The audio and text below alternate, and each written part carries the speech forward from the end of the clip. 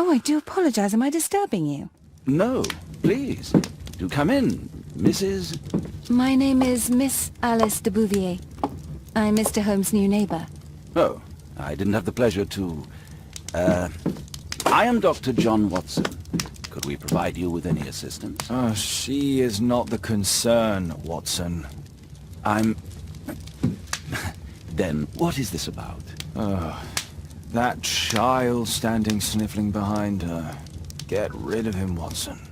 But he is shivering with cold. And he is upset. What happened to him? Little Tom knocked at the wrong door. Oh, for crying out loud. Oh, boy, come in. Warm yourself by the fire. Can I offer you a cup of tea, Miss de Bouvier? Well, It is not as though we are disturbing you-know-who. Are we? I suppose not. Since you are our new neighbor, it is perhaps better that you know what he's like.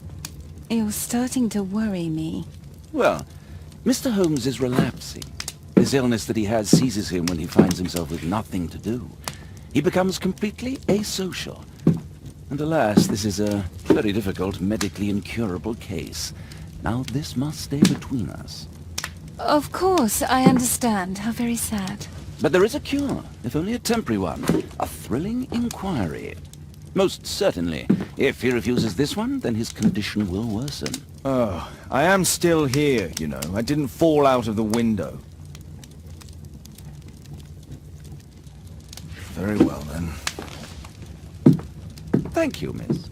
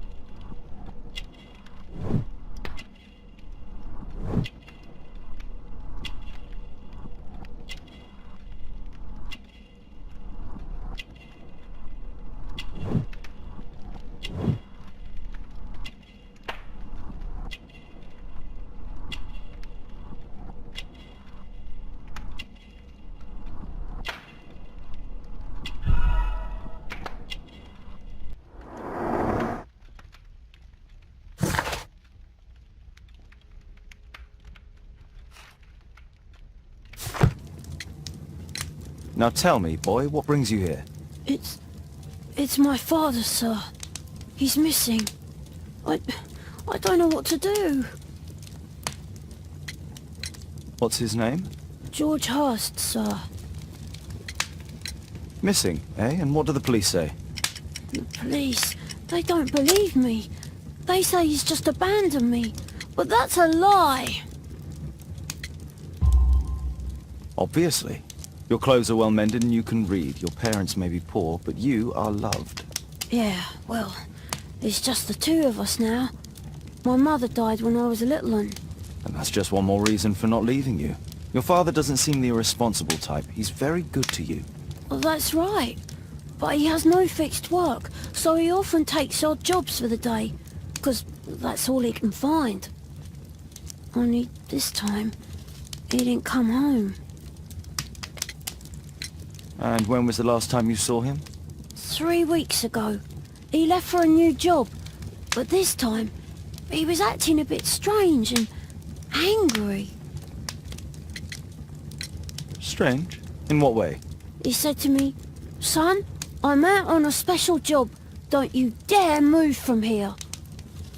I think something went wrong. 3 weeks? That's a long time. Well, every day I thought he would show up. And anyway, I What were you thinking? You and your father are both at risk. You should have come to me much earlier. was afraid. I ain't got no family, and I've got no other place to go. If our landlord finds out that father left me, he'll throw me out on the street. Tom, you've been very resourceful. We shall be discreet. If only my mother was still here. Very well. Your address, please, Tom. 12 Dorset Street, the first floor, door E. It's in Whitechapel, sir. But I ain't got no money to pay. Who asked for money, Tom? Your case seems to be the very medicine I need. I'll meet you there shortly. Oh, thank you, sir.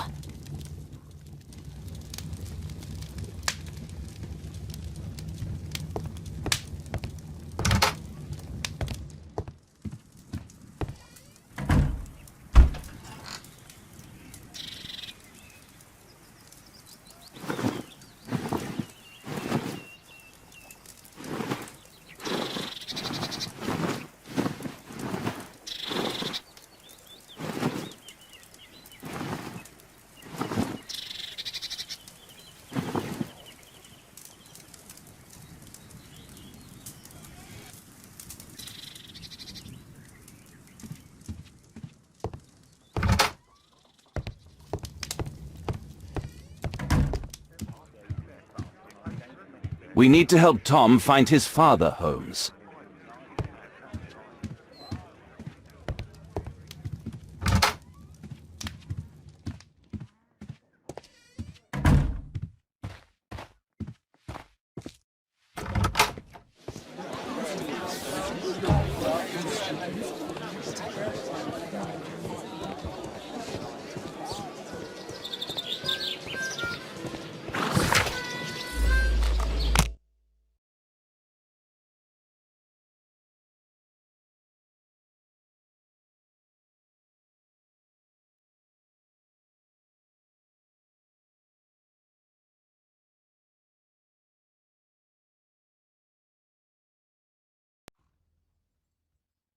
These streets are too narrow for the cab. I'll have to walk.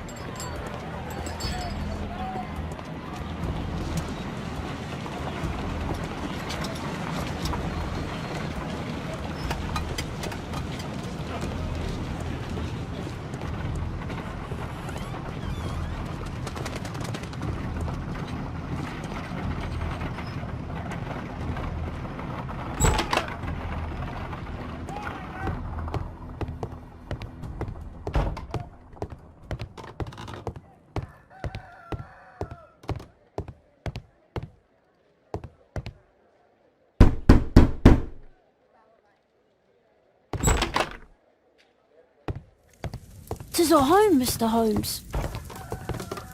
I hope you'll find my father soon.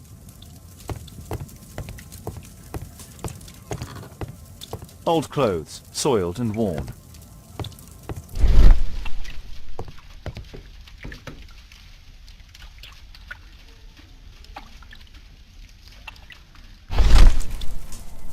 The Old Tabard Pub, North Street. The Old Tabard Pub, North Street.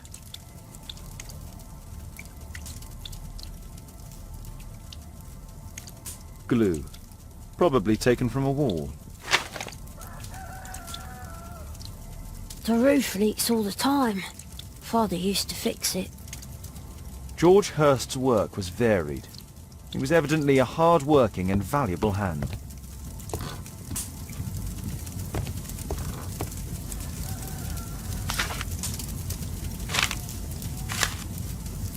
Hurst covered his bills ahead of time, thus providing Tom with security and sustenance. My mother, sir. She died when I was very young. My father told me what she was like, but that's all I have. I'm sorry, Tom. My mother left me when I was very young too.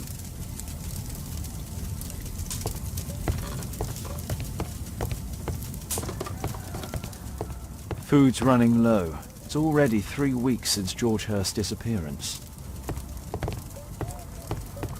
Well, I can see the preparations for peasant soup, a clever concoction for somebody with apparently no culinary skills.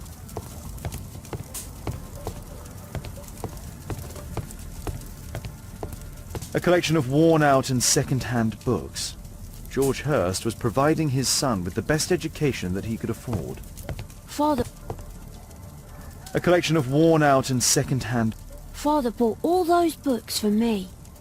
He didn't tell me, but I know that he pawned his coat for them.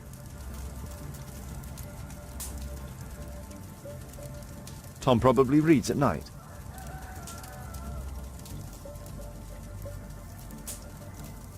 So that's why you came to see me.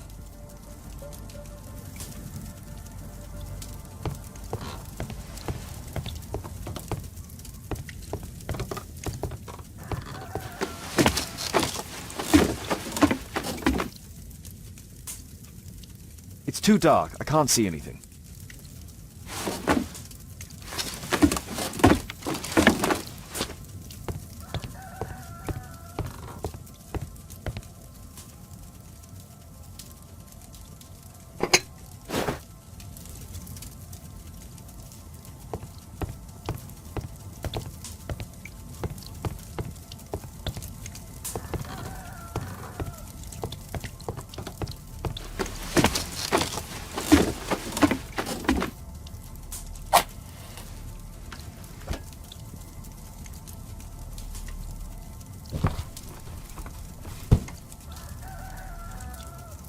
A leather satchel, what's in it?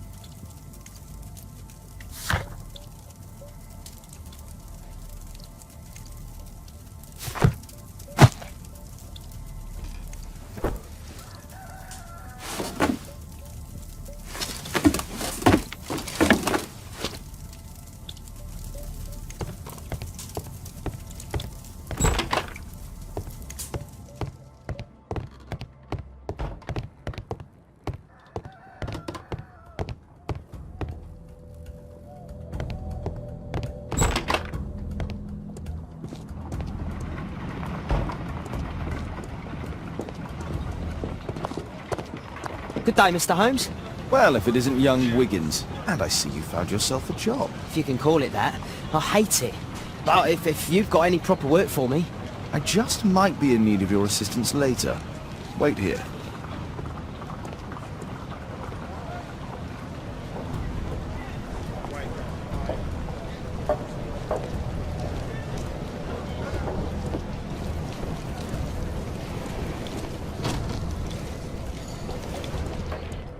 I need to earwig to find out who is offering this special job.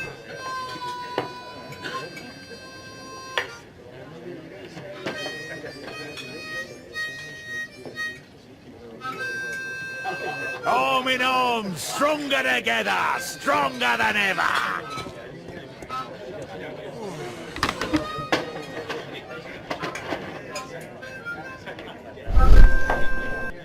No. That fellow who's offering the special jobs, he never drinks alcohol.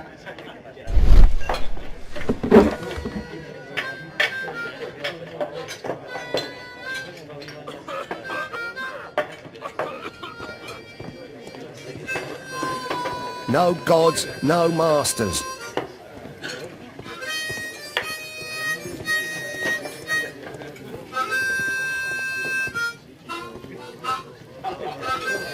Dump the bosses off your backs.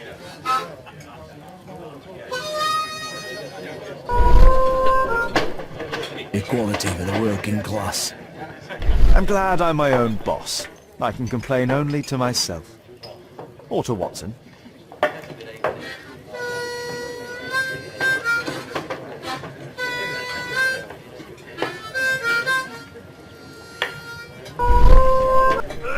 The man who's offering that special job has a proper set of mutton chop whiskers.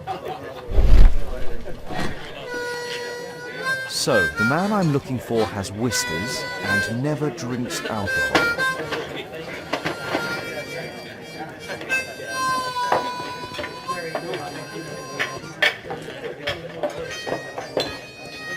The longer the picket line, the shorter the strike!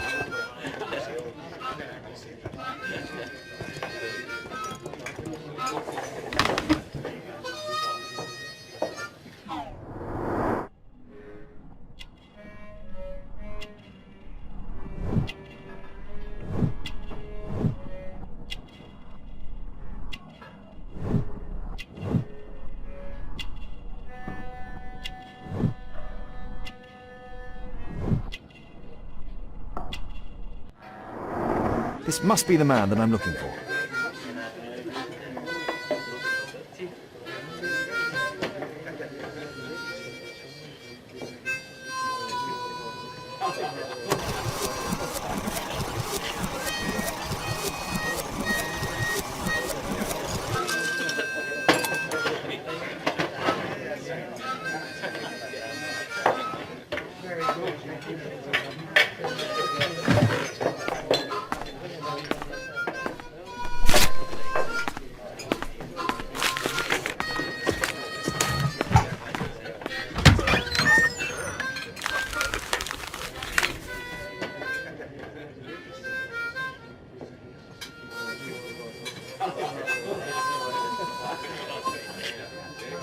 Interesting.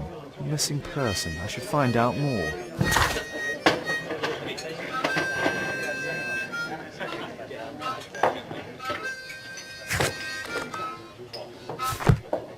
The child labour law sent your kids to school instead of the coal mine.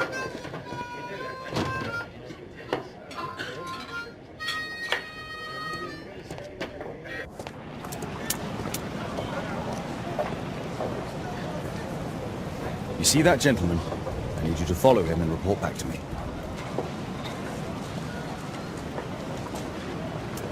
All right, Mr. Holmes.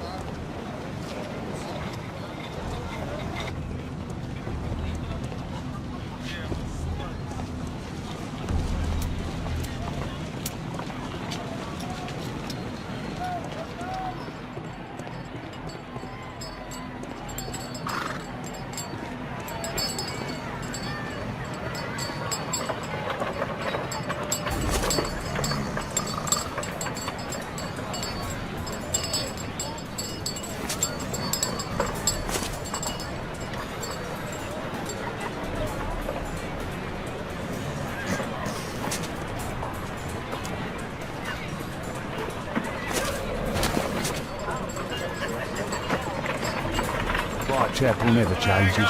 Dirt and beggars everywhere. I don't know, go with this bugger everywhere. I couldn't pay the rent last week.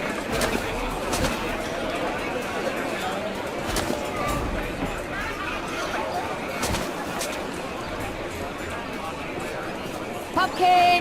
Cabbage! Cheap!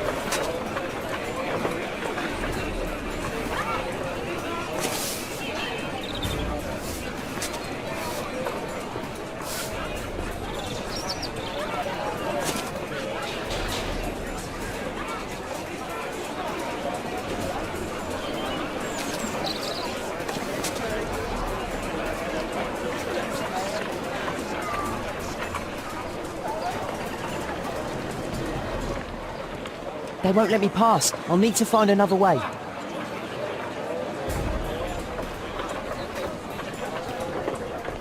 Rich folk feed meat to their dogs.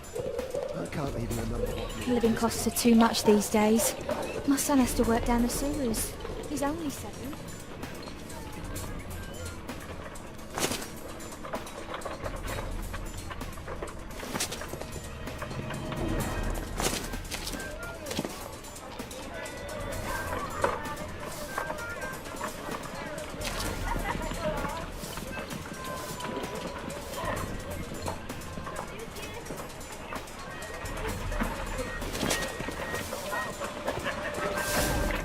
Stupid kid!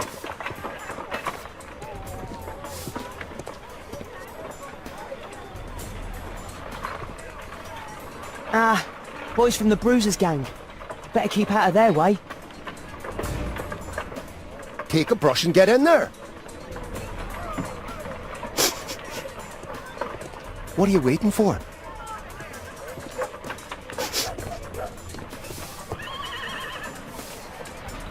I'll be able to continue the chase if I climb up the chimney, but it's dangerous.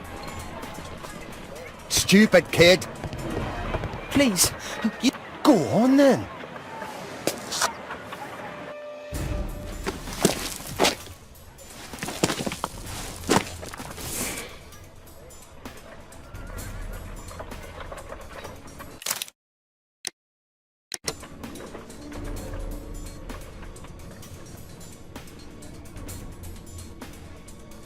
He's still here, that's a relief.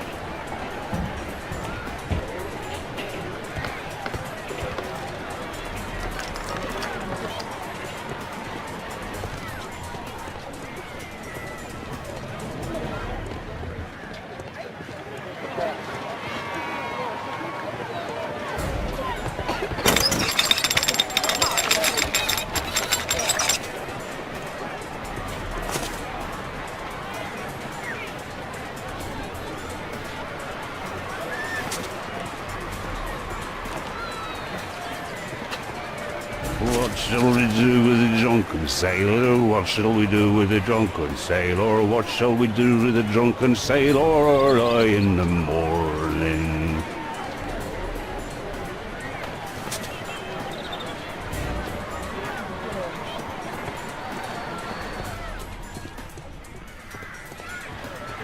Oi! What are you doing in my garden?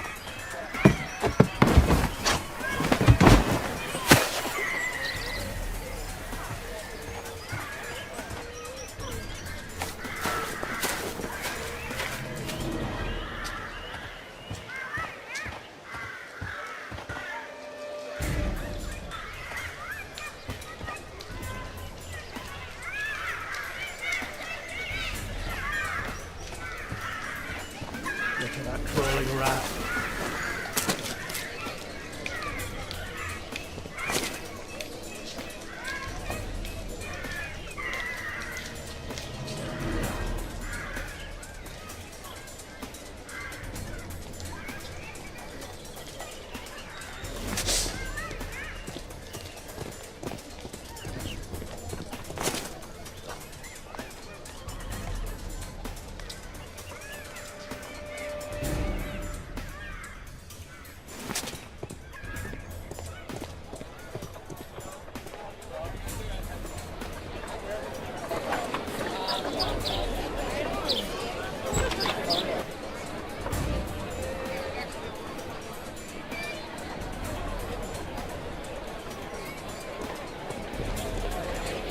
I know that boy. He's Shoeshine Jim from Trader Street. Hey Jim, can you lend me your kit? I'm on a secret mission for Mr. Holmes.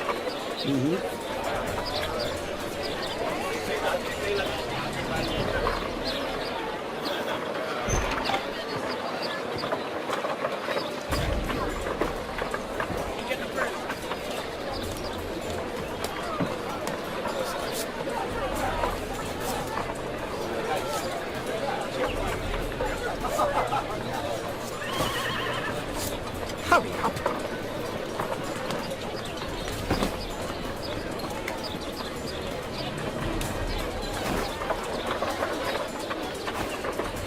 Did you fall asleep? I should remove the dirt first.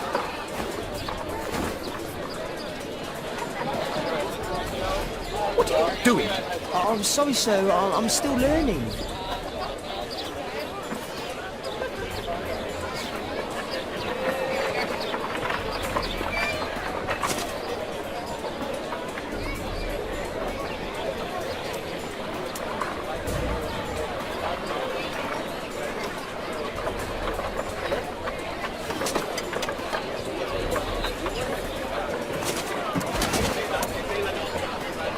He's talking with a cabbie. I need to get closer. Damn! I need to find another one. At last, the weather's good. Last week was freezing. I'm praying it doesn't get cold again. I've no money for coal.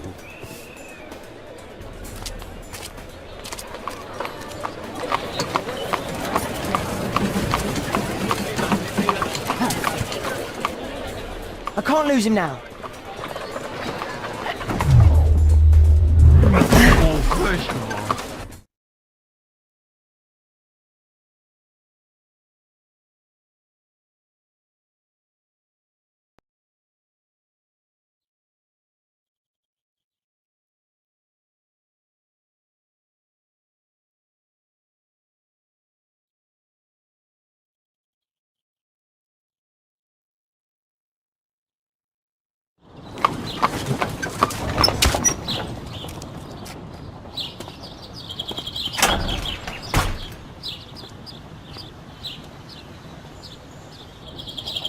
Interesting. What's going on in the yard?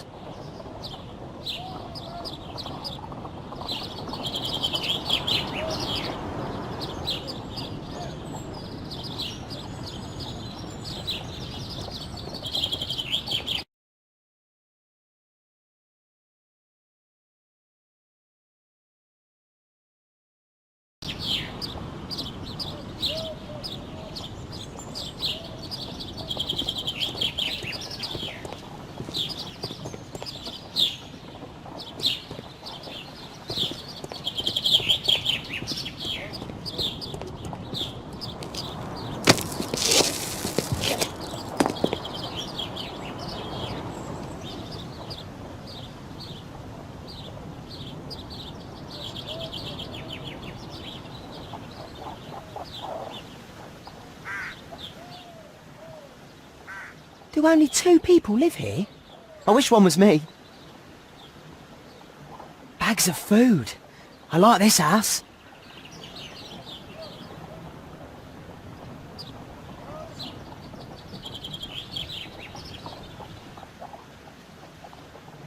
Do only 2 people live here? I wish...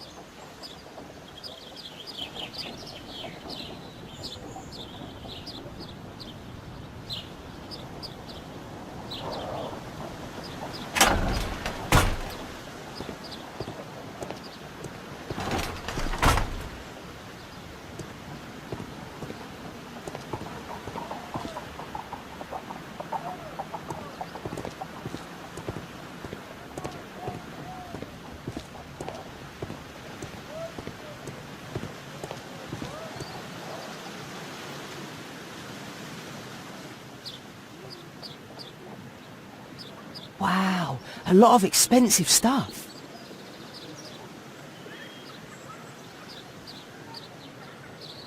Oh, a coat of arms. It might help Mr. Holmes. I'll make a drawing of it. Time to report to Mr. Holmes. Let's get outside before I get caught.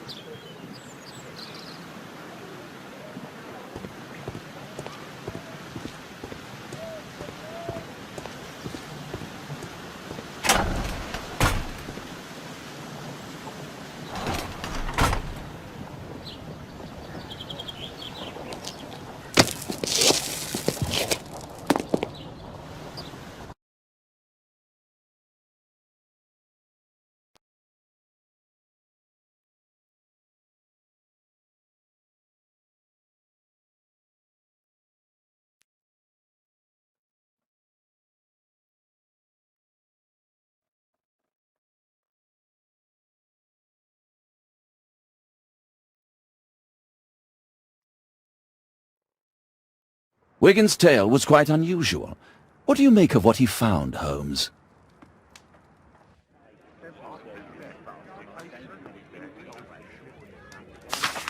Wiggins did a good job.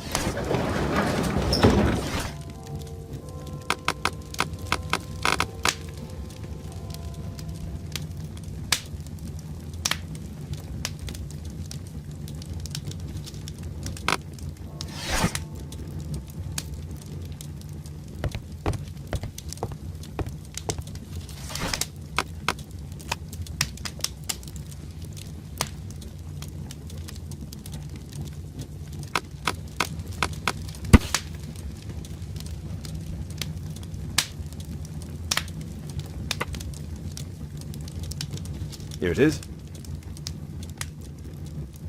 So this man could be Lord Marsh. Huh. A lord who hangs around in a public house. Let's pay a visit to Lord Marsh. We'll pretend that we're interested in his charitable activities.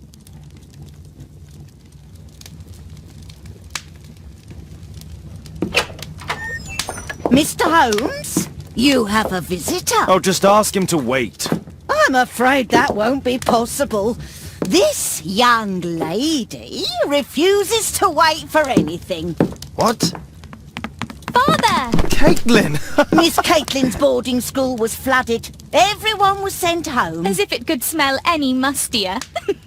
My word, how is it possible that you have grown up so fast? You'll be staying. Wherever will we put you? Holmes, I'll give her my room, of course. What do you have to say, Kate? You're on a new case. A respectable lady who's being blackmailed?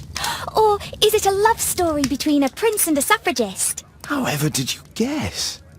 You will tell me, won't you, Father?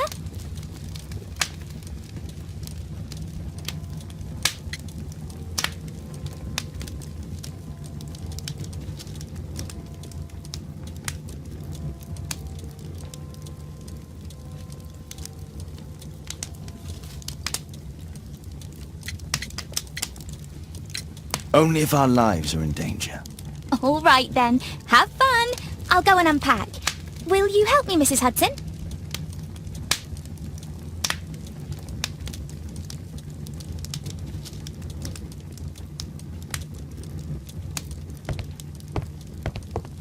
It's wonderful to have Kate home.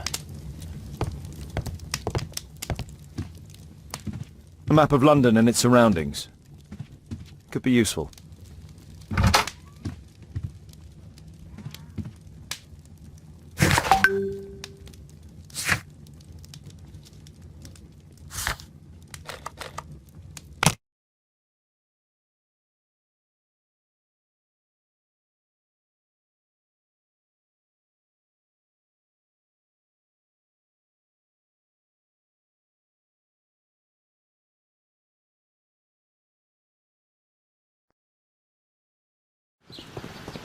Holmes, about Caitlin.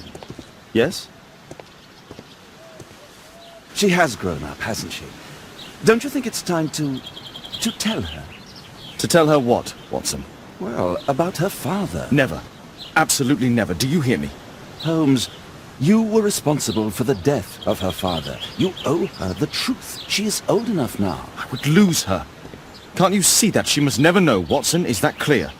Holmes. It won't and can't happen.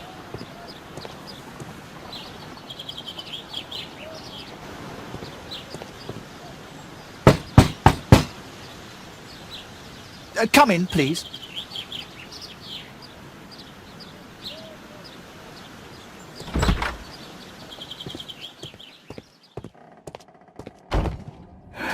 Good day, gentlemen. Welcome to my home. How may I help you? Good day to you, Lord Marsh. My name is Sherlock Holmes, and this is my friend and colleague, Dr. Watson.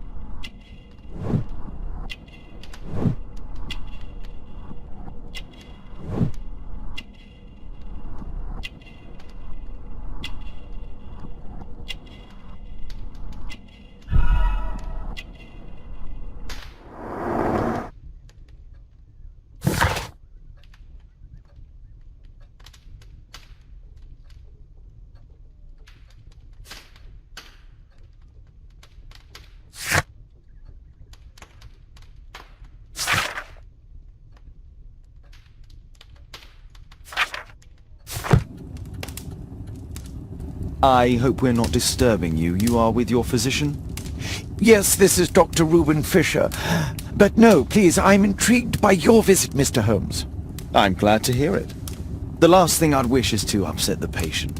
Lord Marsh, can I just say that I admire all of your efforts in assisting the poor of London? Yes. It is a war that we must fight, on our streets and now too from my home. You must surely have noticed those bags full of items, clothing and books for the unfortunate. That is inspirational. At my own humble level, I too try my best to support those in need. I thought perhaps that I could be of some assistance. I don't see why not. I already have the valuable assistance of Dr. Fisher, who happens to be my personal physician.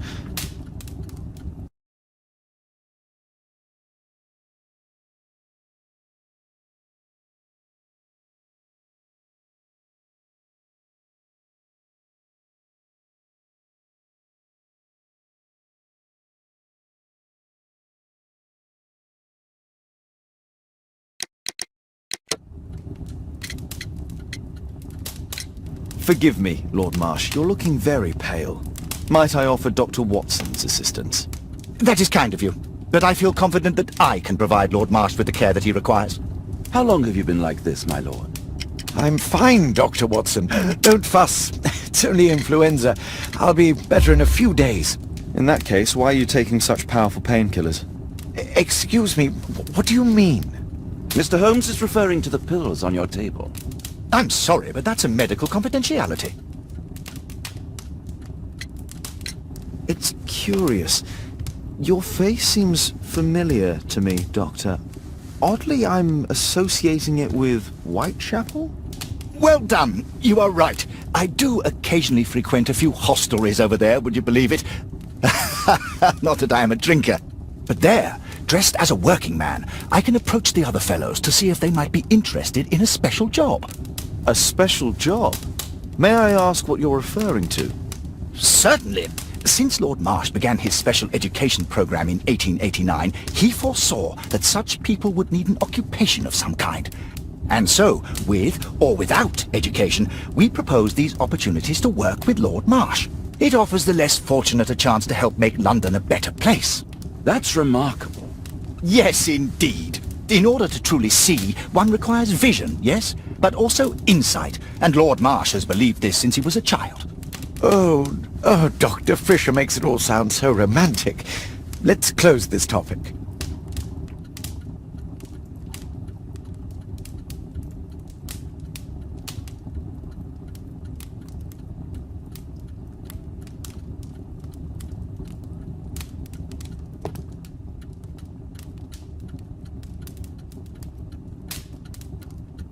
Lord Marsh, hunting with his friends. Ah, my dear comrades, Lord Collins and Lord Harrington. If it wasn't for this godforsaken English malady, I'd be with those rapscallions right now. All in due time, my lord. Last year, 3 orphans were put through medical college. Thanks to Lord Marsh and the special education program, a great many poor people will have a second chance in life.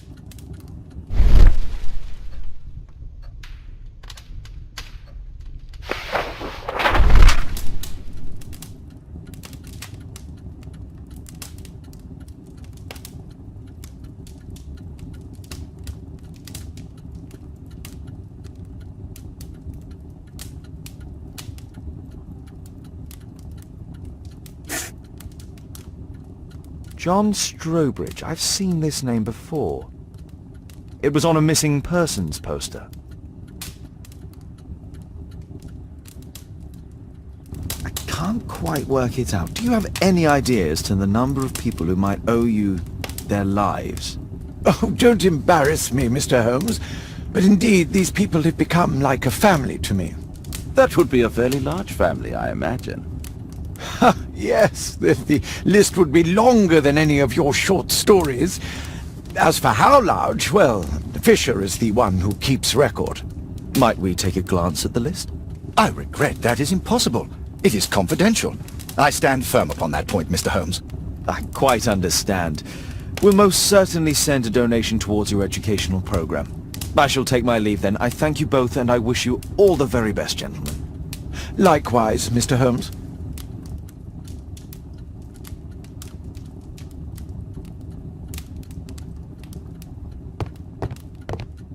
I've never seen so many provisions for the poor, and certainly not in a lord's house.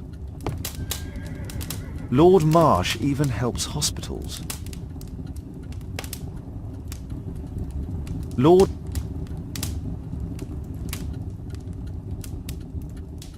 A provision dealing with the paupers of Whitechapel.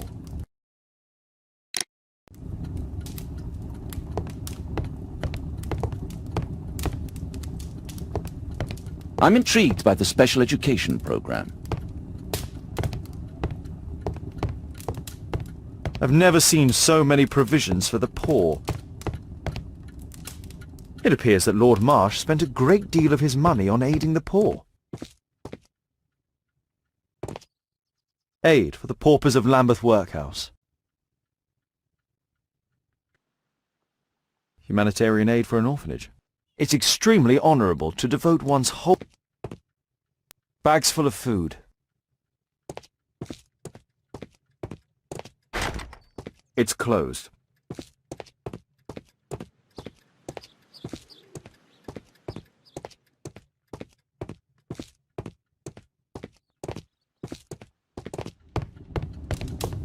Is there something else that interests you?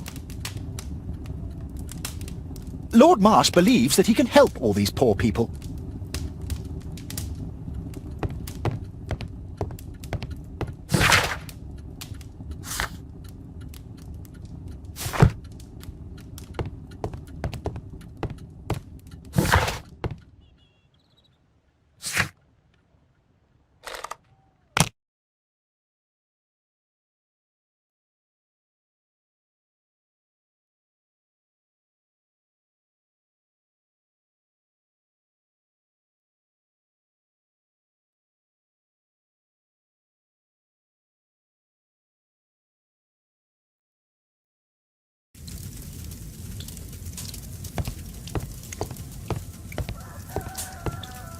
Mr. Holmes, do you have any news about my father? Tom, not so fast. I wanted to ask you if you remember your father mentioning anything about a special education program. An education program? No, he only talked about a special job. What's this box, Tom? Oh yeah, I just found it, Mr. Holmes. It was ever so well hidden. I've no idea why. Well done, my boy. It could prove very helpful.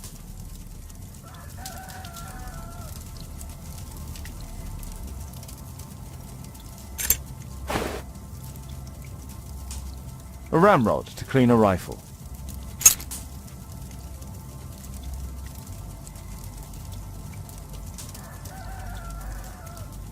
Wolfjack. Looks like a military badge. This oil can also be used on weapons. Tom, does your father own a rifle? A rifle? No. If he had, he would have shown it me. I'm sure that he wouldn't have shown it you. I need to find this rifle.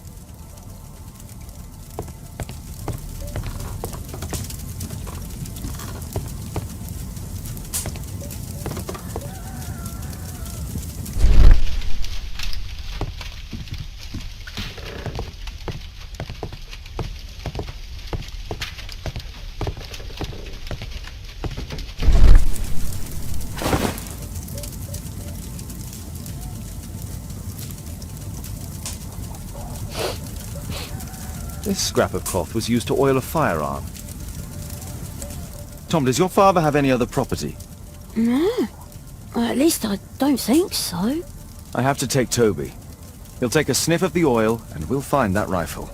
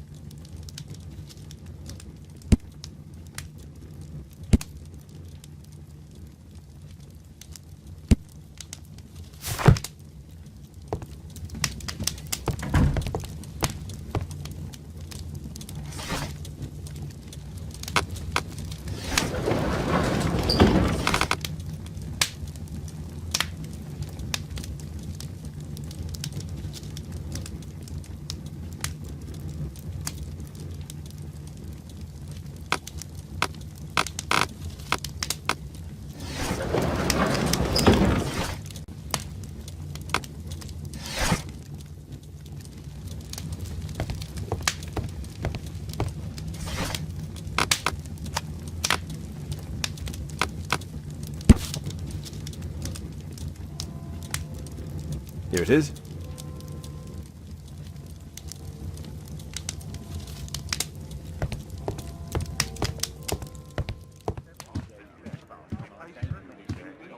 Come on, Toby. It's time for you to earn your keep.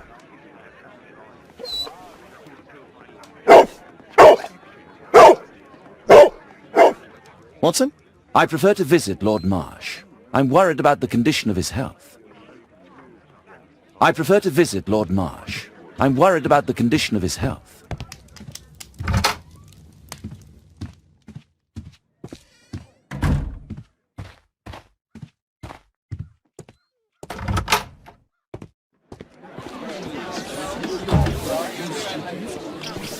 What can I do for you, Mr. Holmes?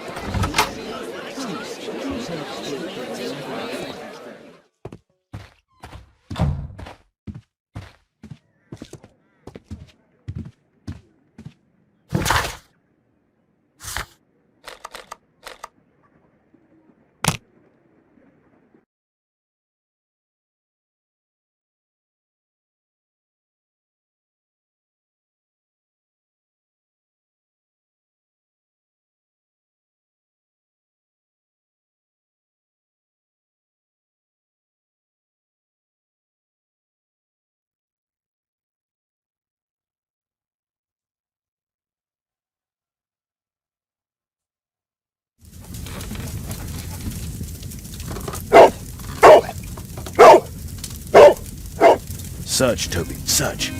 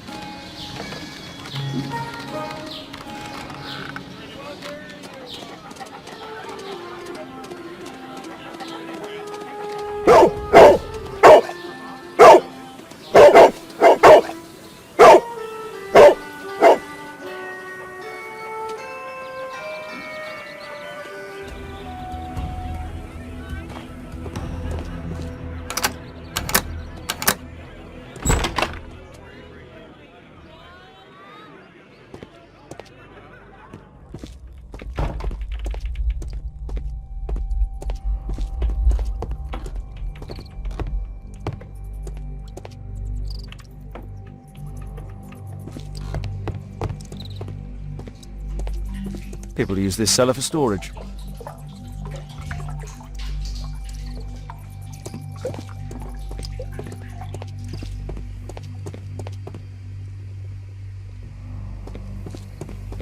Nothing that could interest me.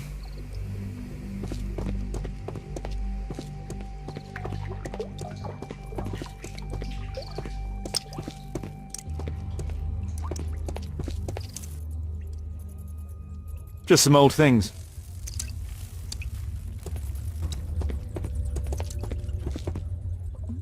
It's not here.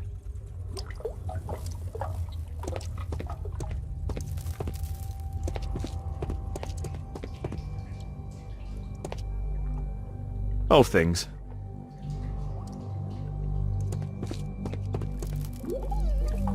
Ordinary storage.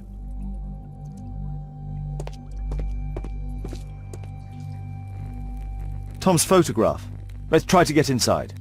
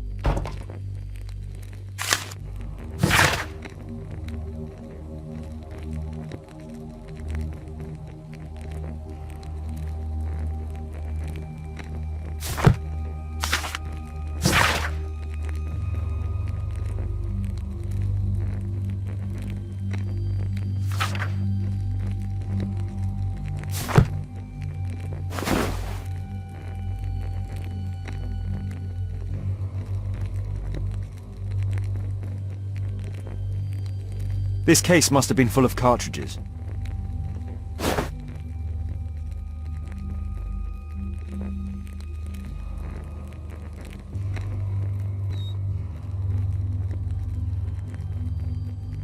There was something on the stand.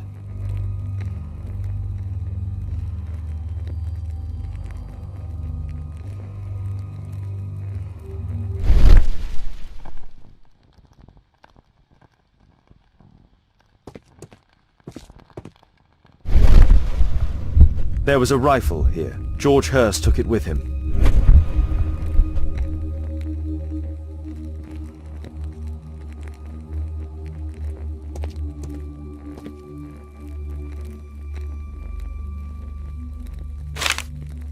News clippings on Lords in the education program. Why are they here?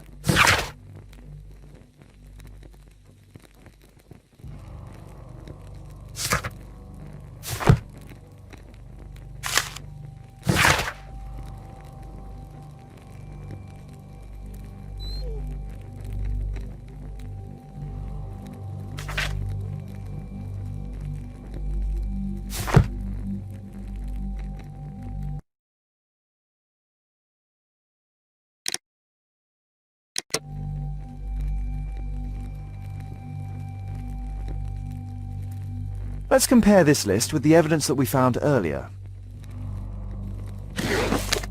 This is the list of selected participants for October's special education program. According to this poster, John Strobridge is missing. Let's compare them with people from Hearst documents.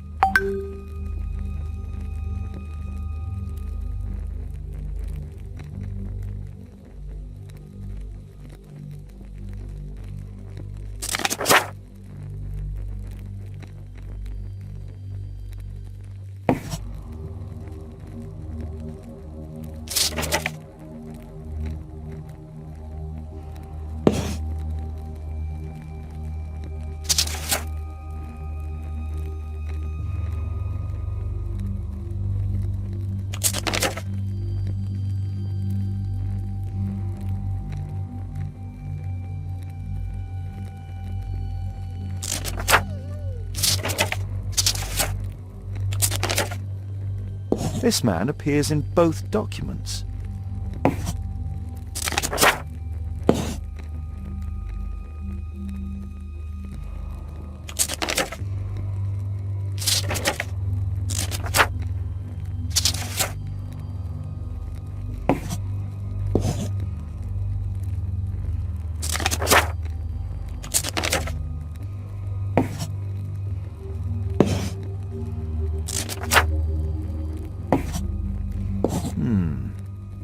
All the people in Marsh's document are marked and dated in George Hurst's files.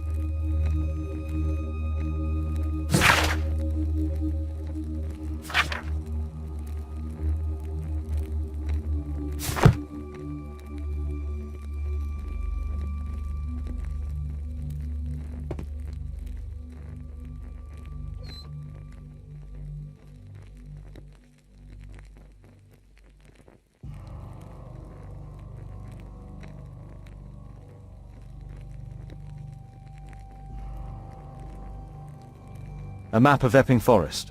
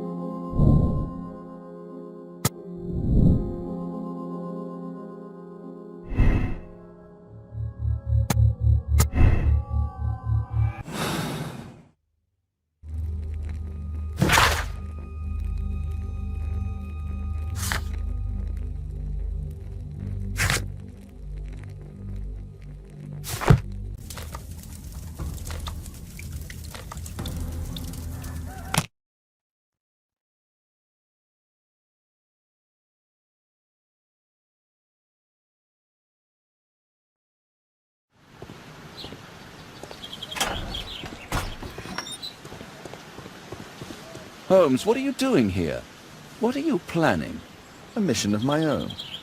You must play the role of the conscientious doctor while I sneak inside Marsh's house.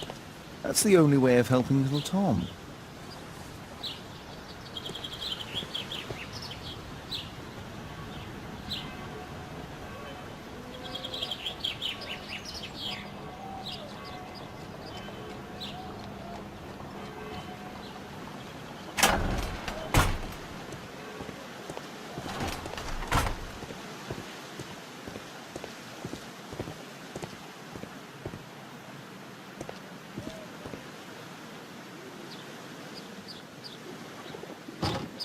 The window is firmly shut.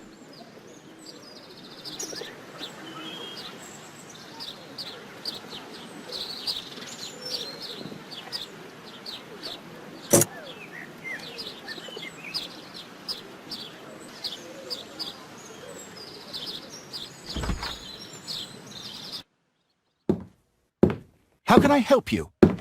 I came to visit Lord Marsh. What for? I would very much like to see Lord Marsh, if you please.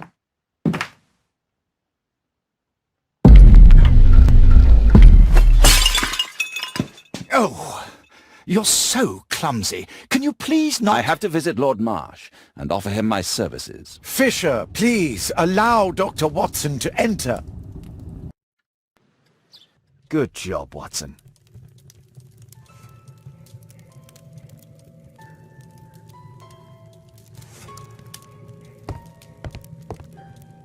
I can hide here.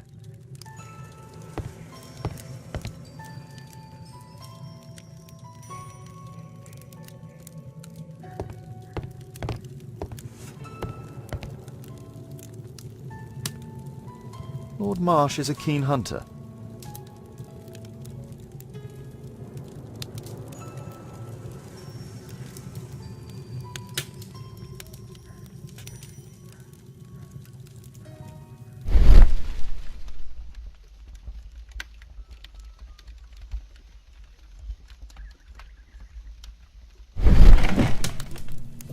Let's see how hard to crack this safe is.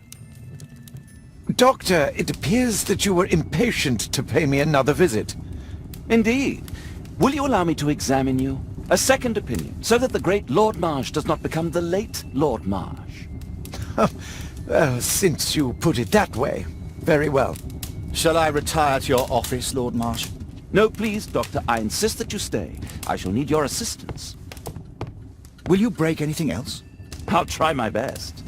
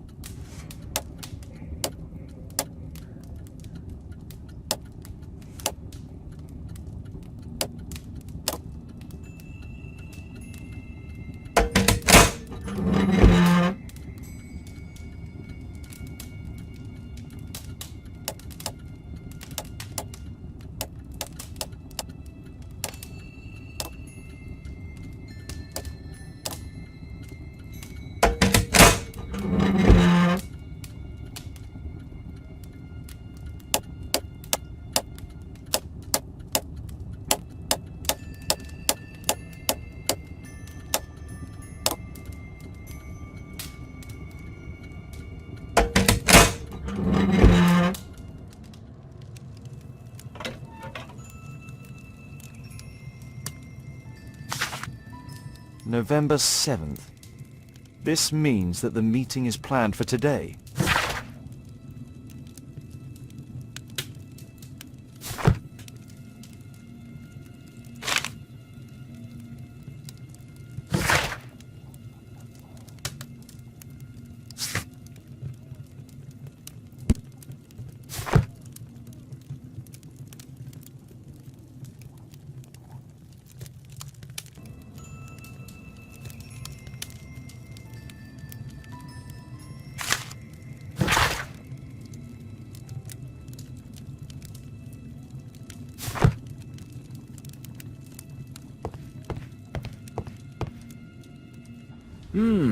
I'd suggest that your current weakness is perhaps more than a simple case of influenza, Lord Marsh. Where might your companion be, Dr. Watson? Oh, he's busy poking his nose into other people's business, I'm sure.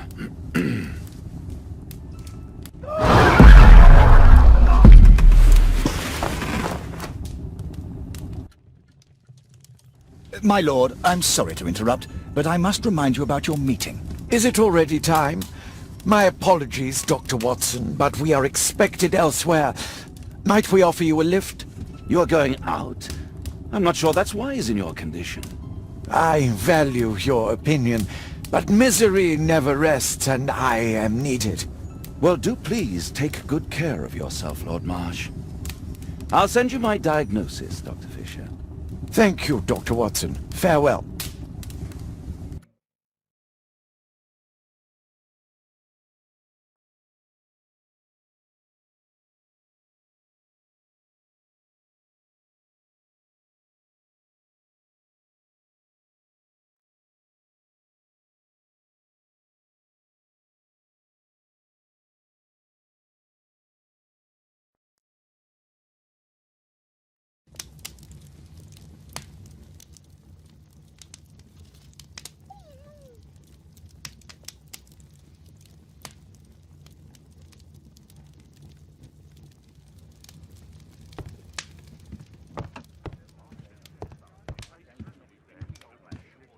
Watson, what are you doing at my table? I just need to check one thing about Lord Marsh.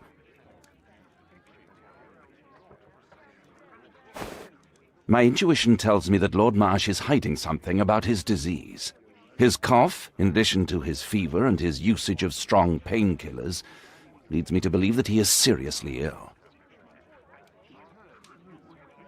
Let's study it more closely.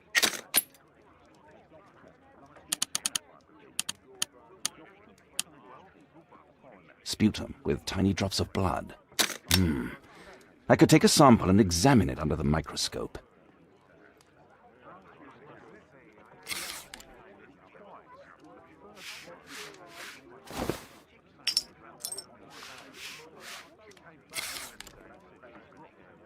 Let us apply chemicals to color the sample.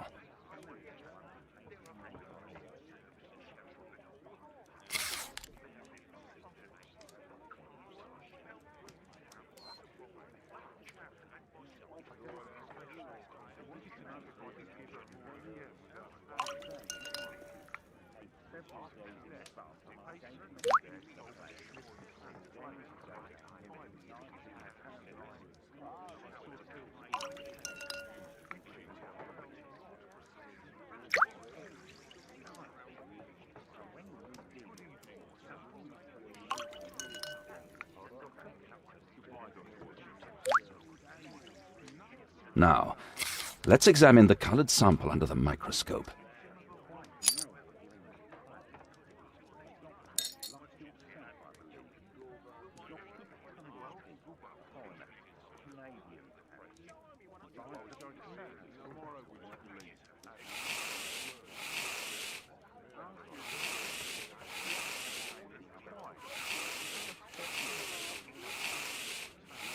Mycobacterium. It appears that Lord Marsh is seriously ill.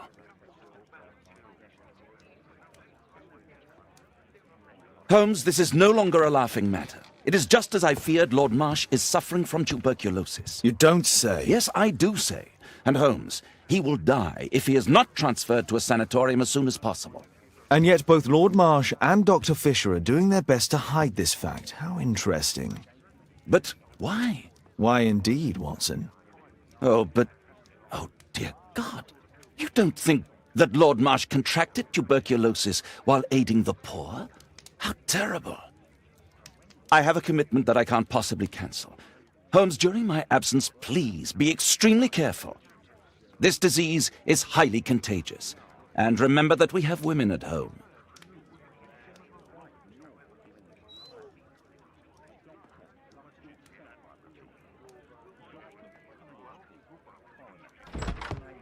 Thank you, Miss Alice. Until later.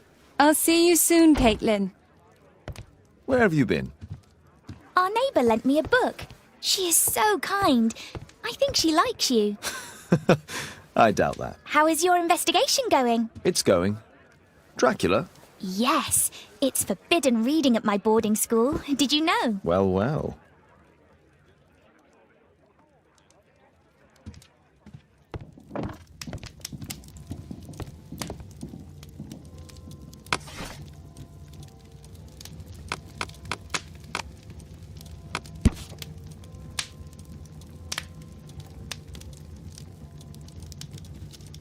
Here it is.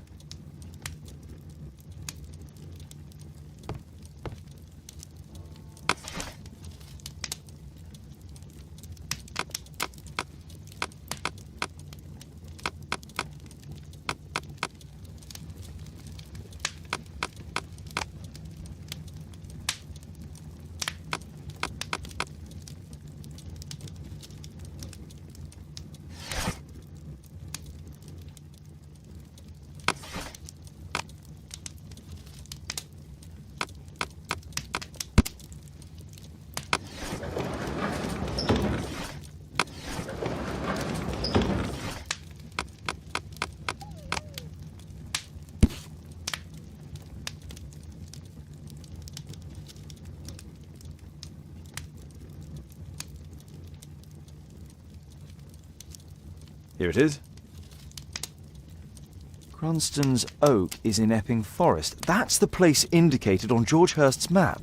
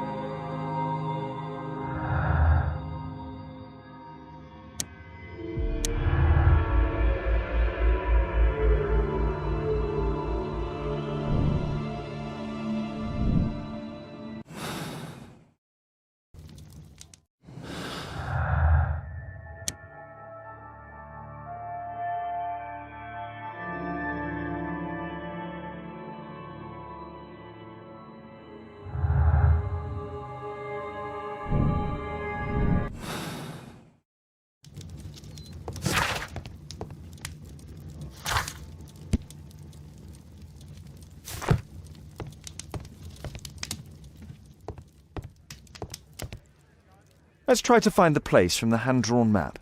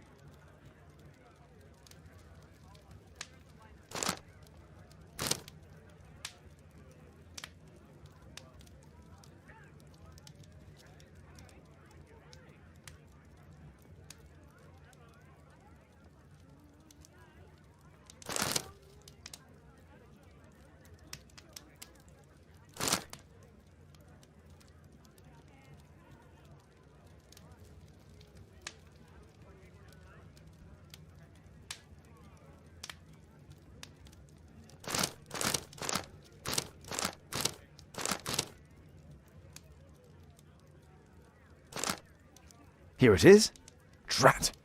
I'll need to hurry if I want to find out what's going on at the forest.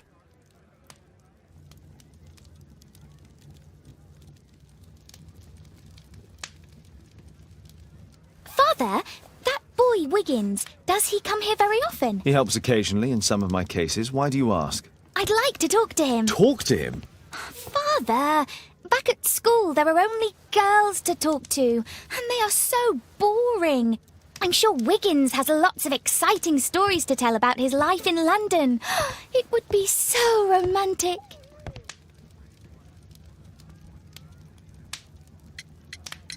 Caitlin, you know that Wiggins hasn't had the most fortunate life. That only makes him more interesting. Oh, Kate. I'll leave you alone now.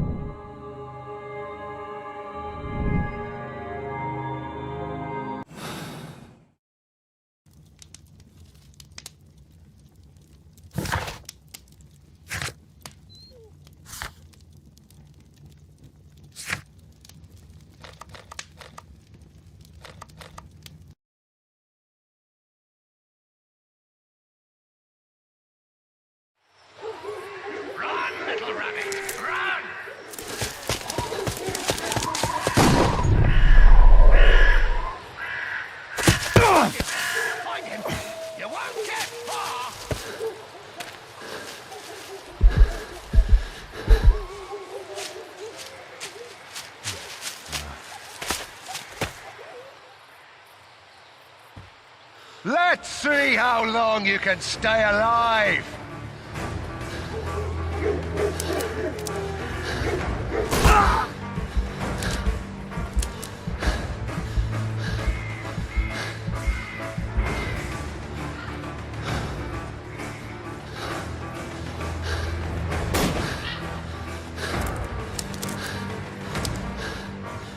You scampering little rat!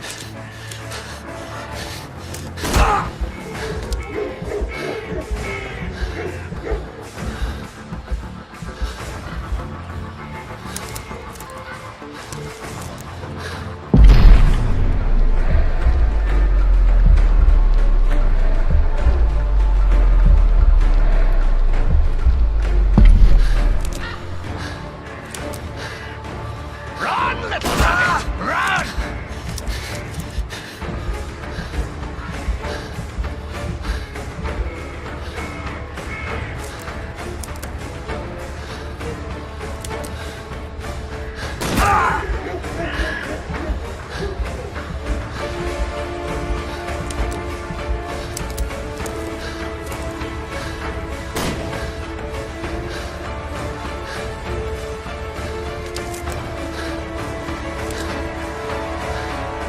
Is that your blood in the snow?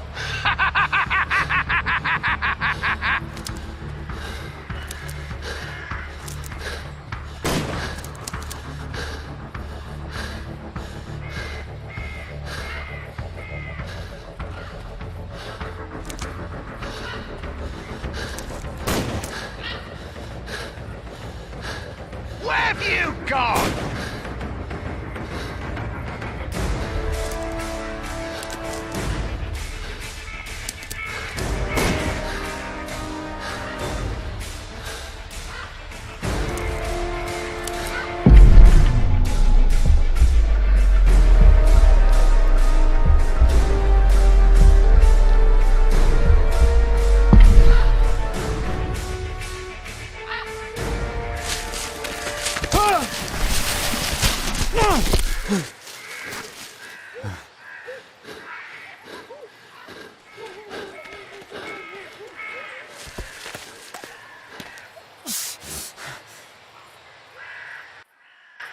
Where is he?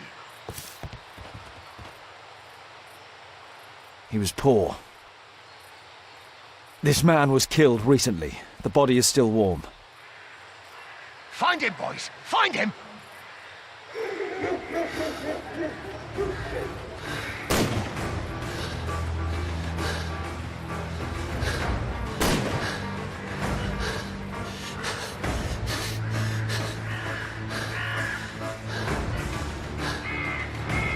Here you are!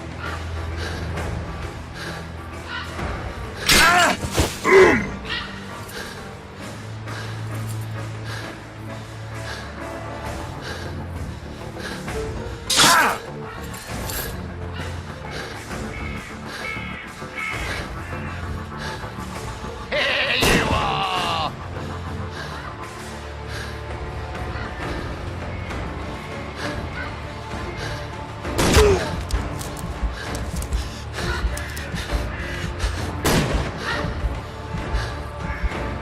You're dead.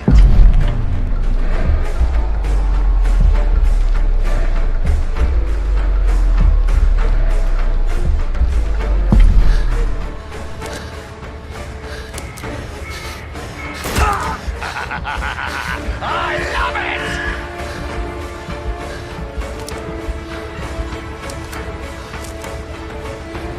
I like to call this the Swamp of Despair!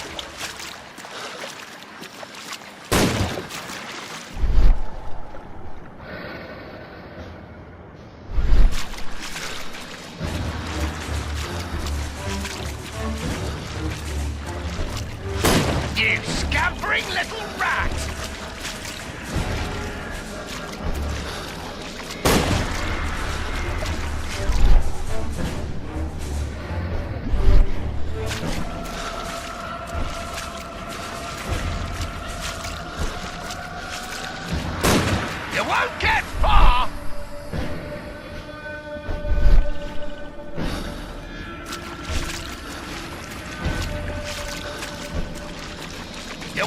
get far!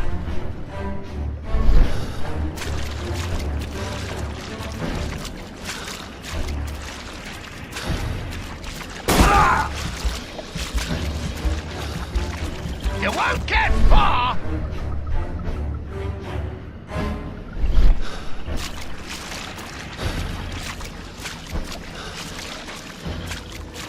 Where have you gone?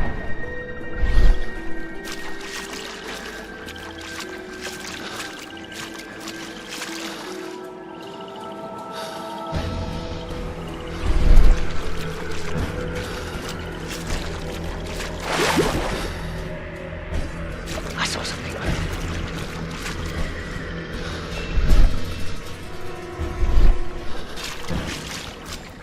Don't worry, no one's going to find your body.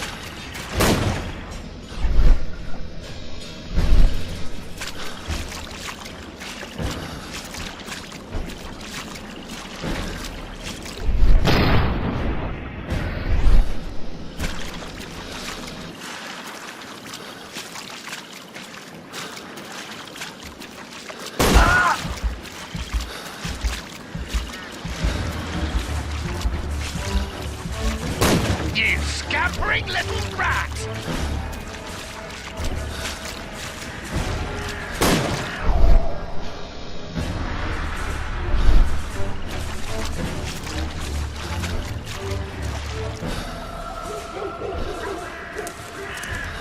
I'm following your tracks!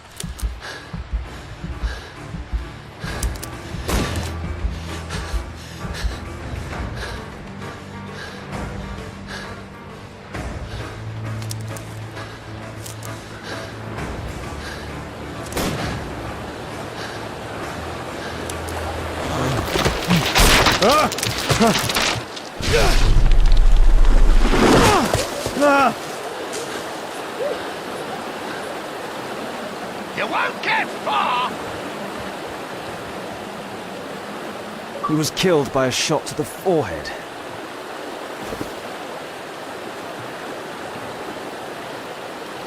My God, it's Lord Harrington's body. My health is deteriorating. I need to dress my wound.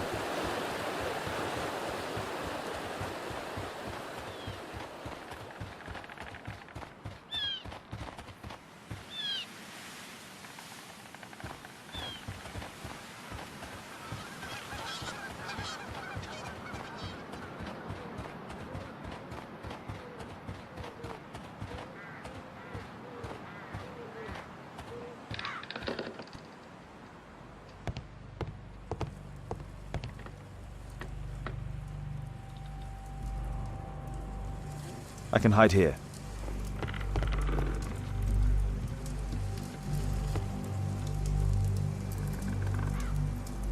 The Quartermain Club.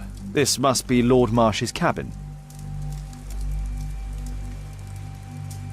This will help to dress my wound. Someone's coming, I better hide.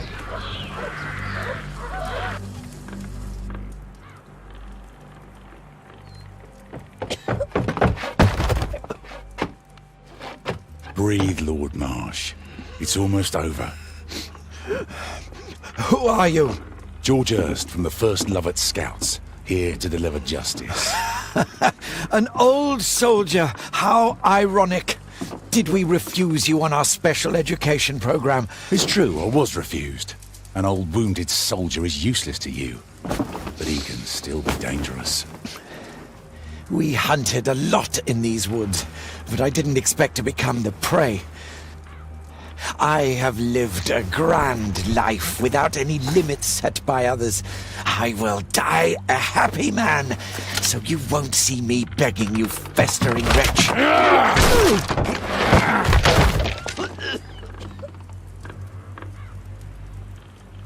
Prepare to meet your maker.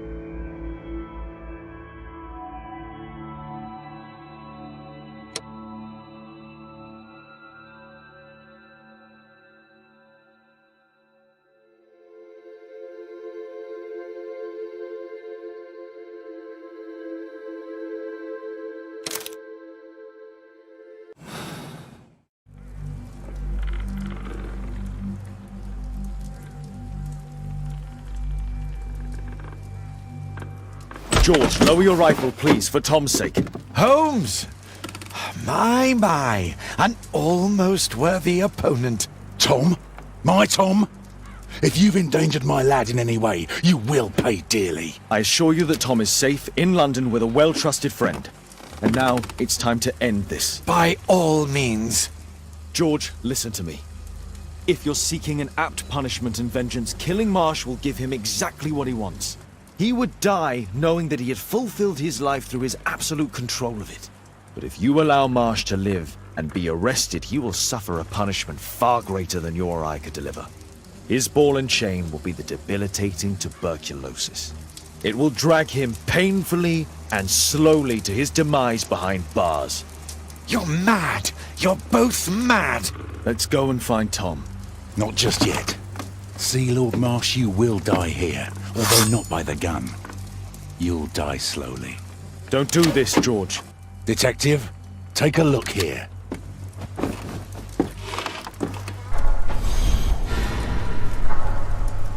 This is how you became sick, Lord Marsh. The beheading of your victims who were suffering from tuberculosis was what infected you. Poetic justice.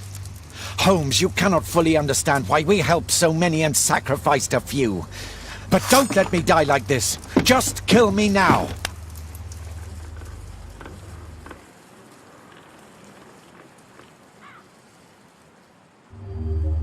Mr. Hurst, you have already served brutal justice to Lord Harrington and I hope Lord Collins and Dr. Fisher. Taking that into consideration, you may as well kill Lord Marsh and end the Quartermain Club completely. No loose ends.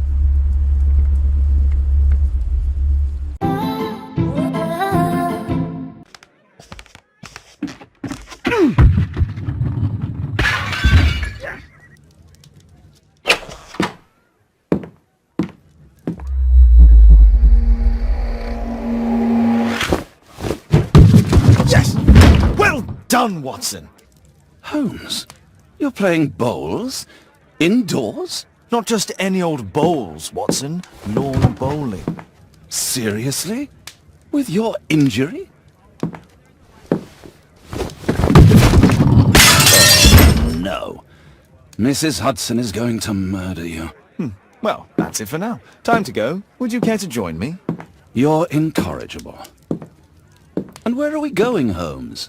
I'm participating in the final stage of the annual tournament held by the London Archaeological Institute's bowling club. It's an official invitation. I'll just need to dress suitably and then we can leave.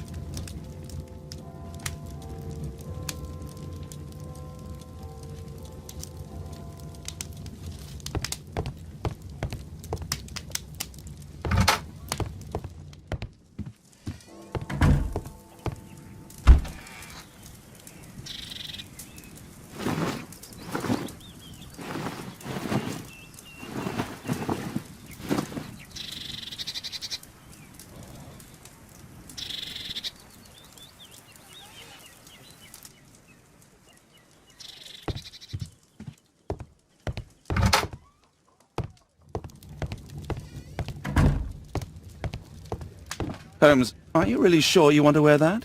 This? Everyone dresses like this at the club. That should be a sight worth seeing. I only hope our charming neighbor won't spot you like that.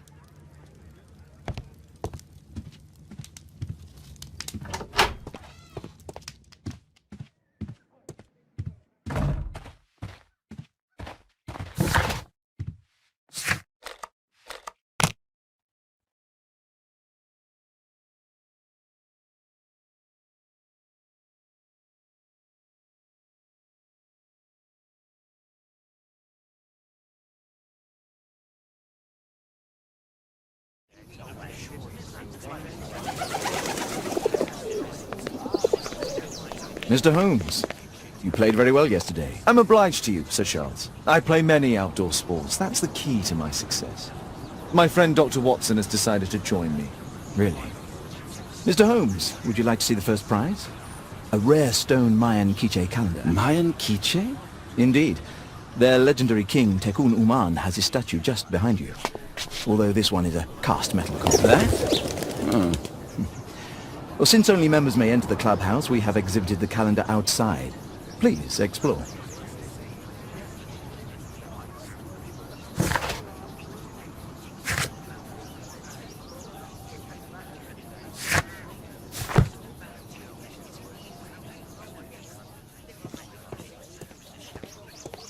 The statue of Takunuman.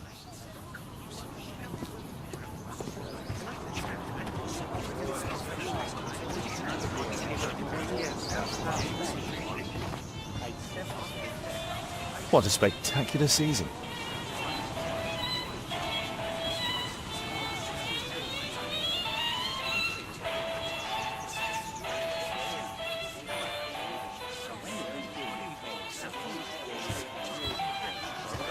The first prize, the Mayan Quiche calendar.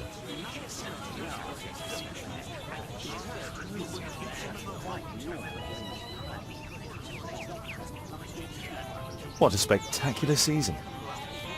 The great tournament of the London Archaeological Institute's Bowling Club.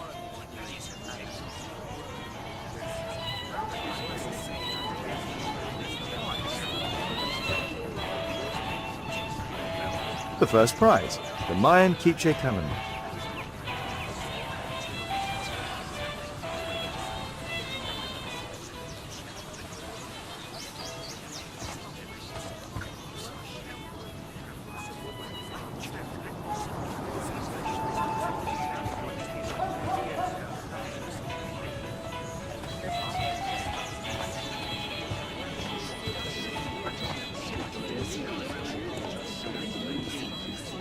Ah, Mr. Holmes. Are you ready to begin the final game?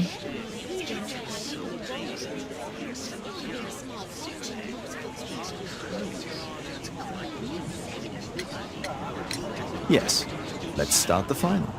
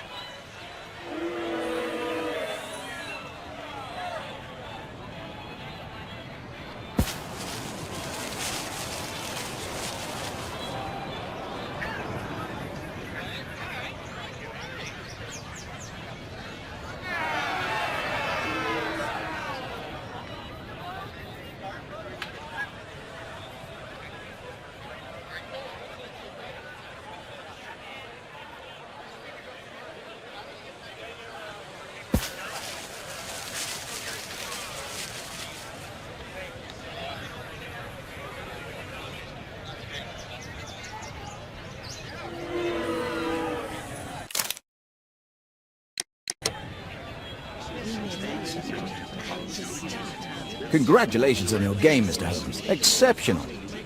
The awards ceremony will be tomorrow morning. See you then to receive your prize of the calendar. I trust you will be there as well, Dr. Watson? Unfortunately, I'll be unable to attend tomorrow. Duty calls. Ah, what a pity. Let's go home.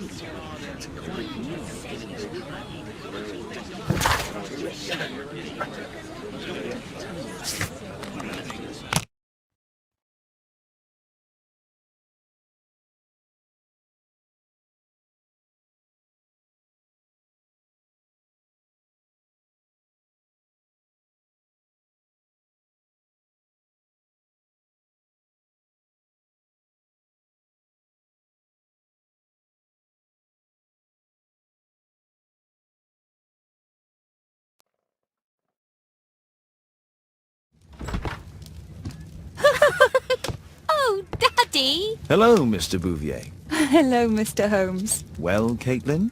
Your costume. Oh, don't you like it? Oh, I do. Caitlin, come on. Show some respect for your father.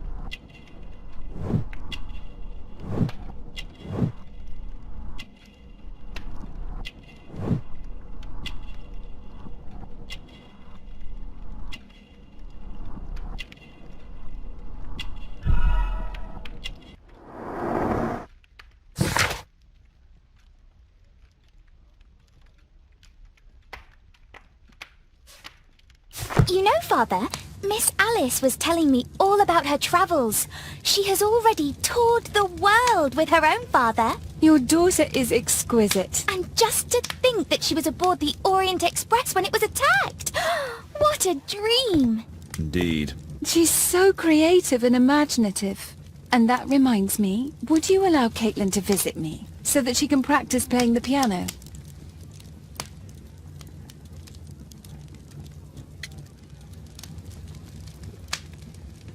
It's very kind of you, but I decided that Caitlin should stop playing the piano.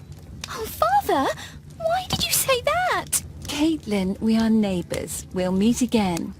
Until then, I shall leave you with this book. Thank you, Miss Alice.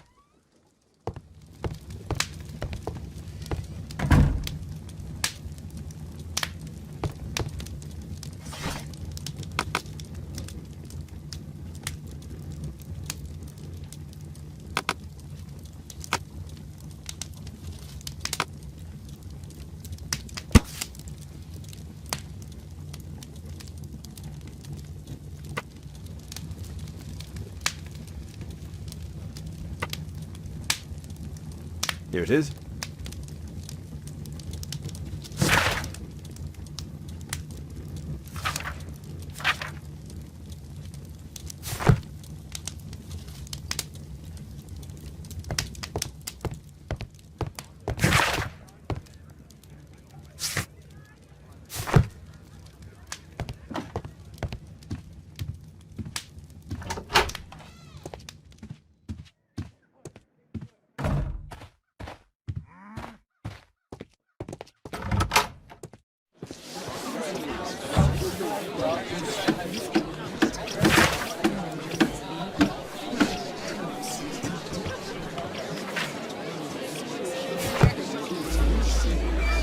What can I do for you, Mr. Holmes?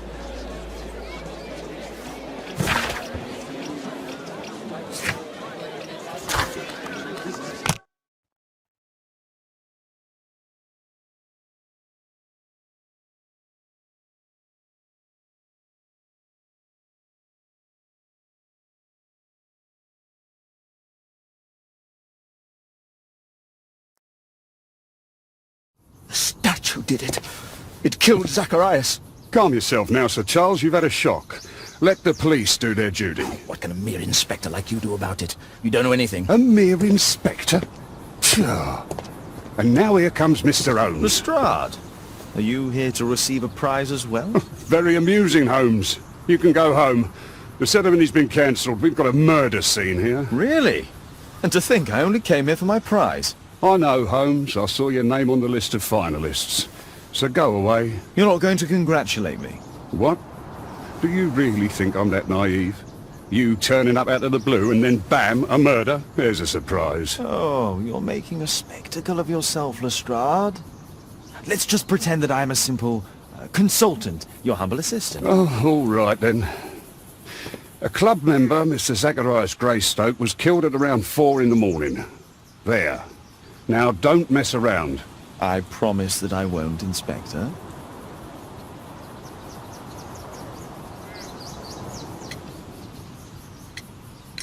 What do you make of the facts? It's quite clear.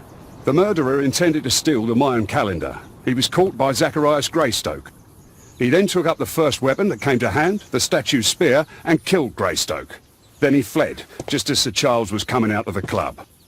Unfortunately, we've been unable to find any trail beyond the club's wall. It's as if the murderer vanished into thin air. Well, take a look for yourself.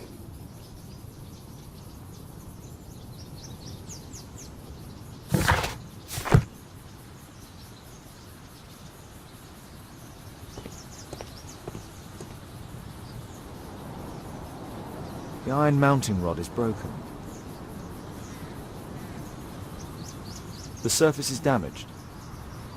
Traces of metal on stone. The statue of Tikkun Uman.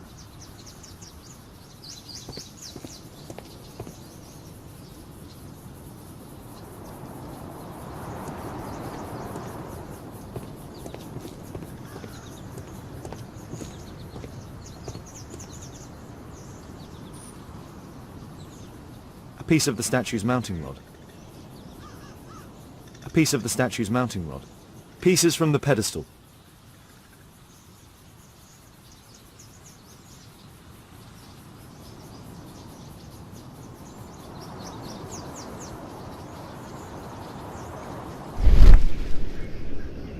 Traces of metal on stone. It looks like the statue broke away from its pedestal.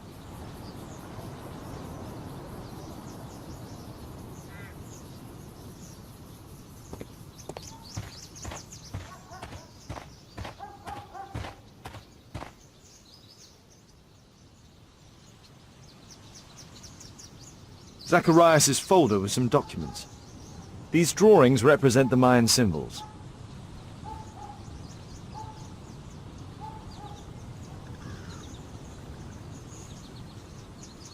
Dry leaves. They make a noise.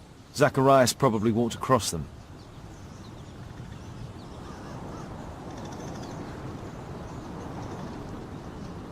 Dry leaves. They make a noise.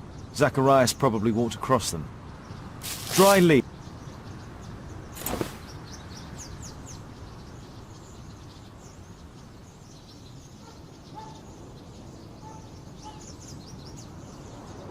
The case is scratched and dented.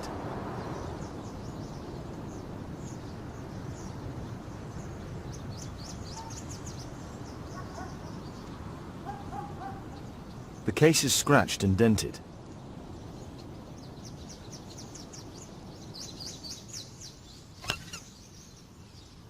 Tissot watch, Swiss, 1855. This watch is valuable and old. It's been through a great deal.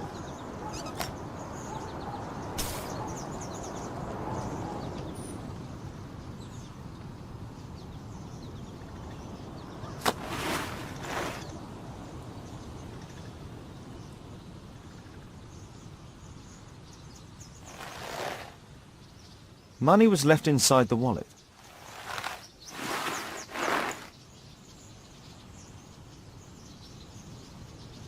This spear came from the statue on the pedestal. All valuables were left on the victim. The strike was powerful and well aimed. If I believed Lestrade, this Mayan calendar was the reason behind the murder.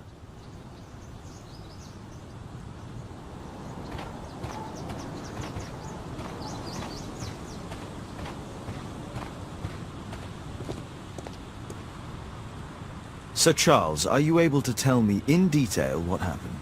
Ah, Mr. Holmes. Well, to prepare for the awards ceremony, I decided to spend the night here at the club. I was sitting alone at my desk when I suddenly heard a loud, metallic sound and a terrible shout.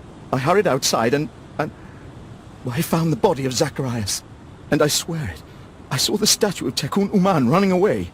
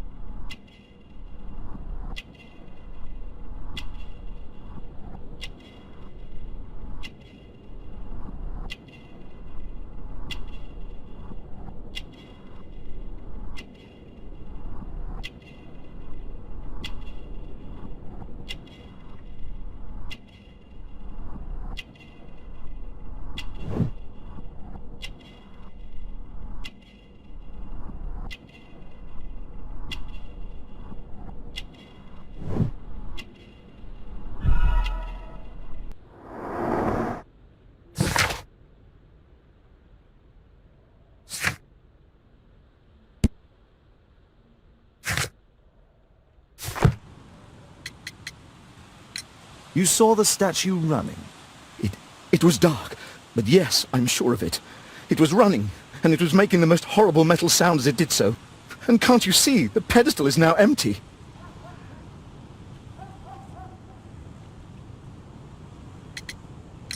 Did you know the victim? Yes, of course. It was Zacharias Greystoke. He is... was a club member, and an excellent bowler.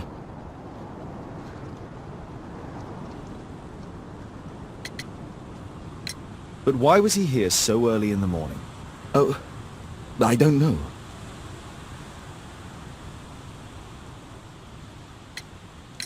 Sir Charles, where did the Mayan calendar come from?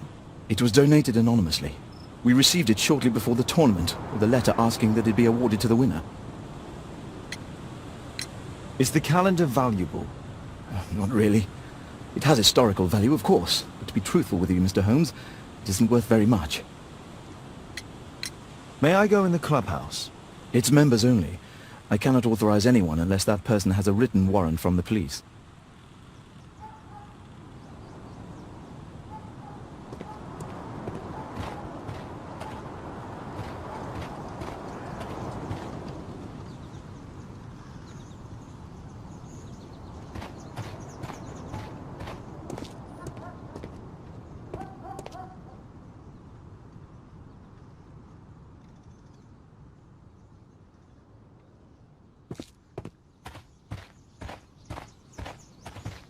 Can I help you, Mr. Holmes?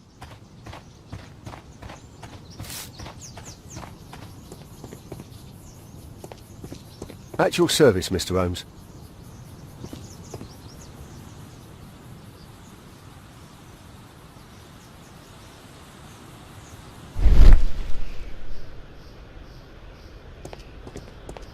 Scratches on the stone.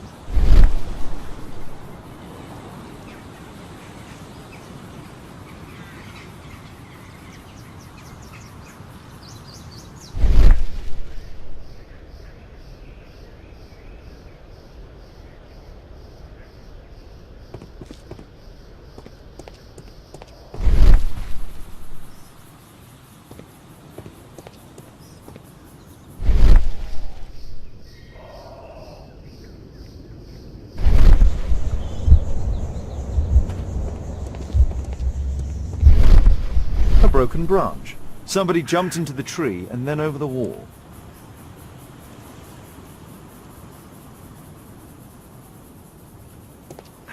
Holmes?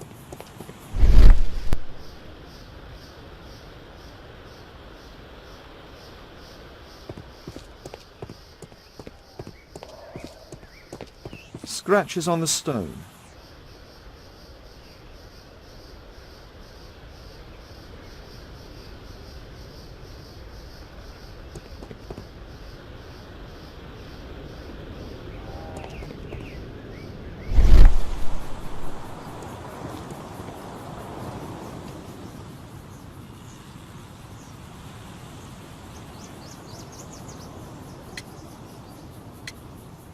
Did you search the clubhouse? What for? The murder took place outside. And what about the statue? No idea yet. I imagine the thief must have taken it somehow. Right, so they were thieves, and they were very well equipped? Yes, must have been. Then there's also Sir Charles's version, but Please, go on. he said this morning that he was alone at his desk when he heard a shout. He went outside and saw Greystoke lying on the ground and, believe it or not, he said that there was no one else on the green that night but the statue itself running away.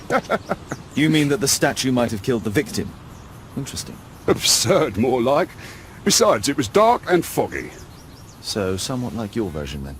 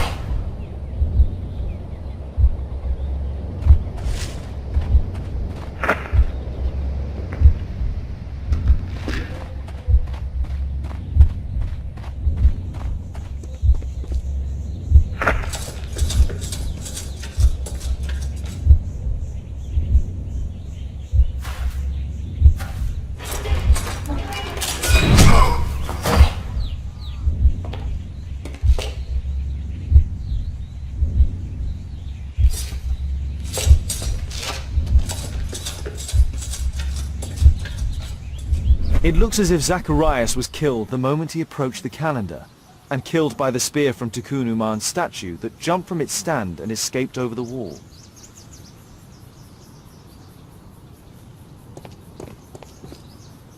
Well, Holmes, your conclusions as my consultant?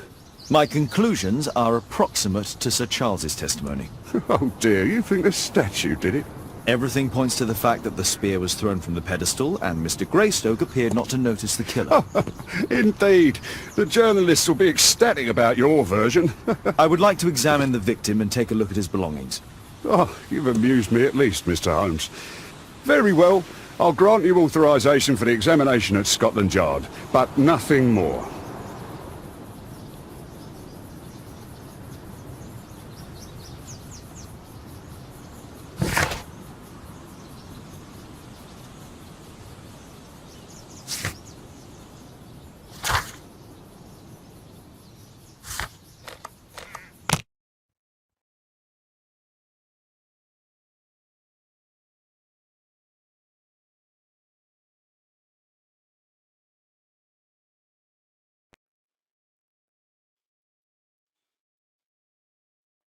Thank you for coming so quickly, Watson. Lestrade already has the victim's body in the autopsy room. I'm always ready to help anytime, Holmes. This inspector.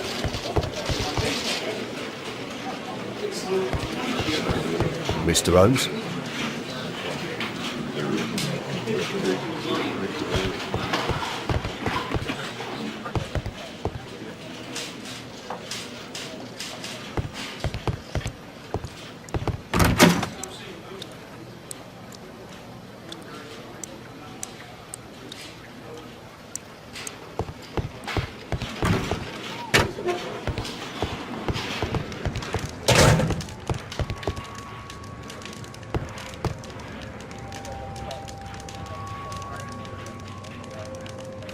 Money was left inside the wallet. An ordinary pencil. Tissot watch, Swiss, 1855.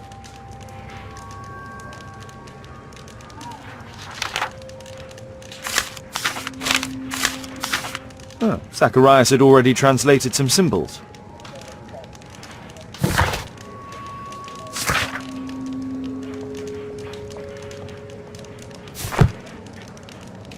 This spear came from the statue on the pedestal.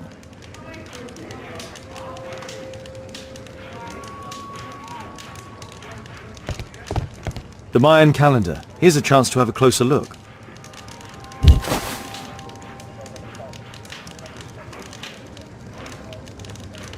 Interesting. What are the symbols here? I'll need to redraw them. I could use this dictionary to translate the calendar's glyphs. They are the symbols that were drawn on the Mayan calendar. The papers from Zacharias' folder. They can help us to translate the Mayan message.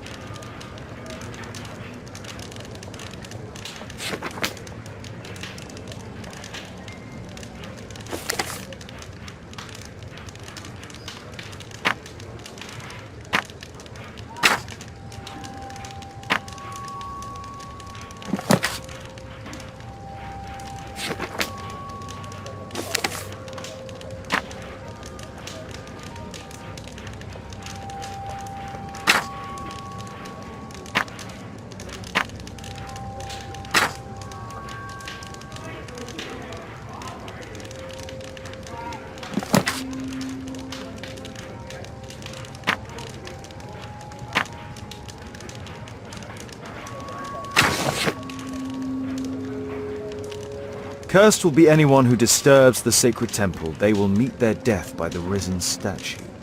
Only the chosen will have mercy. It's not only a calendar, it's a curse. Zacharias Greystoke, a member of the club, was killed as the curse decreed.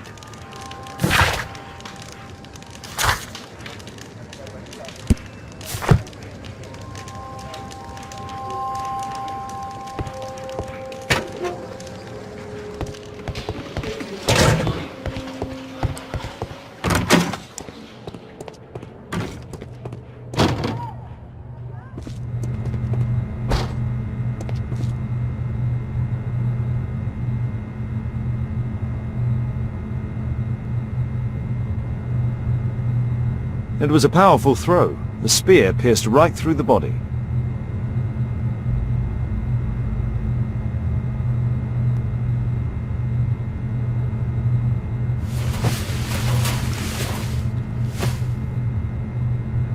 This is where the spear entered the body. The murderer aimed for the heart. The weapon must have been thrown by a strong and skilled person. It's possible that the link between Zacharias and the curse is at the archaeological club. I'll need a search warrant.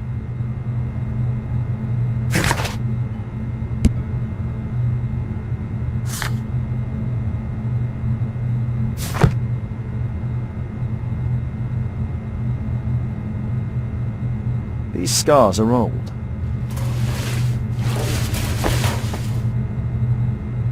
Traces of alcohol were found in the stomach. Apparently Zacharias had been drinking before his death. It was a power...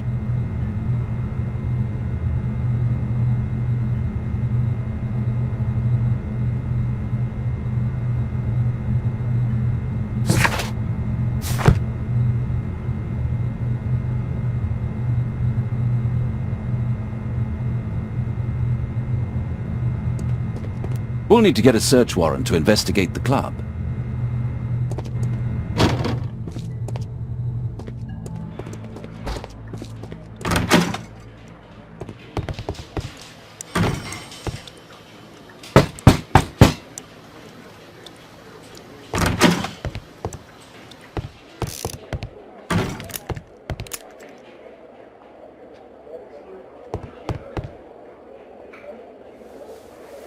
Aren't you supposed to be investigating those cases of yours instead of bothering me? Good day to you too, Inspector. I have a small favour to ask of you, a search warrant to investigate the murder at the club. No, no, and no.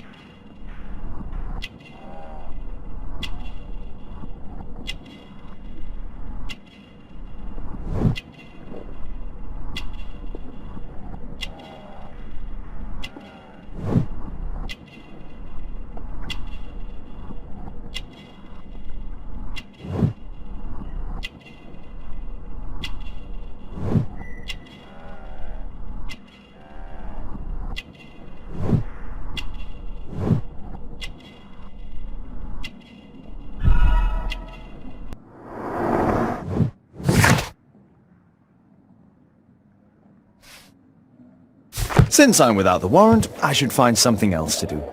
By the way, do you know if Sir Robin is currently in town? I have no idea. And why on earth should you even think that I might know that? Well, I believe I may have solved a case about, let's say, a salacious inspector. No, it's not what you think. Nothing dishonourable happened. Go on then. Take your warrant. So he refused to give you the search warrant? Oh no, I've got it. I won't need you for a while now, Watson. I'll see you later.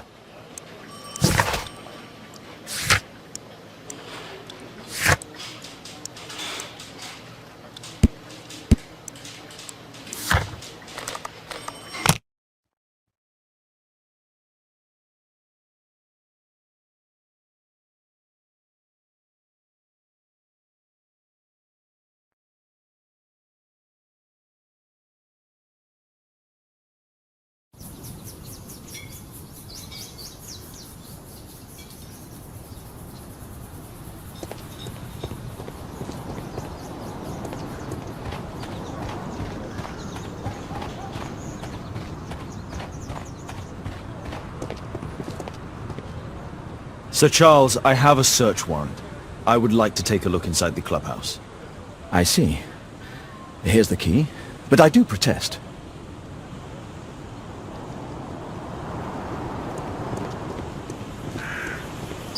I heard that Zacharias was killed by the statue's spear. Why won't the police say?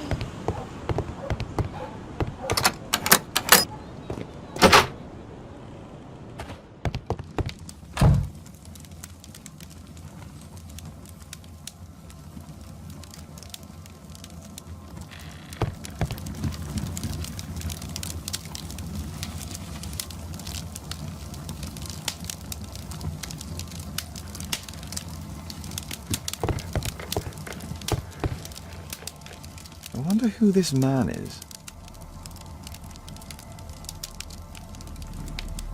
I wonder who this man is. Zacharias Greystoke. It's Sir Charles Yellingham, the director of the club. I wonder who this man is.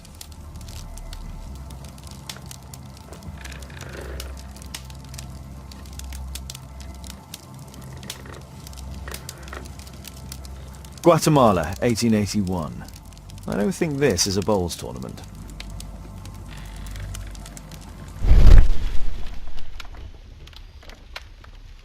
The photograph appears to have been faked or damaged.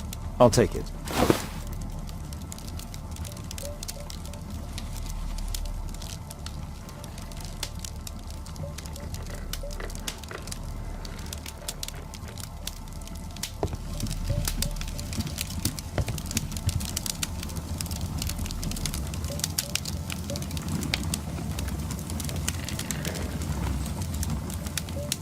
Charles Yellingham has a large family. The 50th birthday of Lord Stevenson. Ah, Sir Charles was once a captain in the guard.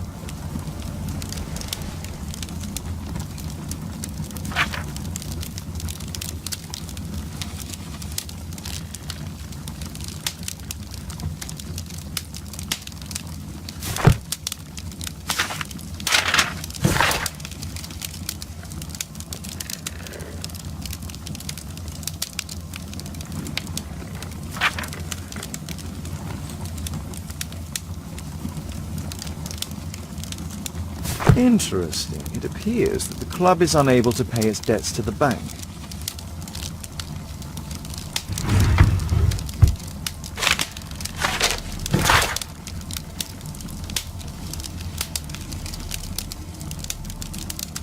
A message to Sir Charles from Zacharias Greystoke, the victim.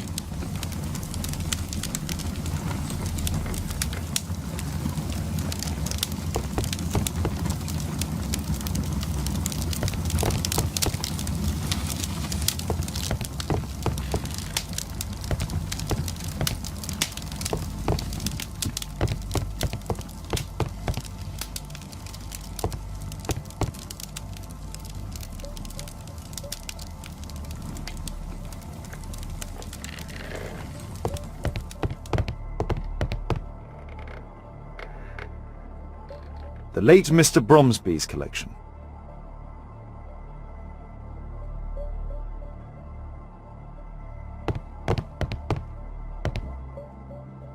The late Mr. Blinkhorn's collection.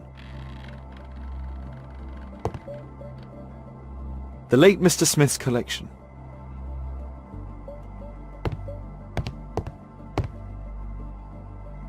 The late Mr. Roberts' collection.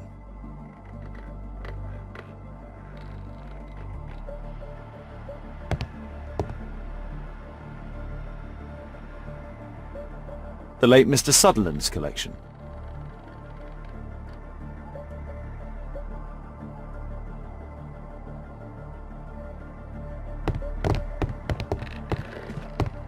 This metal globe is very impressive.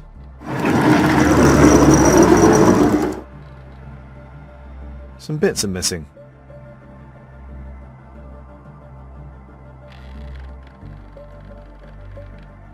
Some bits are missing.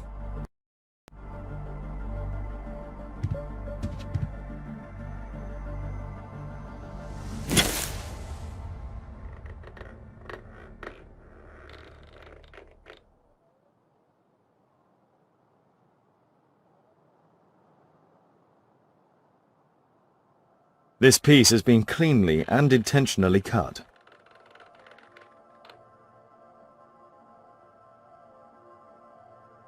It appears that it's a part of a gold statue from Guatemala. Solid gold. It's worth a fortune.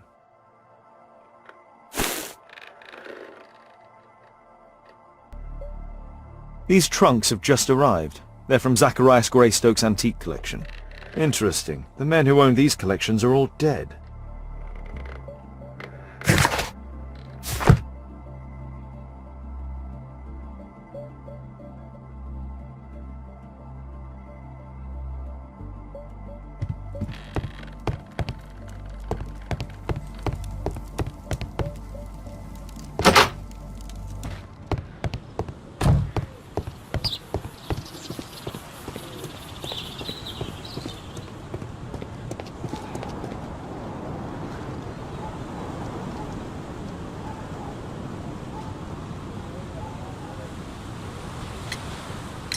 Sir Charles, you informed me that you didn't know why Mr. Greystoke was here at such a time. That's correct. I have no idea. But in fact you do. Mr. Greystoke wrote to you about him coming with another person to visit. Ah, well, yes, that is right. He raised a scandal about the Mayan calendar, so he wanted to see me before the ceremony. But I don't know exactly what it was that he wanted, or who this other person he mentioned might have been. You have a fine collection at your club, with one disturbing thing in common. All the items are from our club members.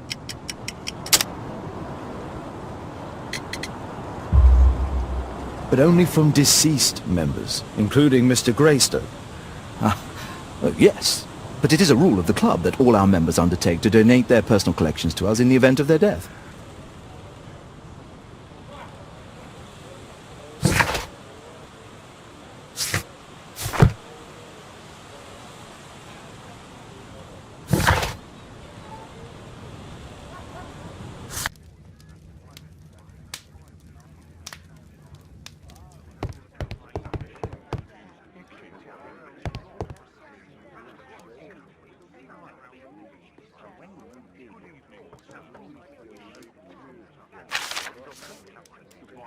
It's Sir Charles Yellingham, the director of the club. Zacharias Greystoke. I wonder who this man is.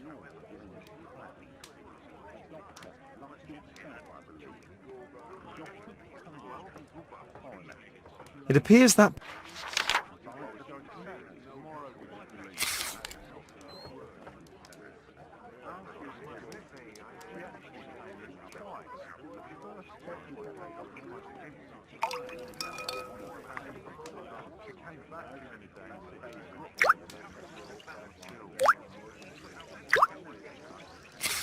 Let's gently remove the paint with a soft cloth.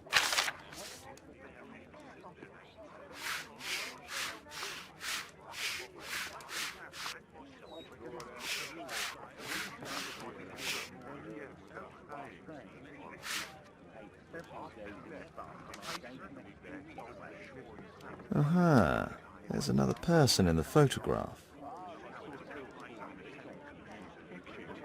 Is there anything I can do to help? Look here. There's a person with a swollen eye who was concealed within this photograph. A dispute of some kind, do you think, Watson? Possibly. But it appears to me a characteristic symptom of a rare tropical disease that is found in South and Central America. South America! Brilliant, Watson! Happy to help. Is it deadly? Well, there is a chance he survived. I shall ask Sir Charles, but who knows what he'll say. I have an idea. There is only one hospital for such illness. The Hospital for Tropical Diseases. I have friends who work there. Oh, yes?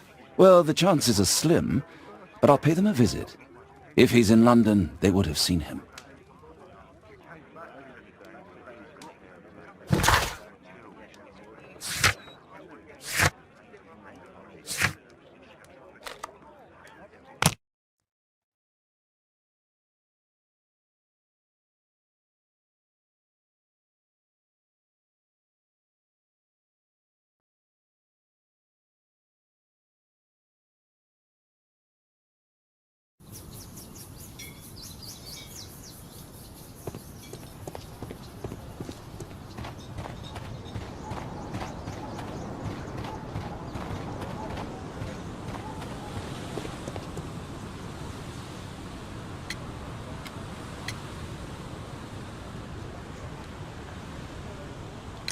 I found this photograph on your wall. You're in it, but do you know who these men are? Particularly the gentleman with the swollen eye.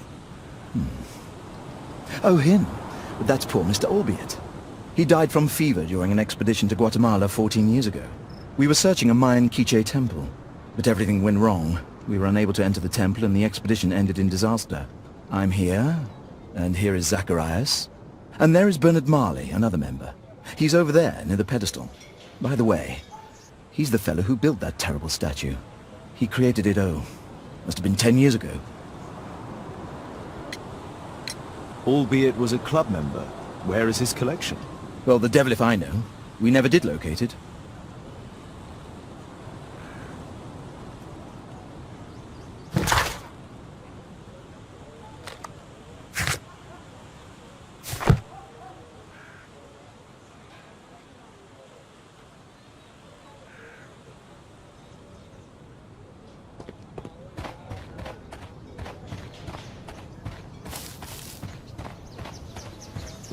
Poor Sir Charles. A crime at his club, it's a terrible thing. Mr. Bernard Marley, I presume. My name is Sherlock Holmes. I have to ask you about an expedition to Guatemala. Shh, not here. It's too dangerous. I'll give you my card. Visit me there where we can talk.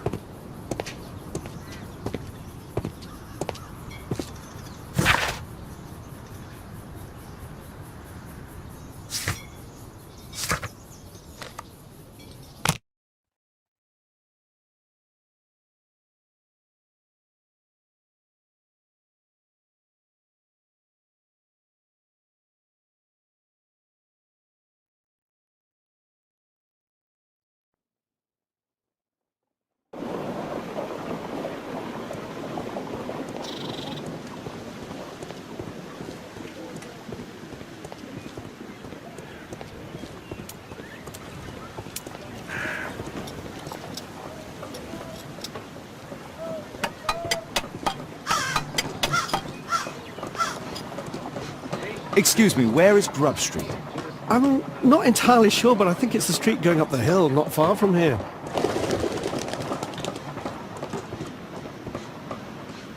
Gumbold Road.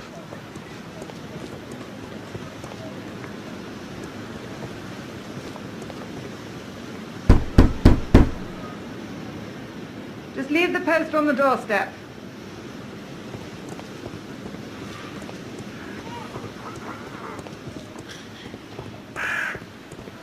Excuse me, where is Grub Street? I don't know.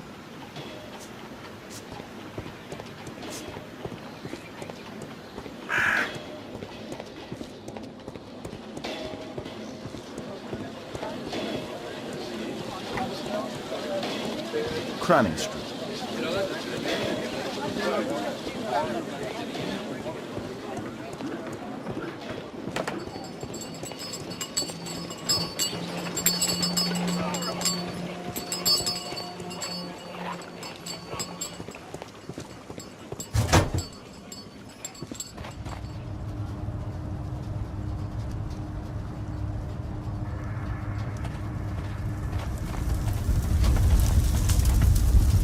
Hello there, my man. Is your boss in? Ah, he's in his office. It's the door near the female statue in the corner of the workshop.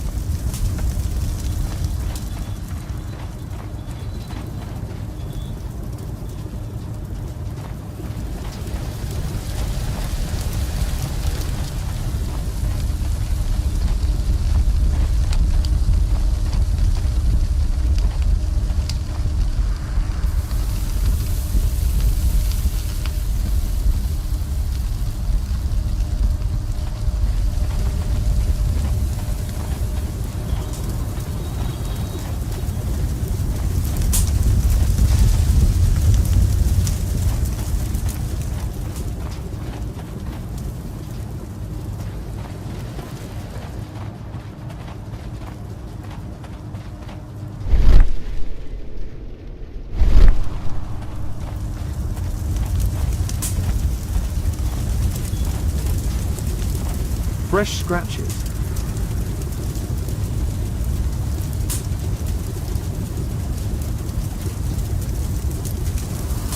A drawing of Takun Uman.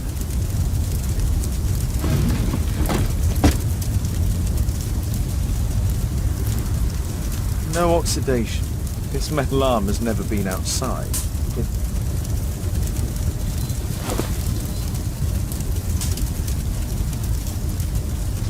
This mechanism is quite modern. All the gears are of good quality. Strange to find it in a foundry.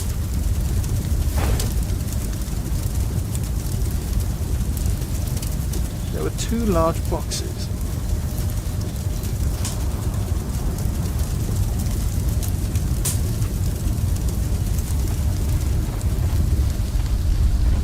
Something large and heavy was dragged here.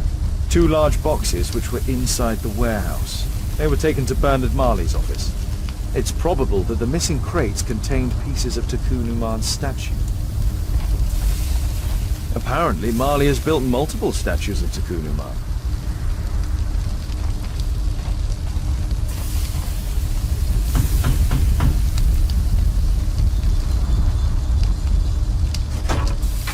Mr. Holmes, you must forgive my escape at the club. It wasn't a safe place to talk. And it's safer here? Yes, better here. Not my office. I have secured my foundry, you know. Ah, reassuring.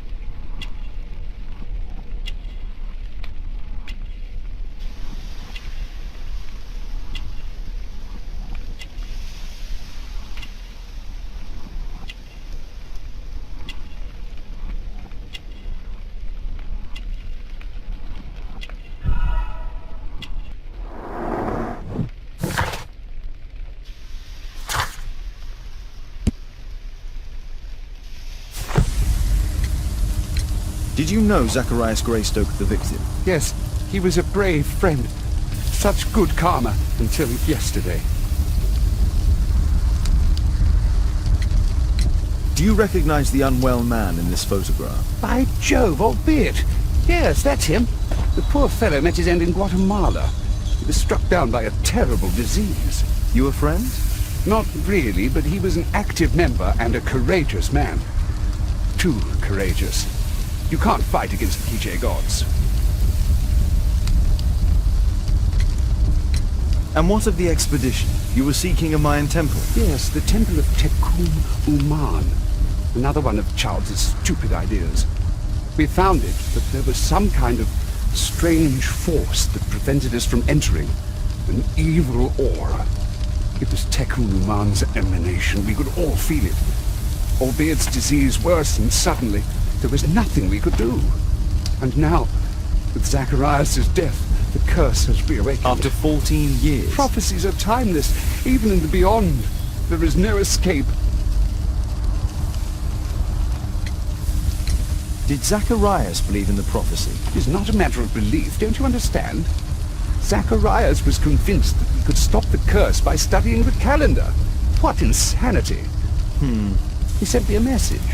He wanted us to visit the club and try to convince Charles to remove the calendar from the awards ceremony. But you didn't go? I knew Charles would refuse.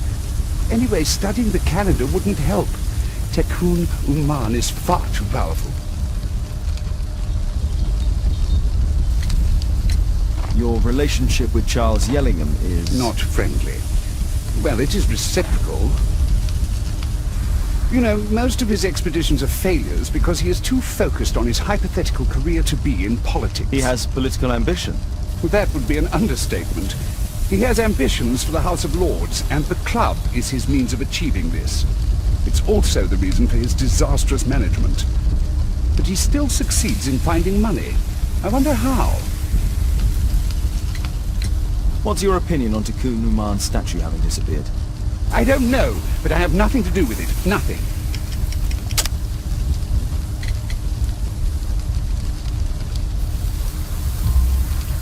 But in fact you do.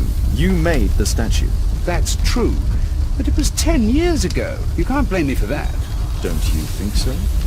After all, it is the statue that is responsible for killing. No! It's Tikkun Uman. But who could imagine that a simple statue replica would be chosen by Tikkun Uman? Nobody. I have to leave you now. I've got paperwork to do. And we've spoken too much. He could hear us. Tikkun Uman. Well, goodbye then. Marley is hiding something inside his office. I'll have to visit it, but at night, and with Watson.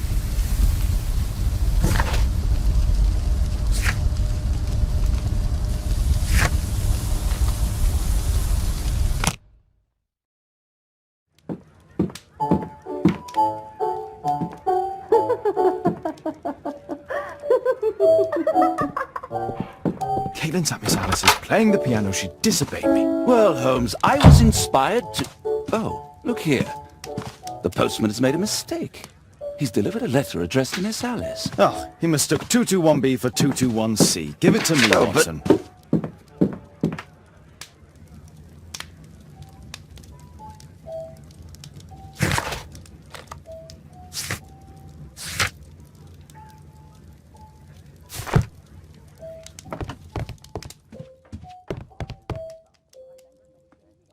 I can't help myself. I must open this letter.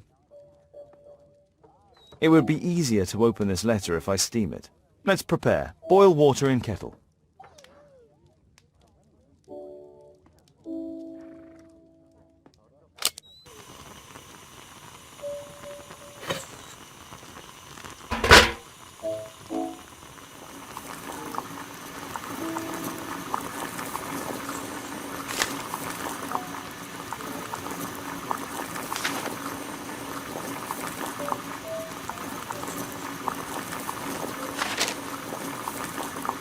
I need to open it with something sharp.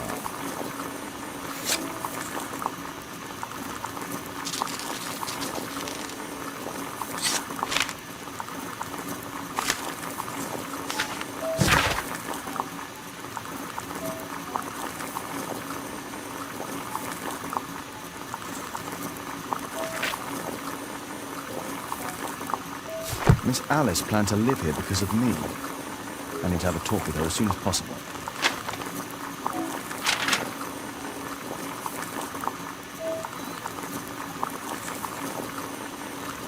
I need something to apply the glue.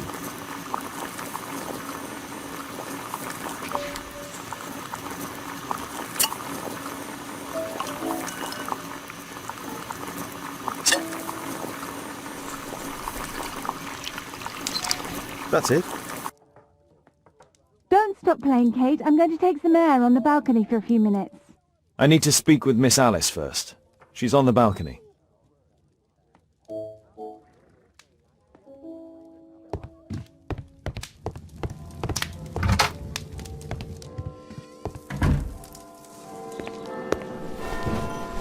How about telling me why you came here in the first place? Mr. Holmes, why do you ask? I hardly think that I'm accountable to you. Since you extended an invitation to my daughter against my wishes, I believe that you are. So said the father, cloaked in all his severity. My word, you almost frightened me. You won't say that. Very well. Ask Caitlin to come home now. Oh, poor child, let her play. Such insouciance. So useful for covering up disturbing secrets. And since you intend to hide the truth from her... What? We all have our secrets. You... But don't worry, Mr. Holmes. Caitlin is a sensitive child, and I like her enormously. Alice, come back in. I can do it. See? You're wonderful. I like to think that the feeling is mutual. We wouldn't want her to know of your secrets, or for her to be unhappy. I have to go inside now.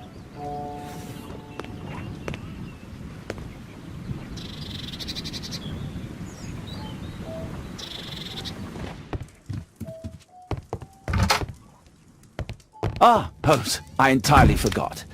There's a man corresponding to the photograph who is a regular visitor at the Hospital for Tropical Diseases. His name is James Byron. Are you sure? That's fantastic. And we can visit him. But you should disguise yourself first. I'll introduce you as my colleague.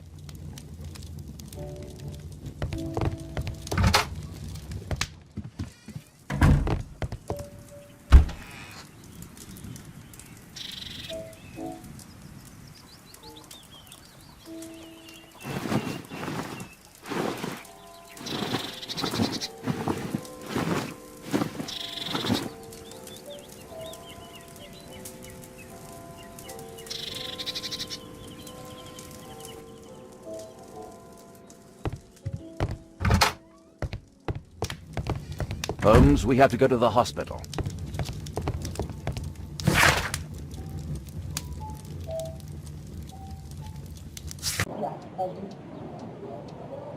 Oh, Dr. Watson, may I help you? Hello, Baird. My colleague and I are here to see Mr. Byron. Ah, Byron. Yes, he's in a bad way. You'll find him in a cubicle on the window side. Patients visit this department for treatment and then return home.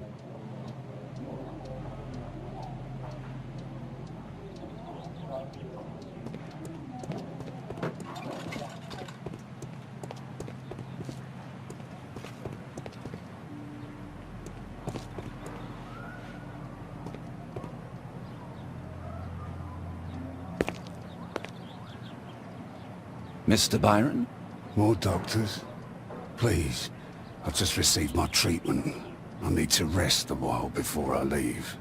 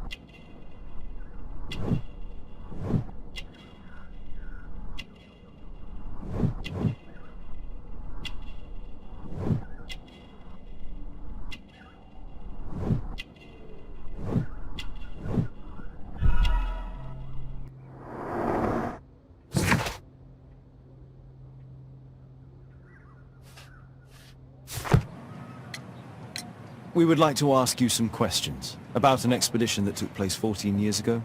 An expedition? What expedition? You're wrong, I've never left London.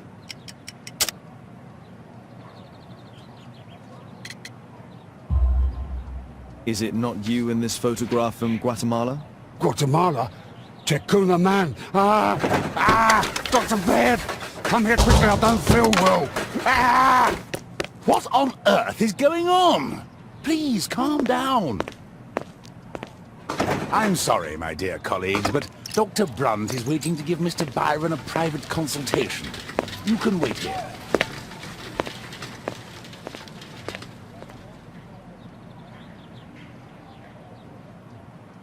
What should we do next, Holmes? Weren't you paying attention? We have to wait, but we'll take advantage of the situation.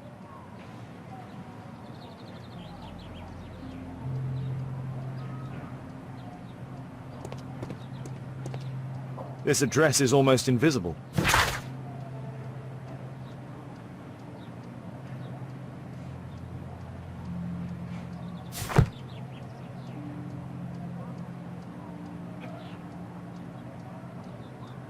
He recently purchased Chinese tobacco.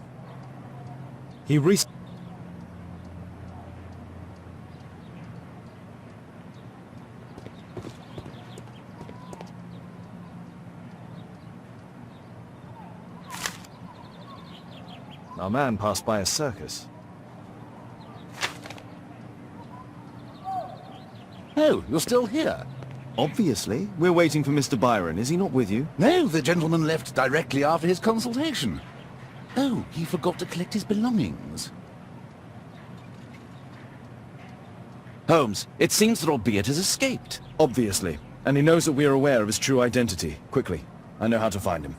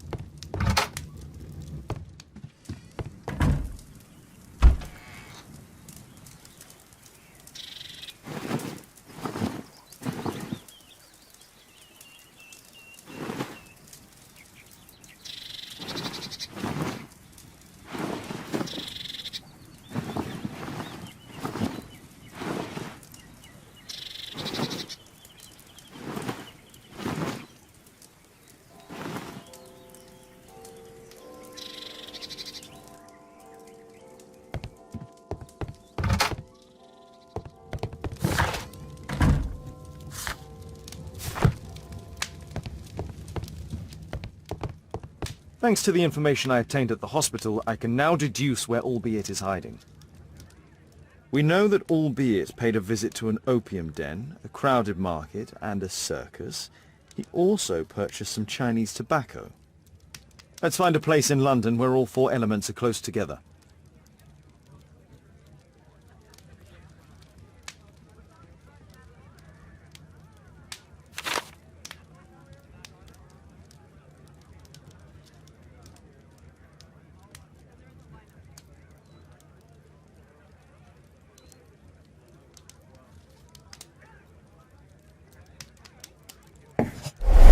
Now we need to find a street name ending in OOK.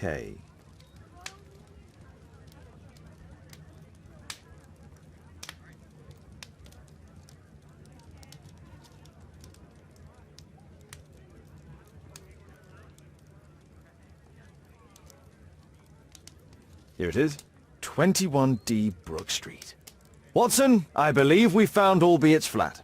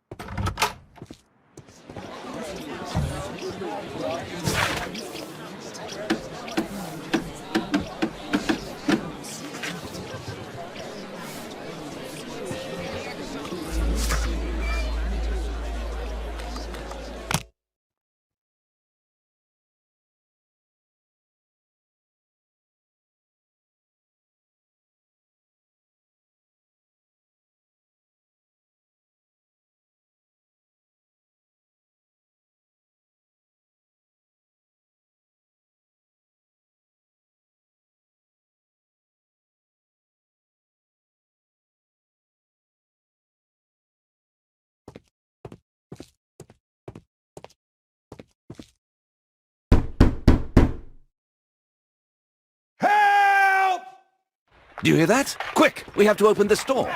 The door's too strong and the lock is too solid to break with bare hands.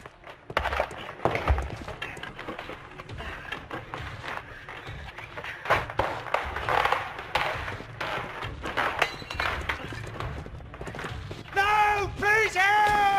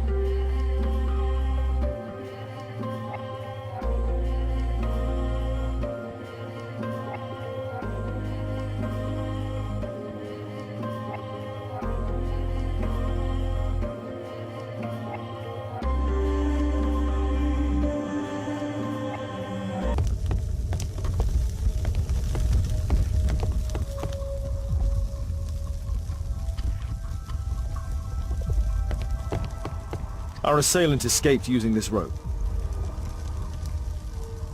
Our attacker escaped through this skylight.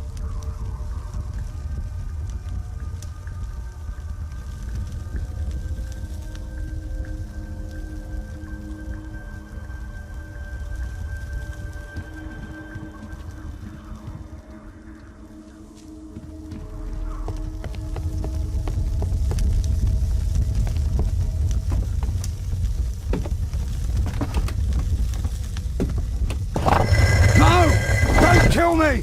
Calm down. It's over now. It's gone. You? Oh. But why are you here? You're not doctors, are you? No. Well, you're half right. Shall we remove these masks? Your true name is Albeit, is it not? You were a member at Charles Yellingham's club. Yes, I was. Can you tell us what happened here? After your visit at the hospital, I quickly returned home. I was lying there on the sofa and felt an evil presence in the room. An evil presence? Never mind. It's probably the fever.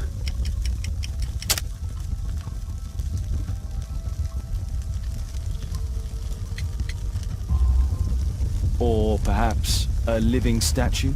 Yes. It was one of the double statues. I saw its shadow. I believed that it was searching for me, that it wanted to kill me. It was horrible. As in Zacharias' murder, the statue came to life when its intended victim appeared in front of it. I must examine your residence. It may hold some clues. Tell us about your expedition to Guatemala 14 years ago? It was in my former life. What really happened there? You were said to have died. I was ill with a terrible fever. I asked them to leave me there. I can't remember how, I only have flashes of memory, but by some miracle I survived. I left an eye and one arm behind. It took me time, but at last I managed to return to London. Why do you use a false name? That expedition signaled the end of my career, and my very life as I'd known it. I changed my name and my address. Now I'm weak and useless and alone. I'm a walking dead man. Not for long. Perhaps this was it. It was my curse to fade away little by little. Tekunu man's revenge. You are aware of Zacharias' murder, are you not? Yes, and quite aptly I read that he was killed with a spear. Aptly? Well, he practiced archaeology almost as though it were a sport, seeking adrenaline. Imagine his state of adrenaline when he died, him being the prey. And who would have been the hunter? Tekunu man? Whoever, whatever. It'll soon be over for me at any rate. There's a locked door on the first floor. May I have the key for it? All right, but there's nothing interesting inside.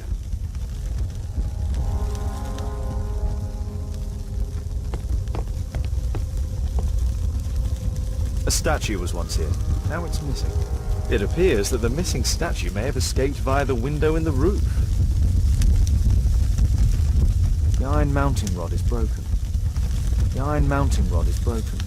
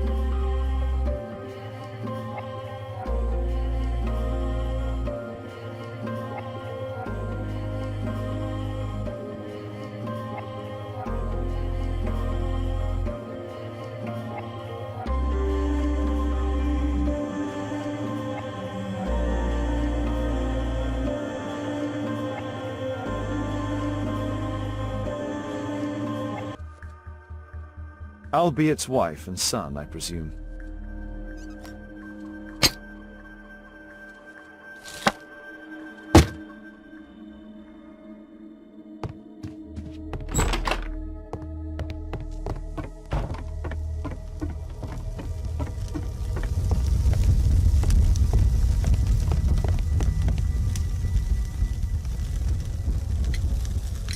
There's a little bed in a small room. It's been used. Well, it is for my son, Gulliver. After my official death, my wife and he left for Glasgow. On my return, I installed this room. So they know about you? My boy Gulliver visits occasionally. But I wonder, what is the life of a crippled father? They will lose me again.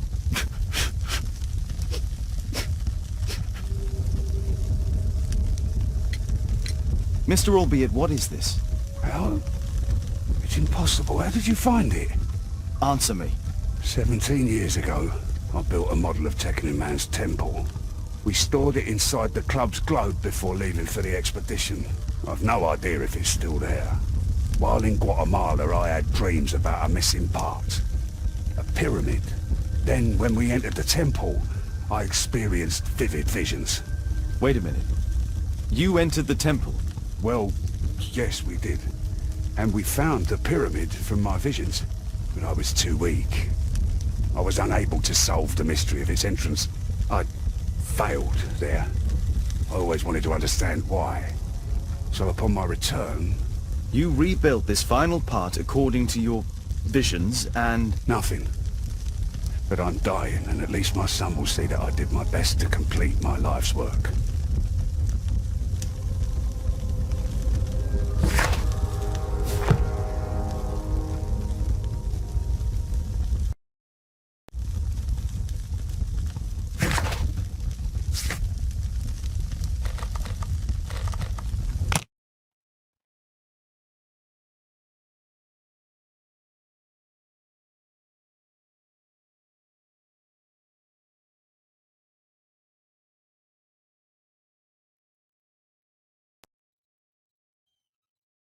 Watson, stay alert, and you'll need to be quiet.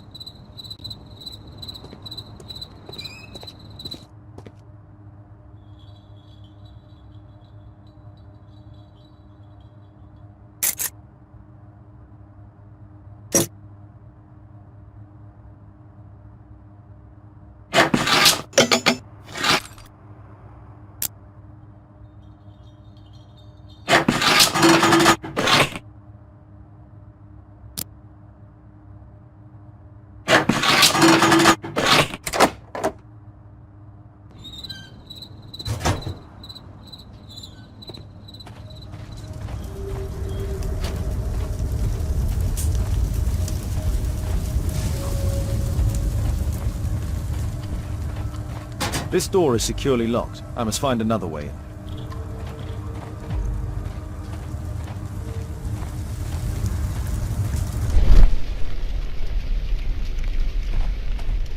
The balcony door's open.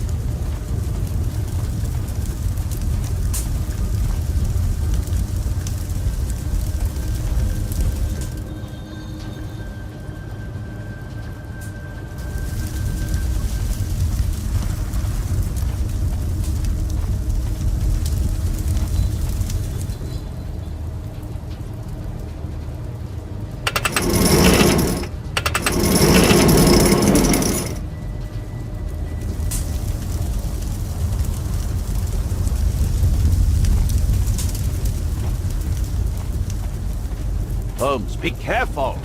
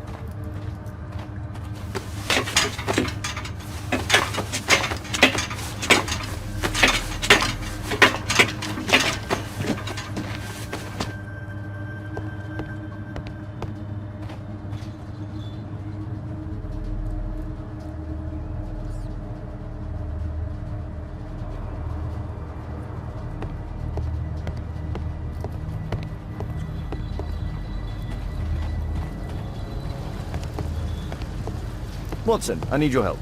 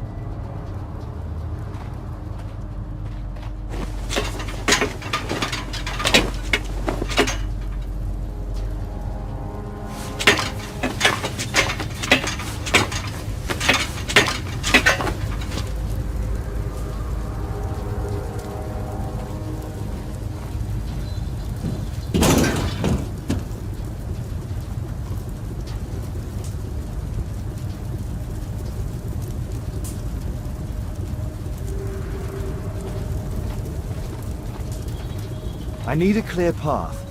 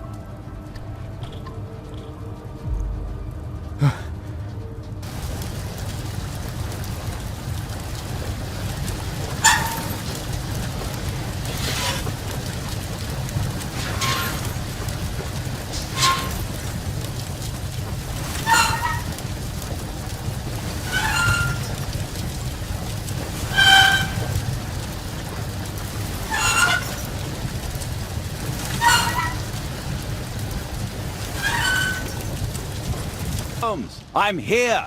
Can you let me in?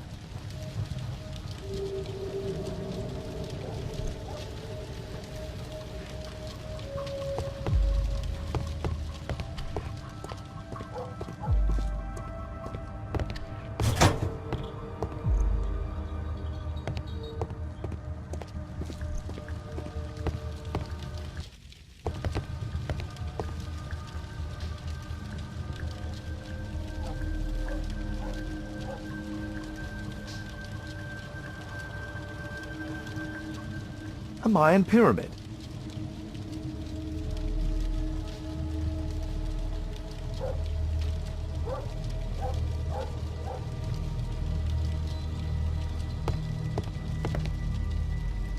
A slot. It appears to be part of some mechanism.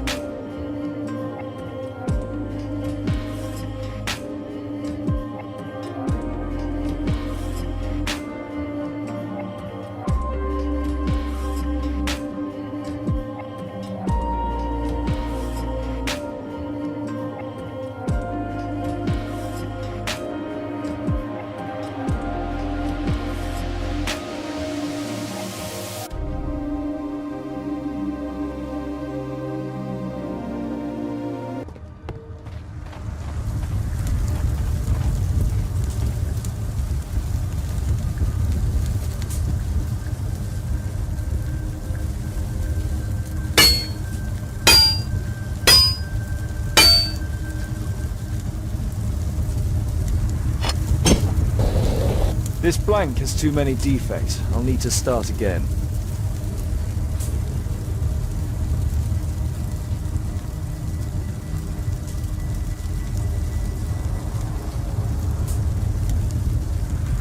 This blank has too many defects. I'll need to start again.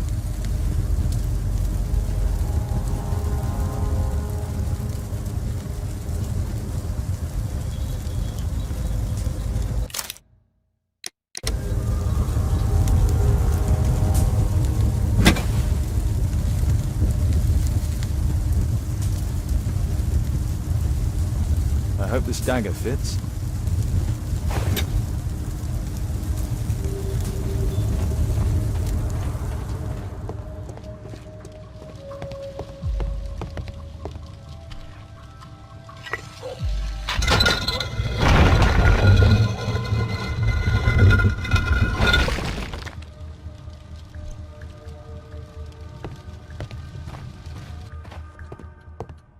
Another statue of Tikkun Uman.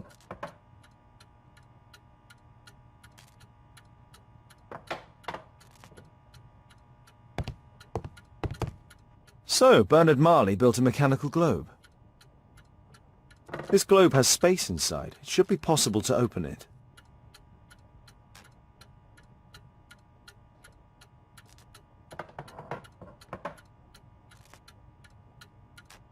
It can move, but a part of the mechanism is missing. Be careful, Watson, unless you want to be speared by Tikkun Uman. Marley dismantled these alarm clocks for their parts. Marley dismantled...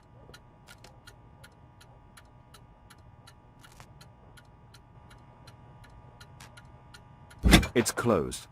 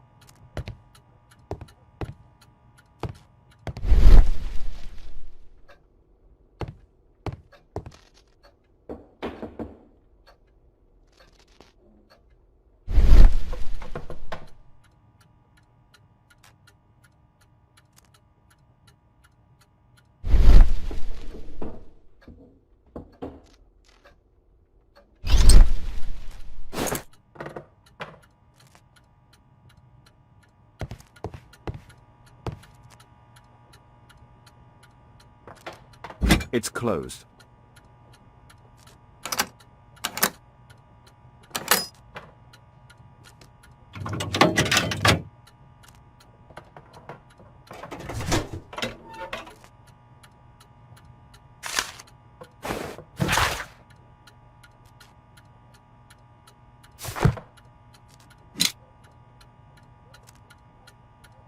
A piece of a map in metal. A piece of a map in metal.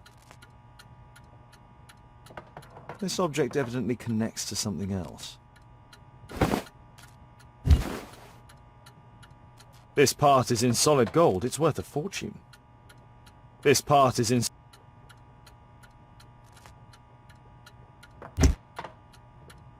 The statue is in 3 parts. Only the gold is original. Marley must have reconstructed the other 2. It's almost daylight. The workers will be here soon. It's time to leave.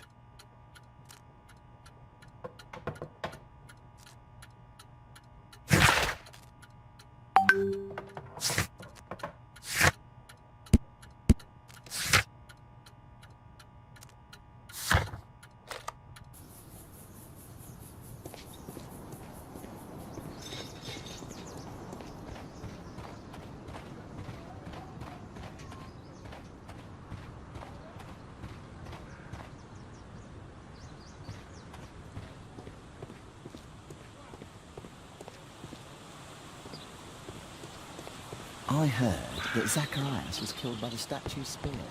Why won't the police say anything?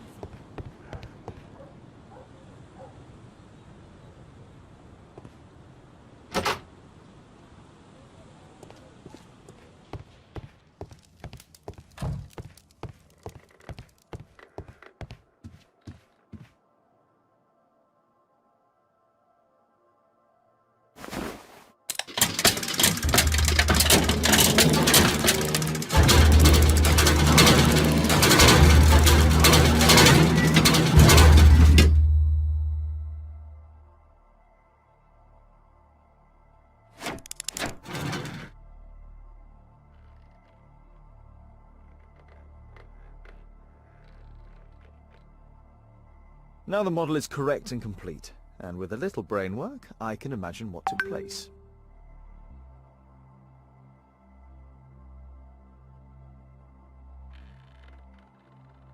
Now the model is correct and complete.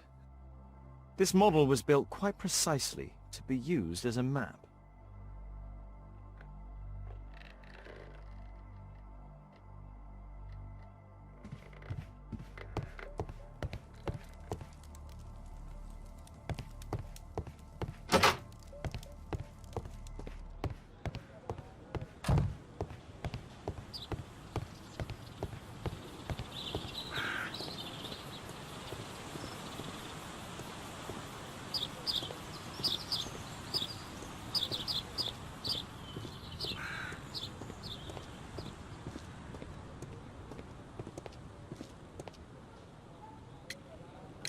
The model in the globe.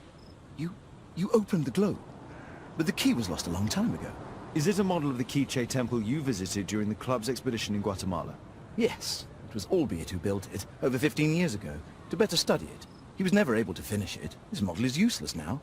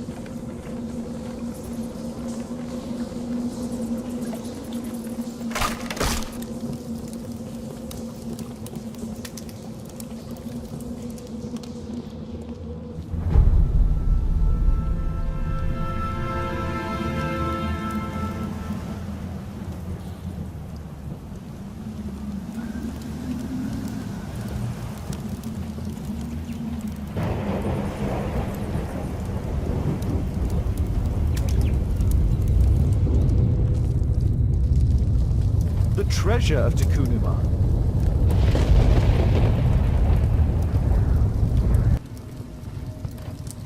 This is the statuette that Bernard Marley, Sir Charles and Zacharias all shared.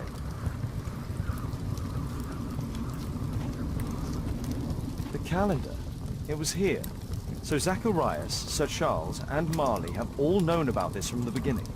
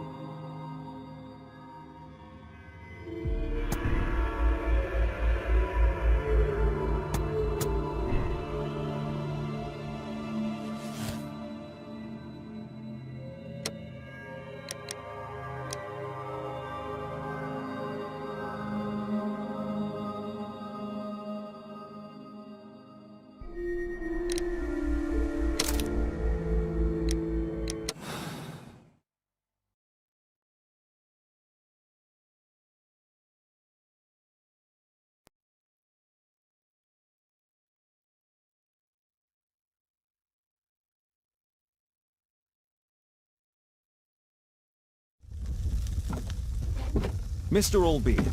Oh, you're here with your son. Yes, obviously. We have to talk with you, and it involves the police. I see. Gulliver, go across the road to Mrs. James. This is an adult conversation. Hold on just 1 second, please.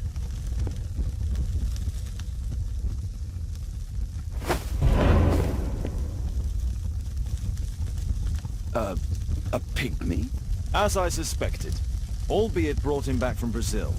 You were both slaves there and you escaped together, am I correct? You are. We are companions through life to death. He's more like a brother to me. So he's the murderer? But he was merely obeying his master. Yes, I'm the one who planned the murder. I'm the one responsible. You wanted them to pay for what they did to you. True. Now I don't care what happens to me. I'll be dead soon. But Gulliver, you have to let him go. I wasn't planning to arrest you, only that we might know the truth. Although I regret that Gulliver must leave England and return to his own country. Shame. But thank you, Mr. Holmes. Father, Mr. Orson Wilde is here, and I'm going to stay with Miss Alice. What? Did you forget? Orson Wilde, you know, the star of American theatre. And he's visiting and staying with us. You did forget? No, not that. I meant you wanting to stay with Miss Alice. Yes, that's right. Miss Alice suggested it. She told me you couldn't possibly refuse. If it's really what you want. It's the perfect solution, Mr. Holmes. Don't you agree? Guess what, Mrs. Hudson?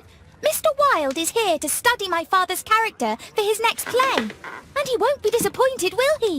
Father is so pig-headed. I can't believe it! The great Sherlock Holmes standing in front of me! I'm sure that our two brains will... Brains.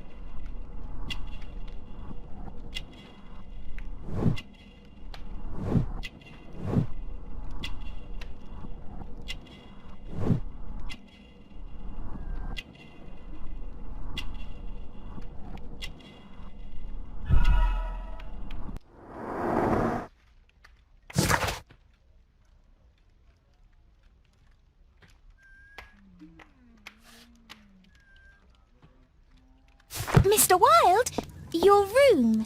Charming. This is such a fascinating city. We need to talk. I'd rather not. You're going to be angry again.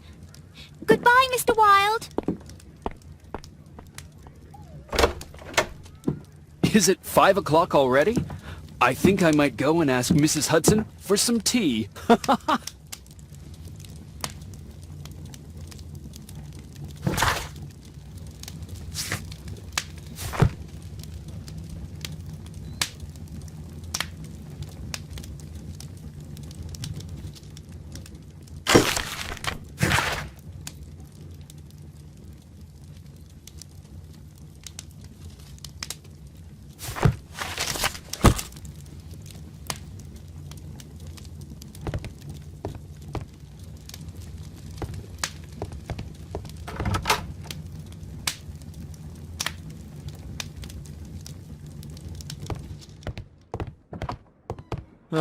Wilde's already making himself at home.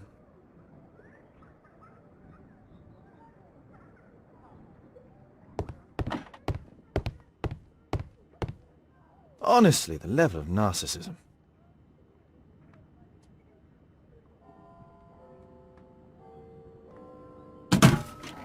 Wilde truly has a perfect disguise kit. Do actors really need all this?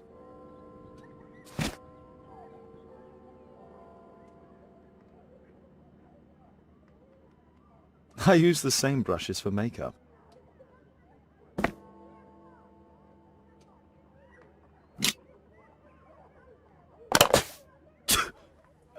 Face powder of an excellent quality.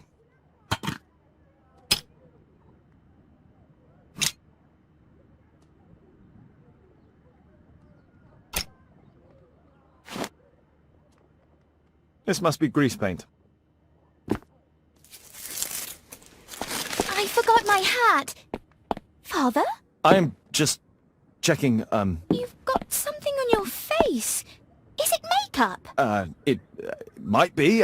Practicing my disguises, you know me.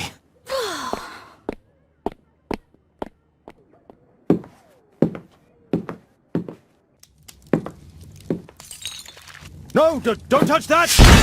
No, no!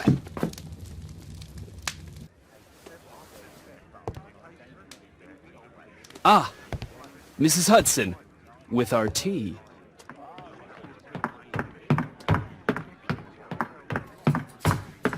Not quite. We have a visitor. However, the lady is not so much angry as perplexed. Good day to you, gentlemen. My name is Mary Sutherland. I have come to you, Mr. Holmes, because I would give everything I have to know what has become of Mr. Hosmer Angel. Why the haste, Miss Sutherland? Mr. Hosmer Angel has disappeared, and my father, Mr. Winterbank, will do nothing. It makes me so angry.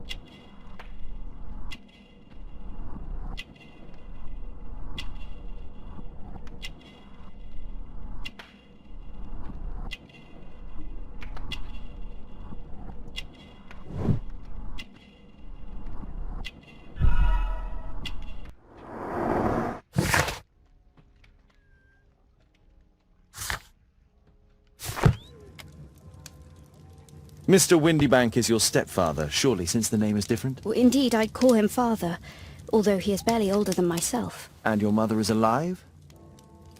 Oh, yes. Although I wasn't best pleased when she married again, and so soon after father's death, and to a man so much younger than herself.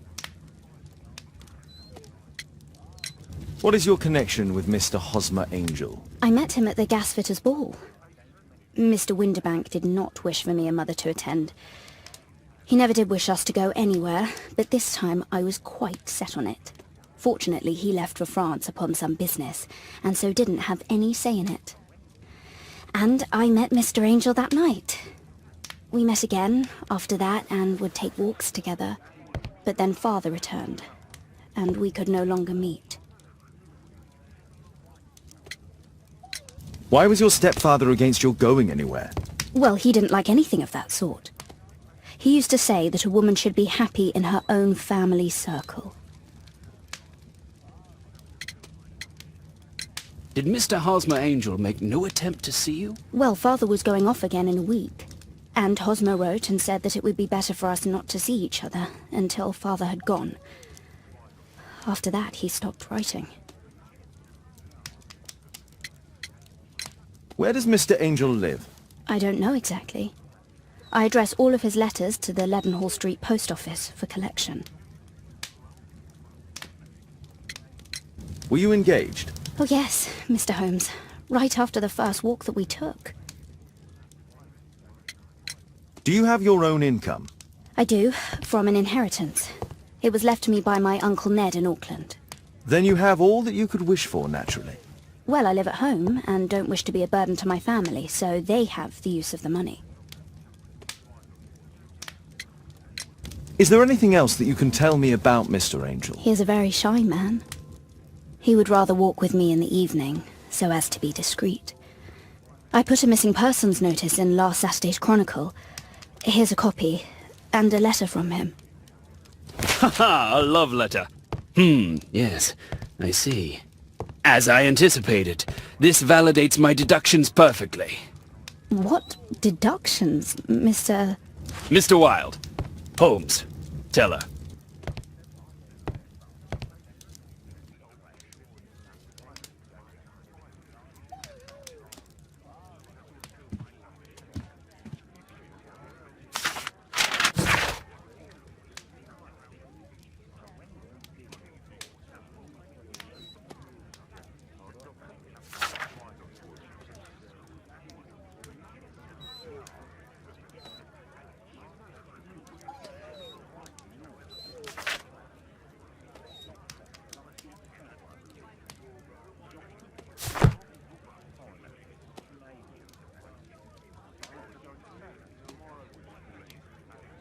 This is strange. The love letter is typewritten.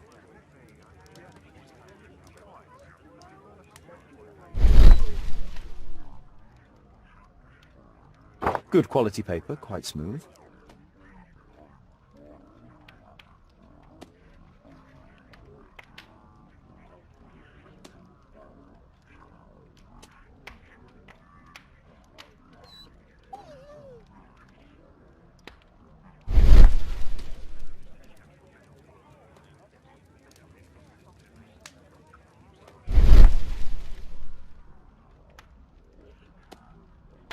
Fairly common ink, nothing special.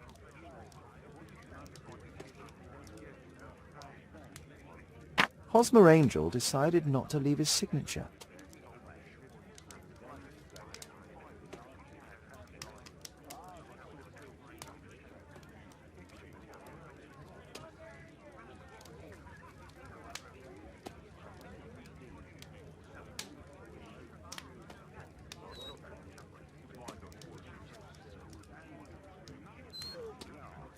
I'm waiting for the moment when your stepfather leaves once more.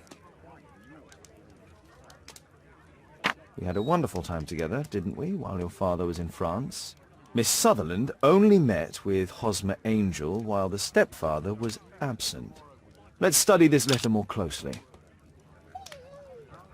There are some letters with typographical defects. Miss Sutherland, do you have any other letters from Mr. Angel? Unfortunately not. But I've brought my father's letter from Paris. Here it is. The stepfather's letter is also typewritten. I hope that you'll be an obedient girl. Take my advice. Stay at home. Miss Sutherland's stepfather's signature. The stepfather is trying to keep the daughter at home. Quite common paper with a light yellow tint. Fairly common ink, nothing special. Let's study this letter more closely.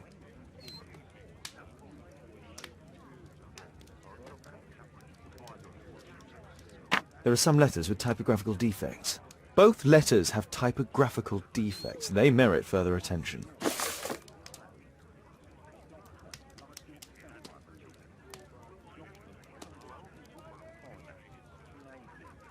This letter has a defect.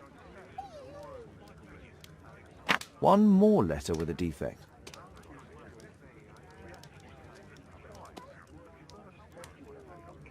One more letter with a defect. One more letter with a defect.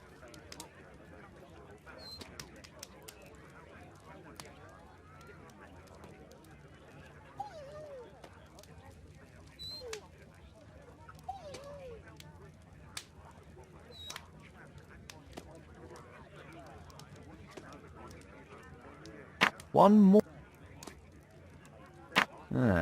There's the same letter with the same defect in both instances. One more letter with a defect.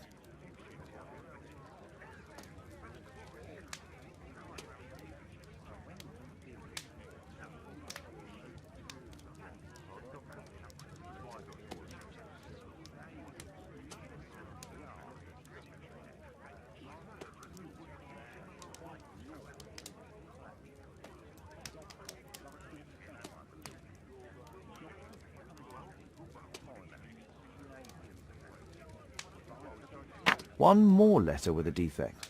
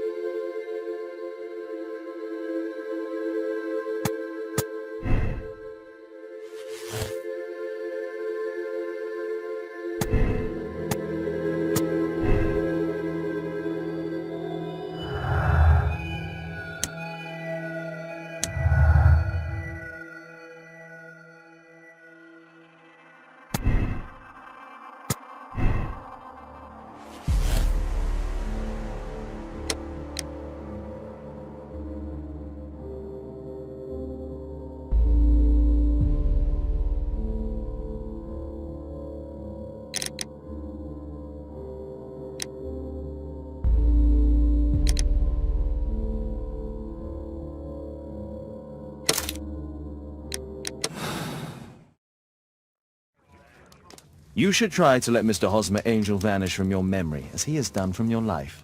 Then you don't think I'll see him again? I fear not. Then what has happened to him? It doesn't matter. He has left and he will never come back. There is nothing you can do. Oh, Mr. Holmes! No, I cannot forget him. I shall be true to Hosmer. I shall wait for him. Goodbye, Mr. Holmes. Holmes! Could have been more diplomatic.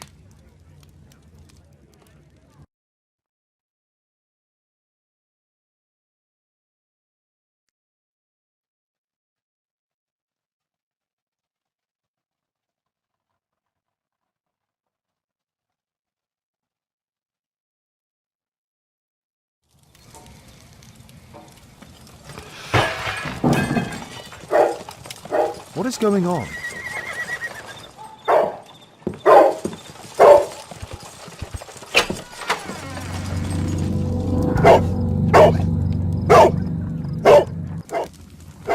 Mr. Holmes, is everything all right? Oh my God.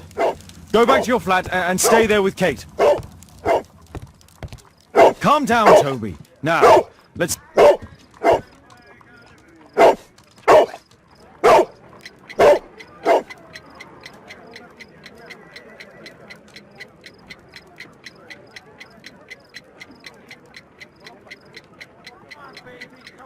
It's ticking.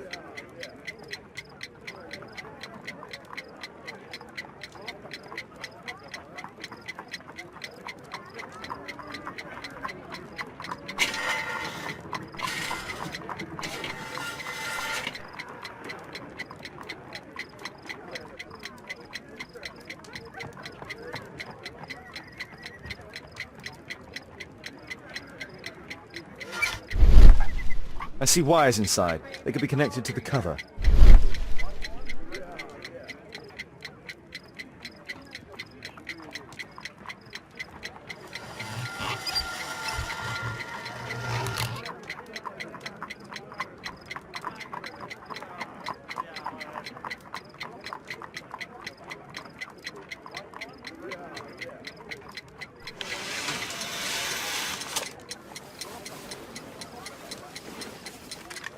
A fancy ticking homemade gift from a secret admirer. I have 2 minutes to defuse it.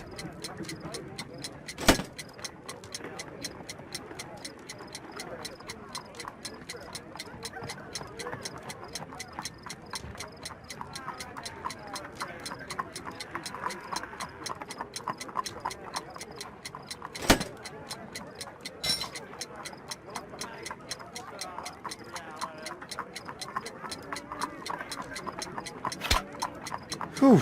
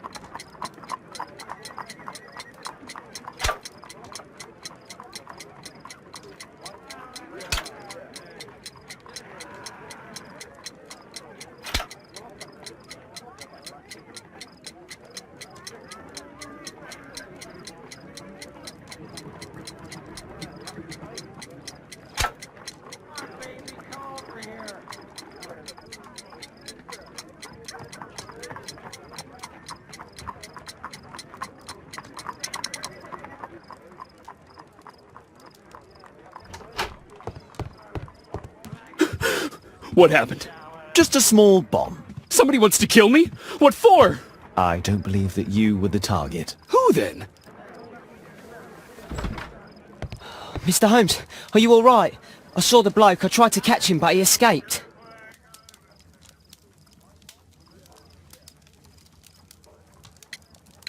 Can you describe the man? He was thin, about 5'5", with black hair and a hair lip. Wiggins, tell us everything you saw. The fellow was watching your place, so I thought maybe he's a client. But then he took something out of his jacket and threw it, smashing your window. I shouted at him and he took off. I grabbed him by the sleeve, but he wriggled out of his jacket and left it. I'm sorry I didn't catch him, Mr. Holmes. You did very well, Wiggins. Now, let's take a look at that jacket. Here it is. Good job, Wiggins. Here's a penny. Oh, thanks, Mr. Holmes.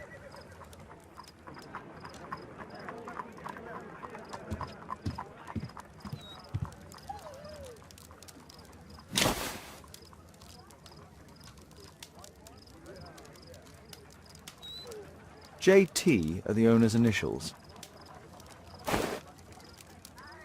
Let's see what's inside.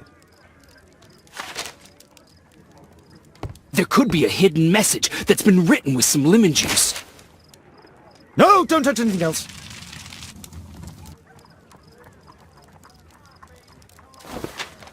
There are ink stains on this piece of paper. I could read the text with the help of my analysis table if Wilde hadn't already destroyed it.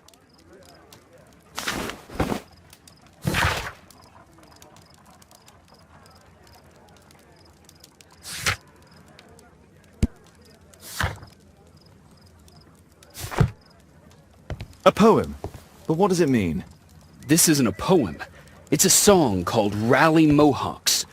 That great moment when America rebelled against England's dominance. Then rally, boys, and hasten on to meet our chiefs at the Green Dragon. And I bet they hoisted a tankard of ale and invented a new nation. Along with deciding if this was the week they got to dump some tea into yon harbor. Why ever did he keep such a song in his pocket?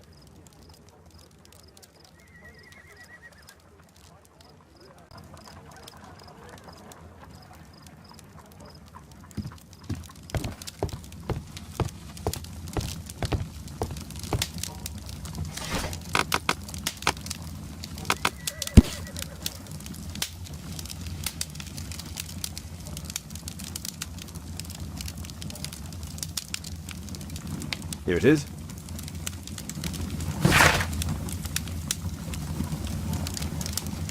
That's all I can do for now. Let's try and get a few hours of sleep. How can you sleep when there is someone trying to kill me? How selfish.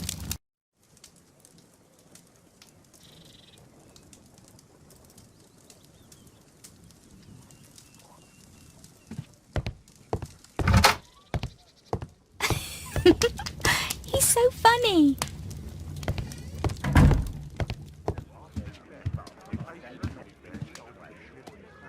Did you sleep well, Kate? Very well, thank you, Father. Is that Wilde? Whatever is he doing now? He's transforming you into a legend. Oh, silly man. Kate, what's the matter? Well, I just came by to tell you that I'm going to the zoo with Alice. We'll be having lunch in town.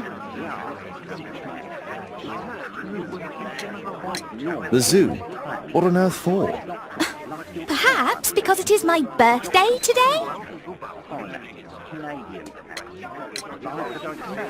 I'm so sorry, Kate. With Wilde's visit, Look, here's some spending money. Go and treat yourself to a thing. All right.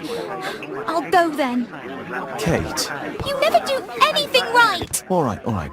Come here. I've had enough of you not caring about me. I do care. I've just had a difficult night. Yes, Alice told me about the bomb, but you wouldn't. Kate, I only want to protect you. You don't understand anything. I wish Alice would adopt me. Don't be ridiculous. I don't know why my parents entrusted me to you. Did they really know you? Kate, come back. Damn it. Such a waste. This Alice, I have an odd sense about her. It's as if she's playing with Kate's feelings. This would be a good opportunity to investigate Alice's flat while they're absent. And anyway, it'd be better to visit the Green Dragon Tavern during the evening.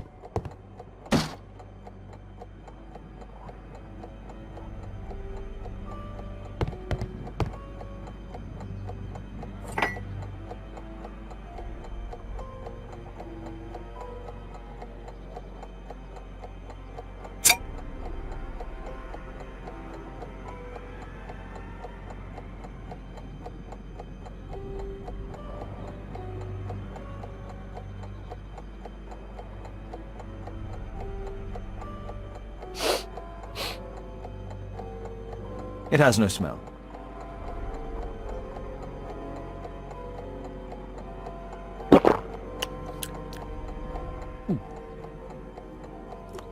It has a bitter taste. No smell, bitter taste. It's a soothing drug to aid sleep.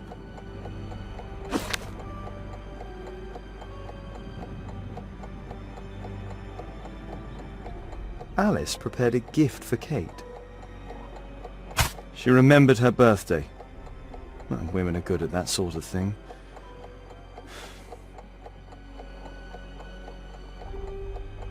It appears that Alice sleeps in this armchair, as uncomfortable as that must be.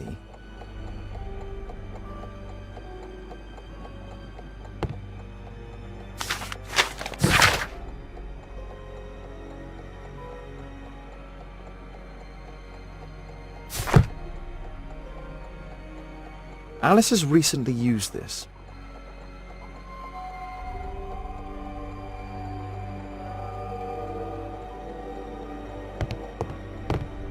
It looks as though Alice has not slept here for a long time.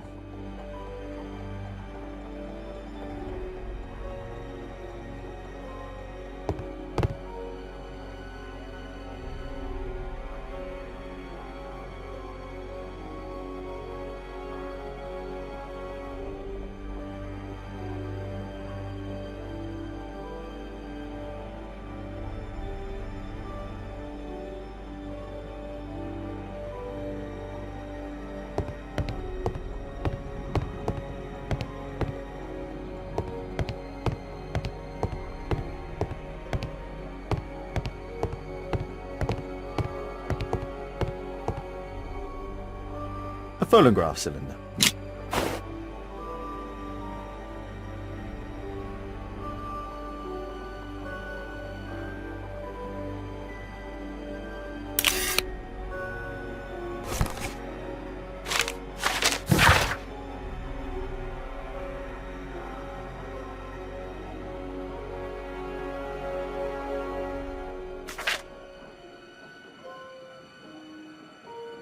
Alice's childhood was spent with her aunt, until the aunt's death.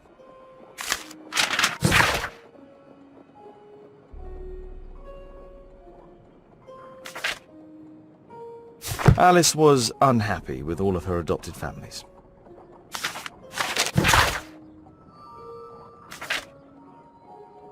She's spying on me.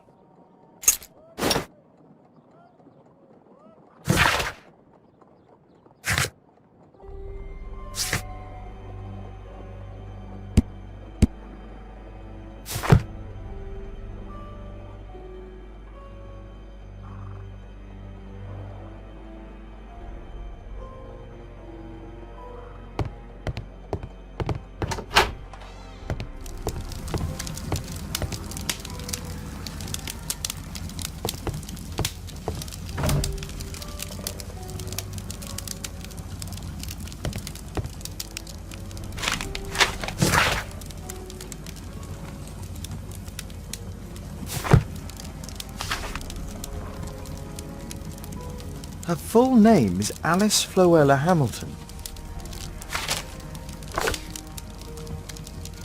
Strange taste in literature.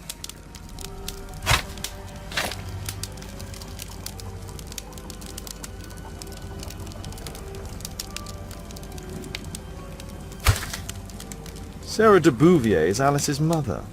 Alice used her mother's name to lease the flat. Kate probably sleeps here.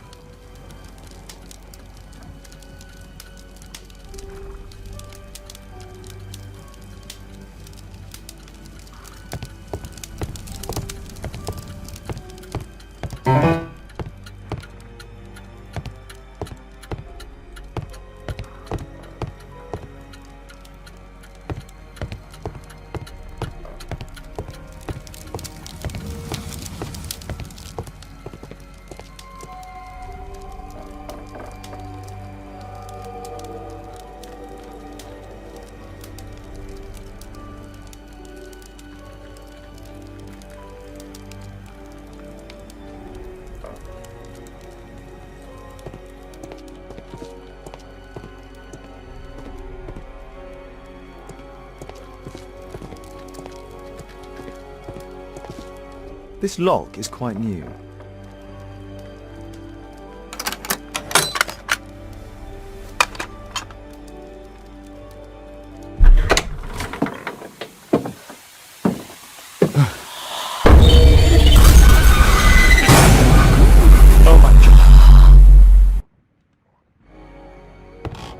The wheelchair is the same as the one in the photograph above.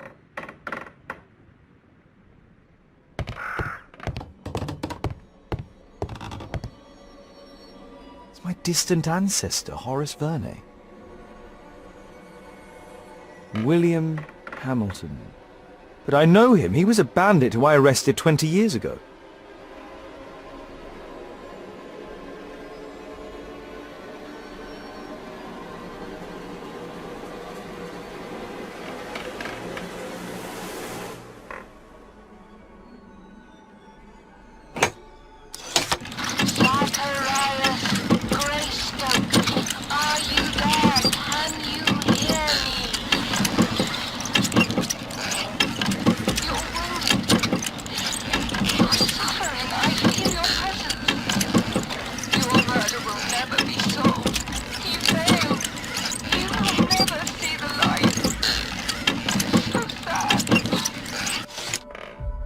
Alice knows about Zacharias Greystoke, the victim from the bowling club. I solved that crime.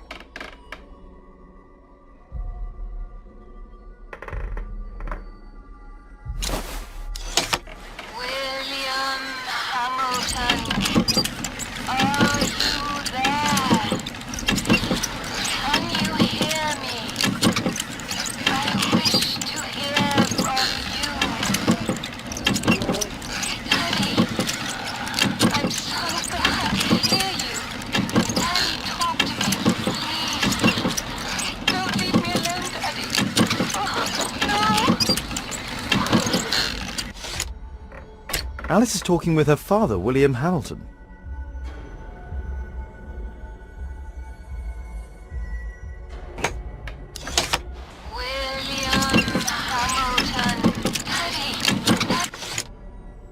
Alice is talking with her father.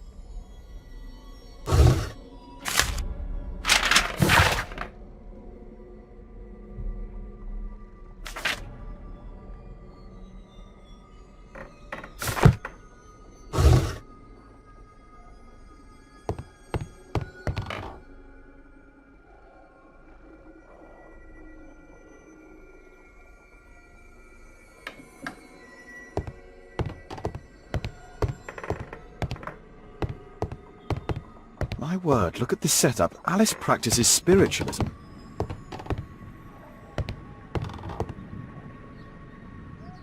My word, look at this setup. Alice practices spiritualism.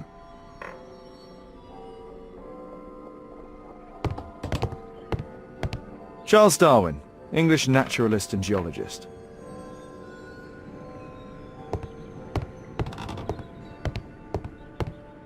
Louis Napoleon Bonaparte.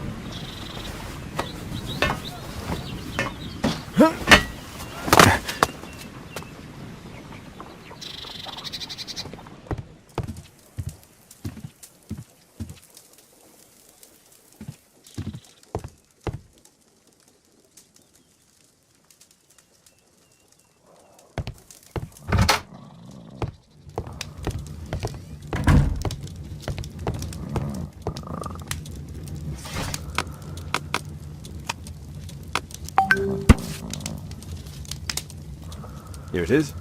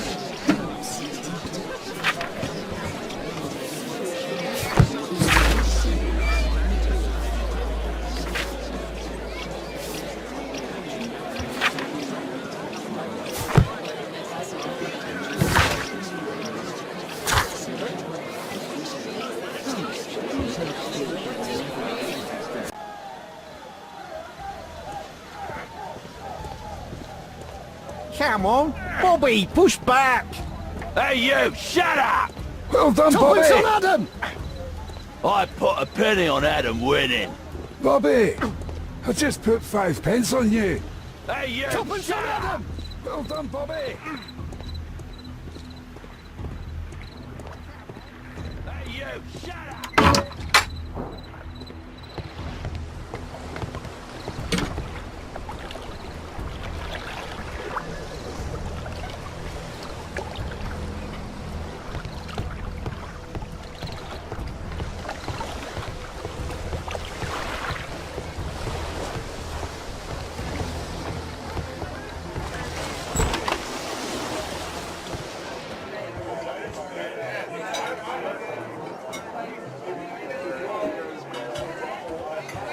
I should be quiet so that I can listen to what people are saying. Let's celebrate! Bottoms up.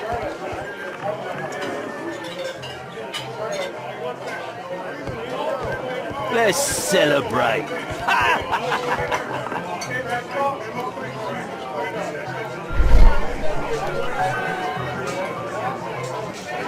Good beer. Strong. Perhaps I should try it. Let's celebrate!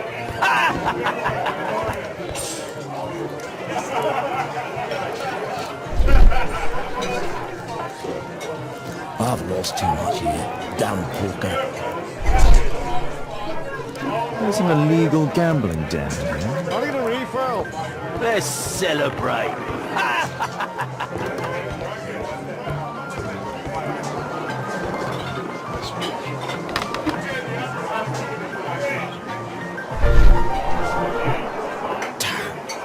Your attack on Holmes failed.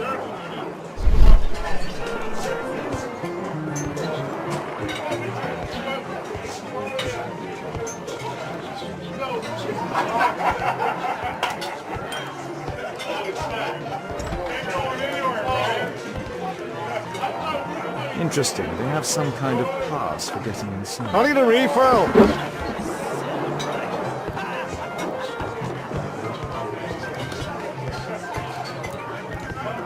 I'll drink to forget that I There's no one to eavesdrop on from here.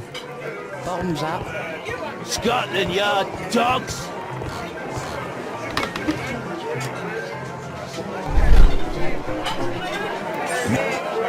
I need a refill!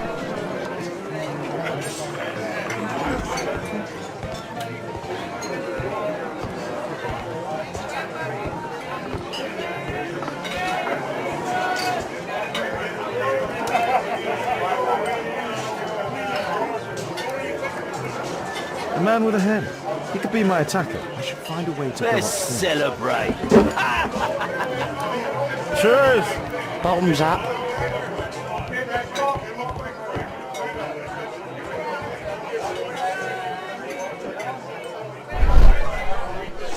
Pour me a double. I'm going outside for a cigarette.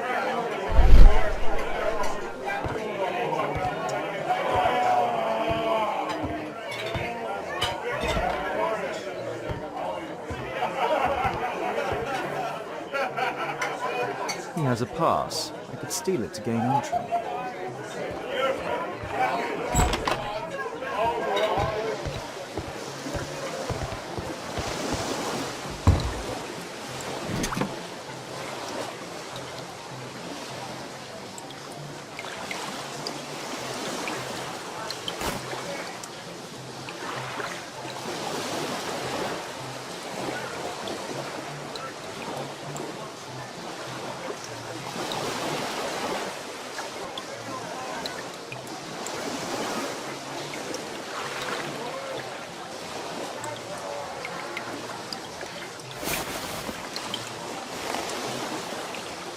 a new job.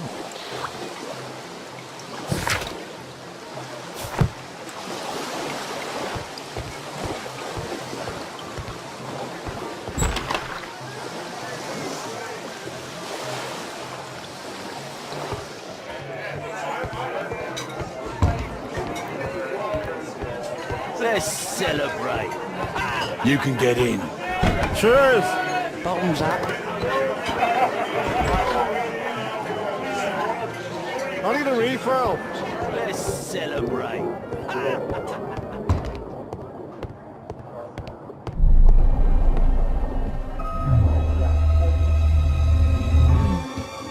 Is the boss at his place? Yeah, he's waiting for you.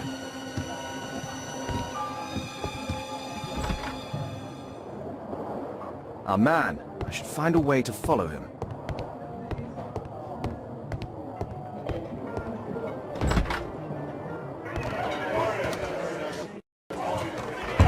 Let's celebrate. Cheers! Bottoms up. I need a refill.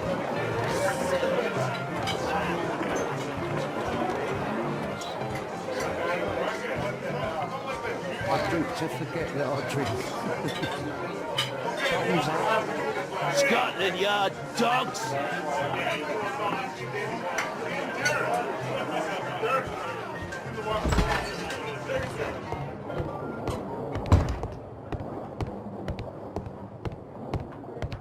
It's not a gambling room, so get out of here.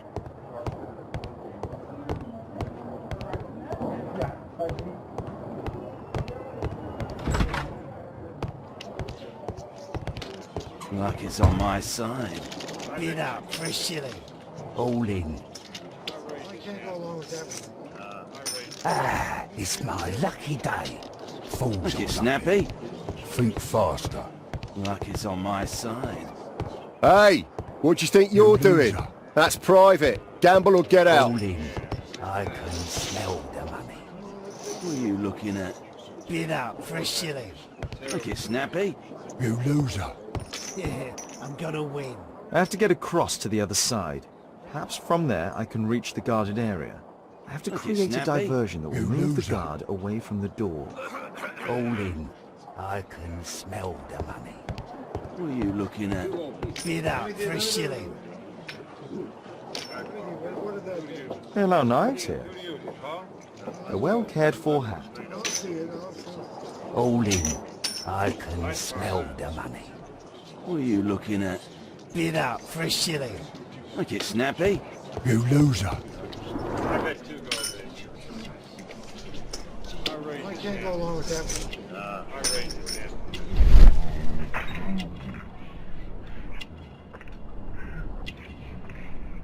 He uses a mirror to look at the cards during the deal.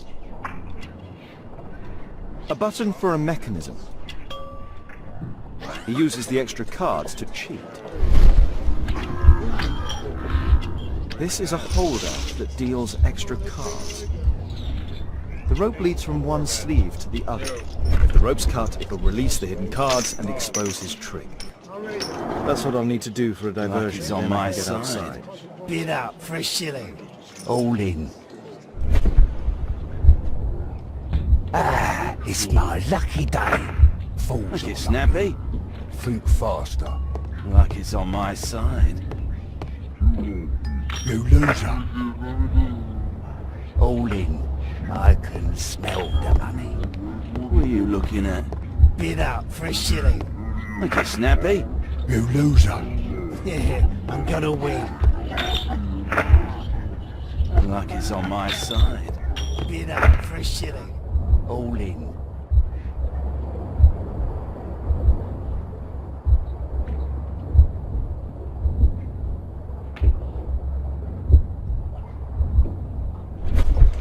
Ah, it's my lucky day.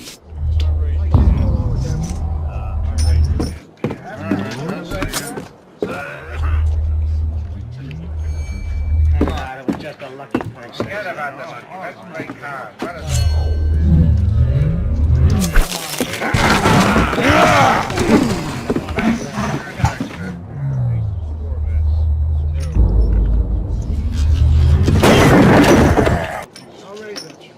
have to try and go around.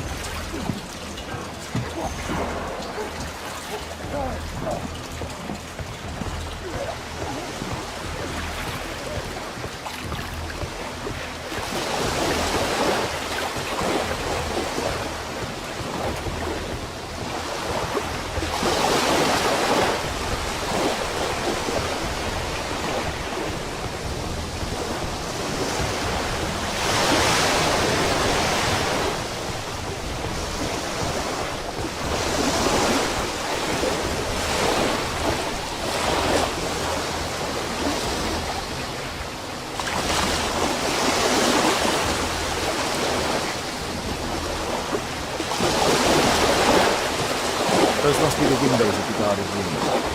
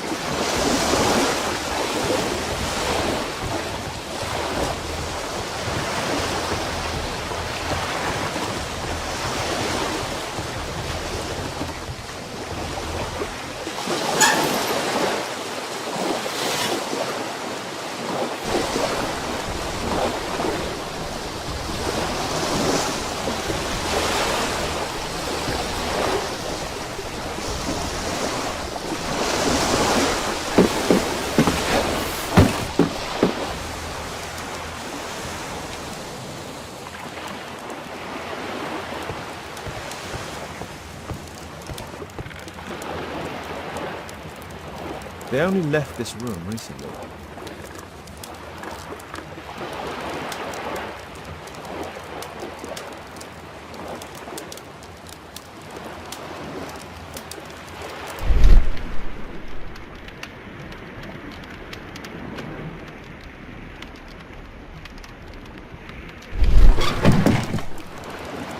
Clever invention for hiding gambling items in the event of a police raid.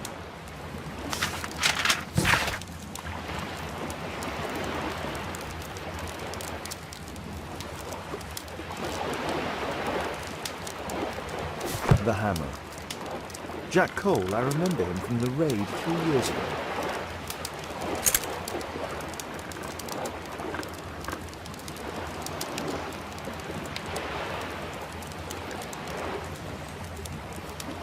Doesn't look like a key from an ordinary door.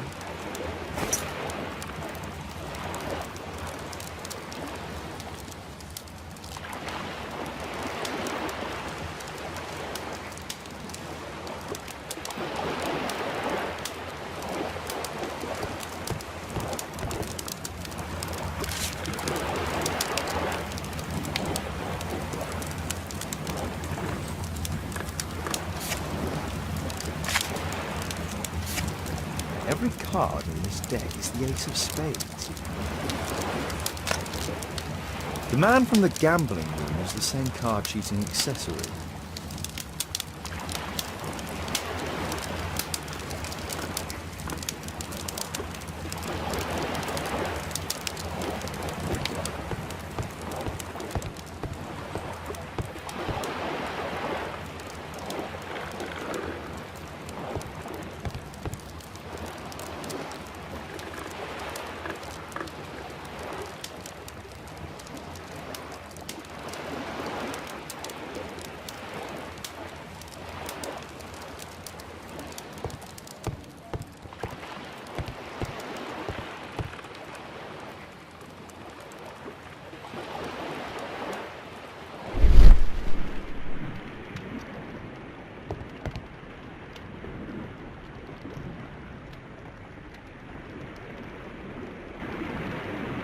crack.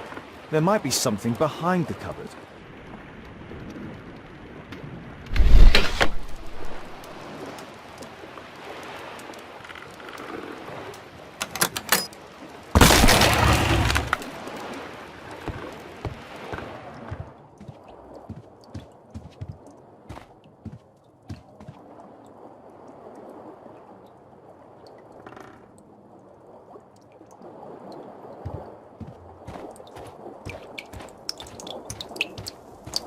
Damn, I'm late.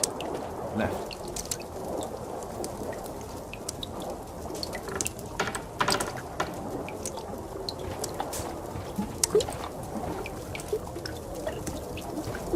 It's evident that all of these items were stolen by Jack Cole's gang. It's the suitcase belonging to that fellow with the hairlip. No doubt these things were stolen.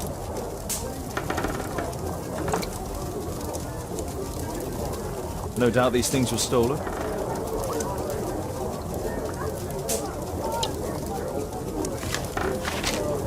Our man, most likely with his family. Our man. After moving into our new home.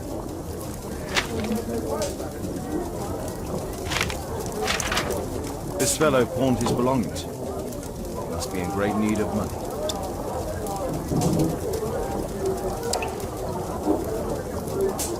Butler's pawn shop on Lambeth Street.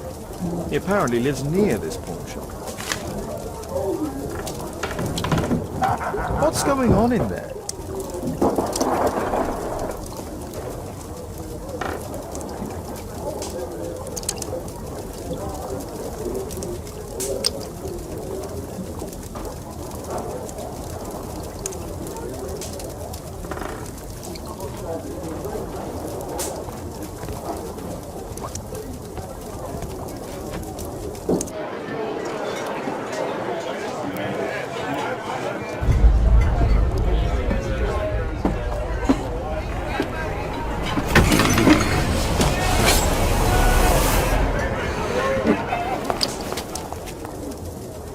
Save Orson quickly.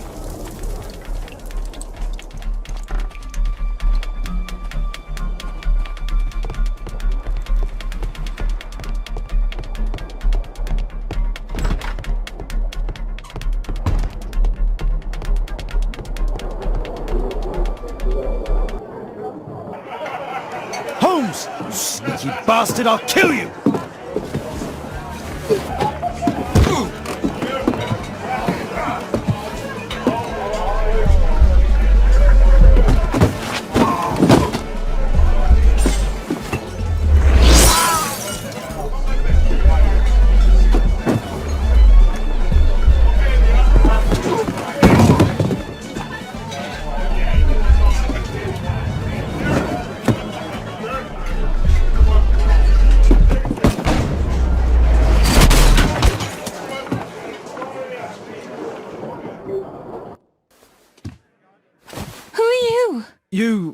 You are Alice, yeah? Listen, Holmes suspects something. What are you talking about?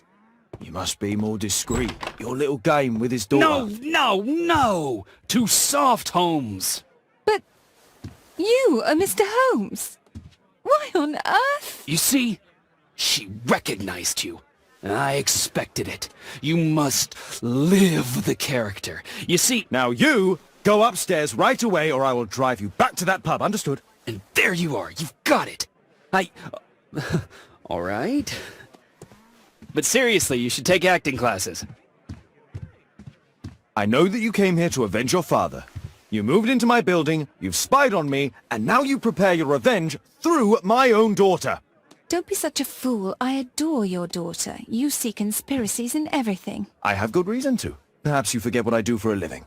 How I pity you. You mistake sincerity for dishonesty. Do you dare tell me that your presence here is accidental? Obviously not.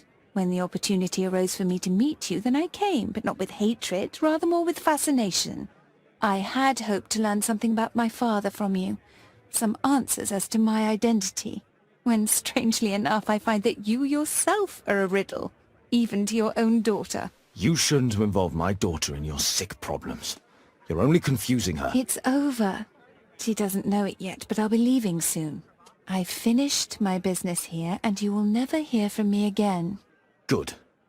But you better speak to me directly. No being furtive. I had no idea that you could show such a high level of indulgence towards the children of criminals.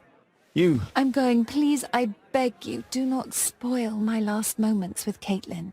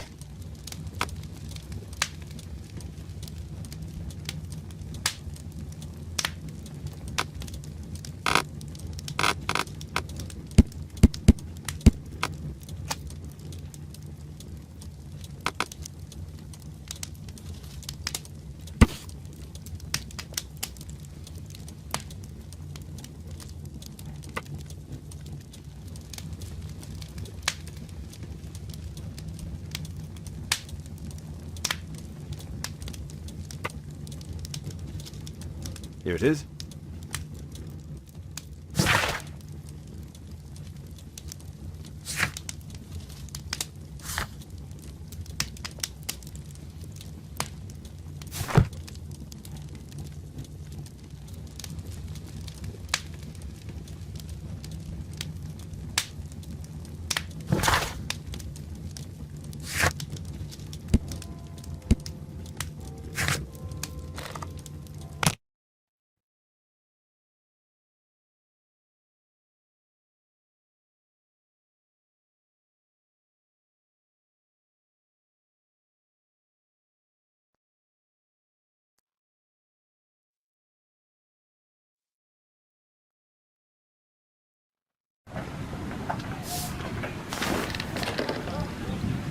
Our suspect with his family near their house.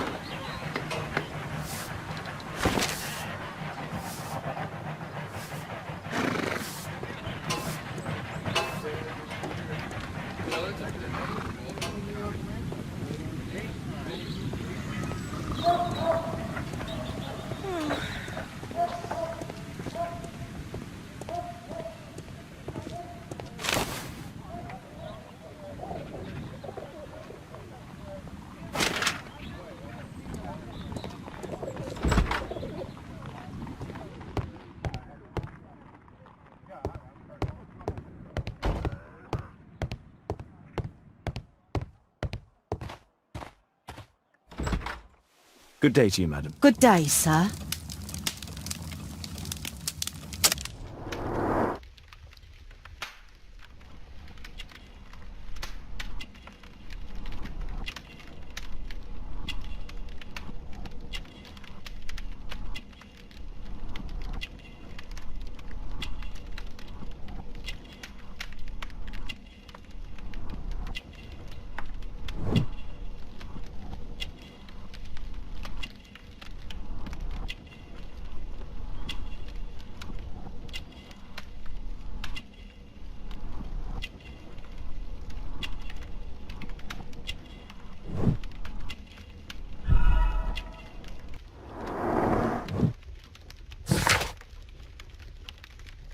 I'm here to see your son. Jeremiah? He's not at home now. Might I ask you a few questions about him? Perhaps we could speak inside. I don't know who you are, sir, but I'll have to ask you to leave right away. She won't speak with a stranger.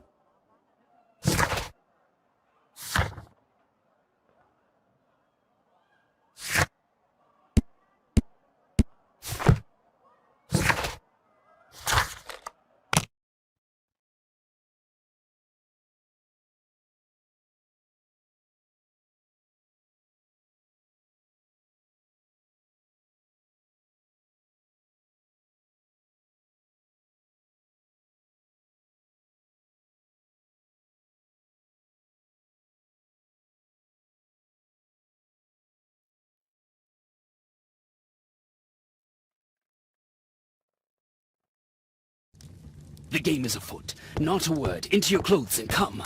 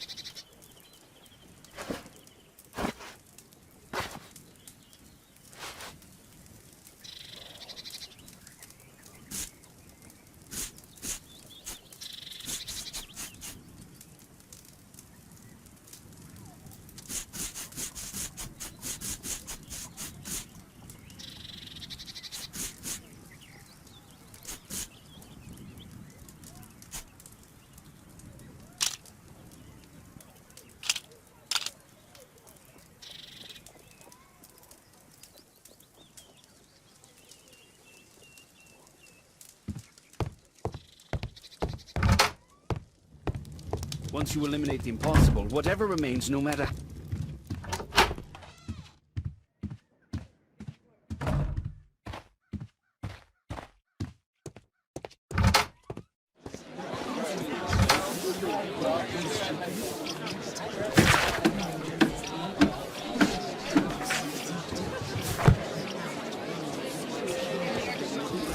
Wiggins, an exorcism. Protocol 2.5 on Lambeth Street.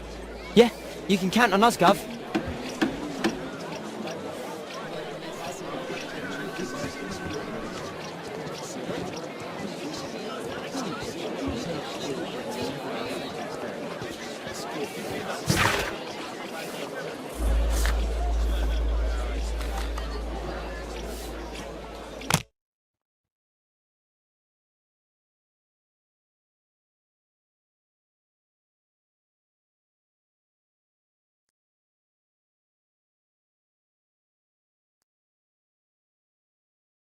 We're ready, Gov.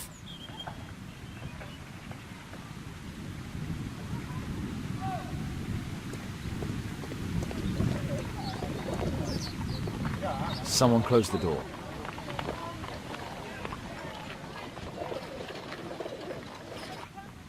I should find a way to attract the attention of Jeremiah's mother.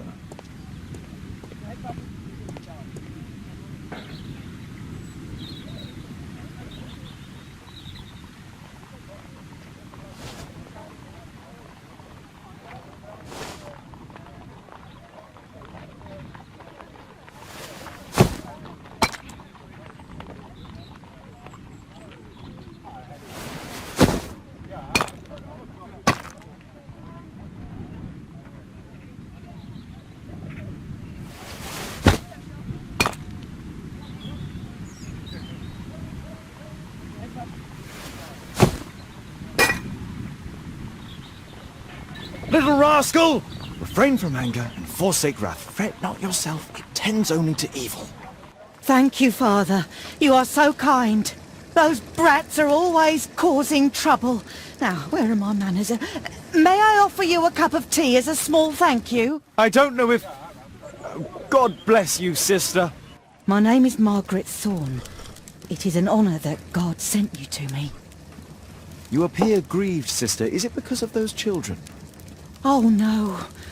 It is my son, Jeremiah. I fear that he is doing bad things, Father. How bad? I don't know. He has just become nervous and angry and rude. And he used to be such a nice boy. These days he won't spend any time at all with us. Not even with Janet, his younger sister. He hides himself away inside his room and locks the door. And he won't open it for anyone. And where is your son? I don't know where he is. He hasn't come back from last night. I'm so worried. Perhaps his absence is connected with his job. Where does he work? I don't know if he has a job, Father. I've asked him several times, but he just gets angry and won't speak. Perhaps Jeremiah is being poorly influenced by his friends. I wouldn't know. He never mentions any friends. I am afraid that he could be possessed by the devil himself. He's changed so drastically lately. He won't tell me anything and he flies into rages and shouts at me. I don't know what to do.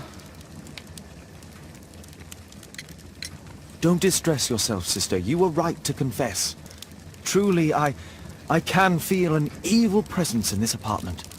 Oh, God! Allow me to search for the demon in this house.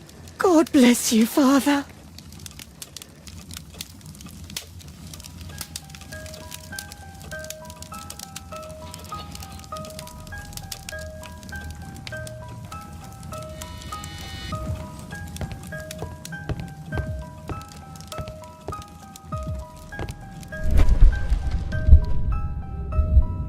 Bookcase and books, possessed wood and words, expel your literary demons!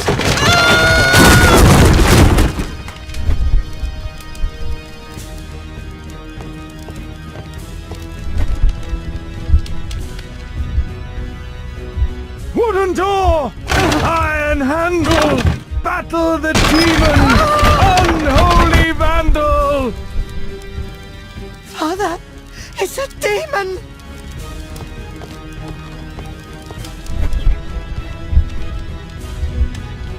Fire and flames! Better for crumpets than foul-toothed demons! Be gone and bring peace!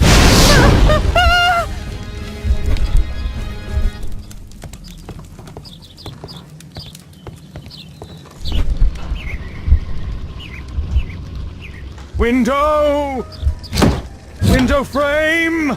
I must protect you from pain!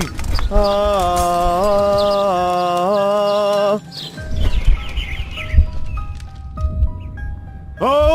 Holy Spirit!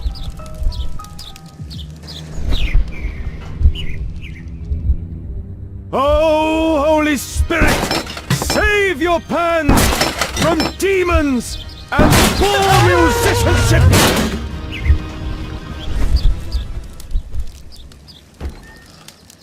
Sister, you saw that the demon has taken shelter in Jeremiah's room. I should go there alone. God save us. Sister, wait for me outside. This fight will be a fierce one.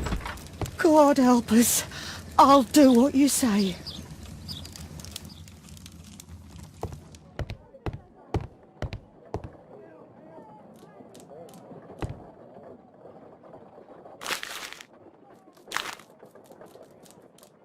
It looks as though this letter was torn up in rage. I should reassemble the fragments to read what was written.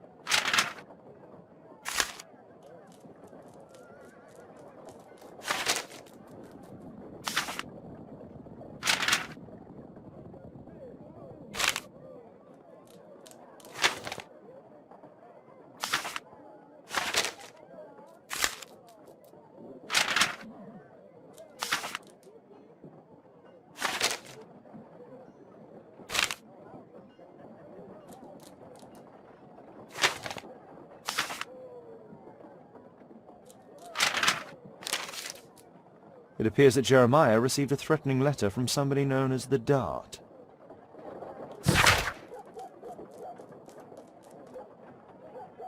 The Dart. He was at the center of a notorious case from 1888. A schematic for a homemade bomb. One of the solenoids for creating a bomb.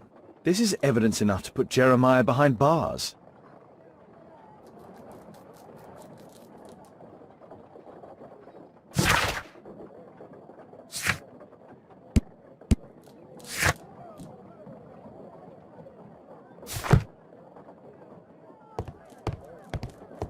Does he plan to escape from London? Does he plan to escape from London?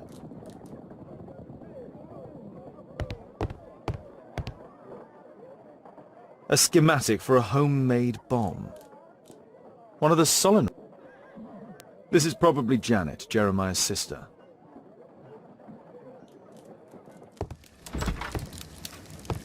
It's over. The demon is defeated. Oh, thank you. Bless you, Father. Now, pray for Jeremiah's soul and give thanks, sister. Goodbye. Lord be praised. Goodbye.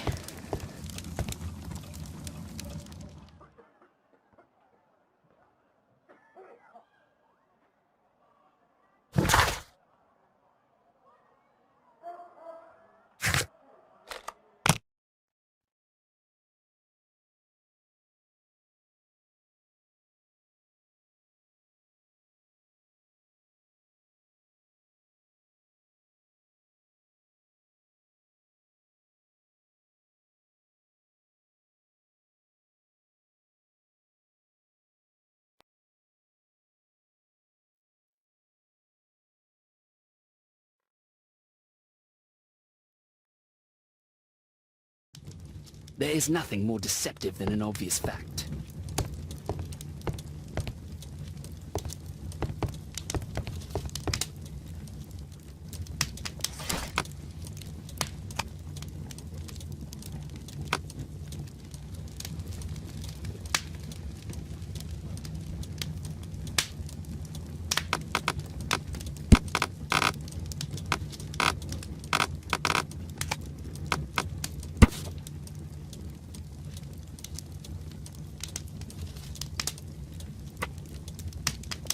Here it is.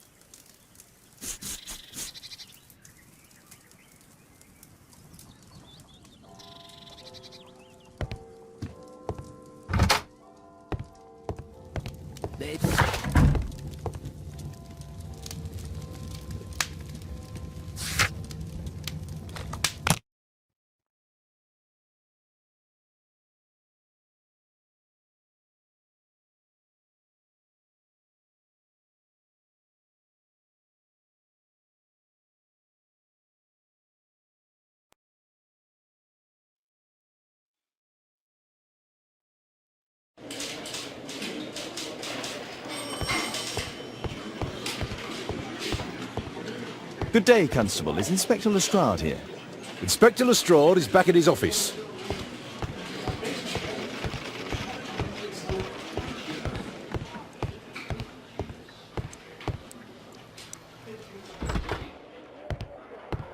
Mr. Holmes, you're still alive.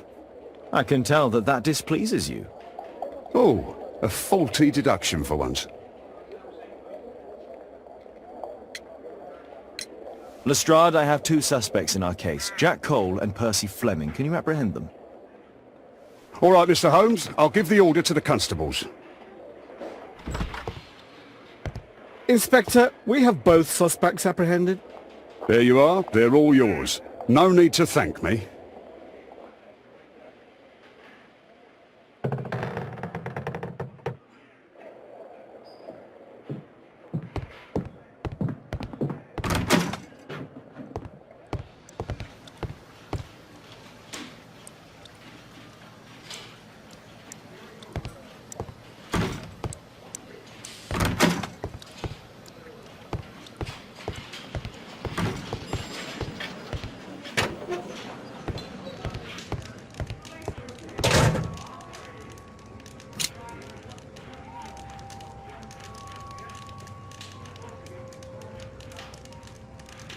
Personalized thuggery. How novel.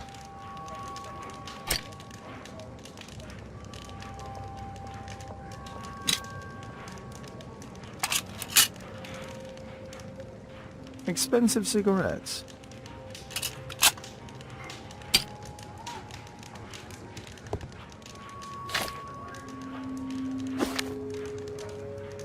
It looks like encrypted records.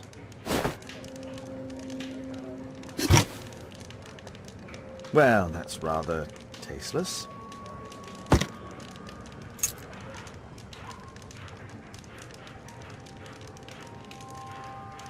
A spintria used in the brothels of ancient Rome.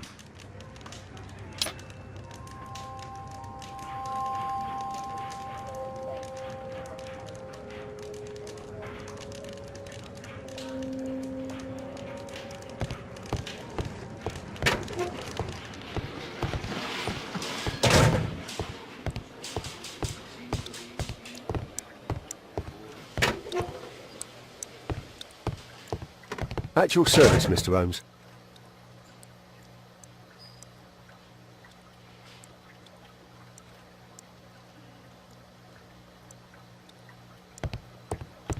Please, escort this suspect for interrogation.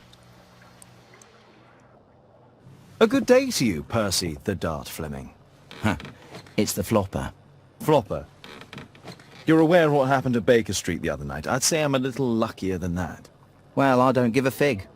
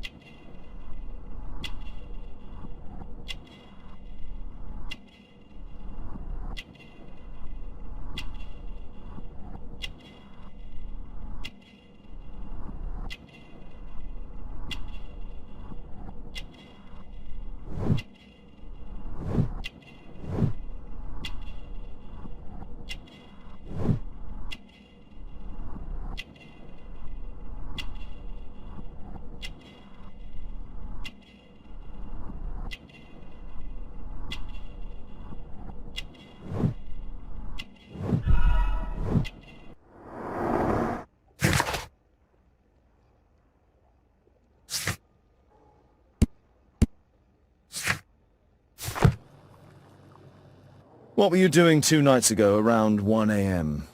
I was at the White Swan. The White Swan? The brothel that you own? That can't be counted as an alibi. What do I need an alibi for?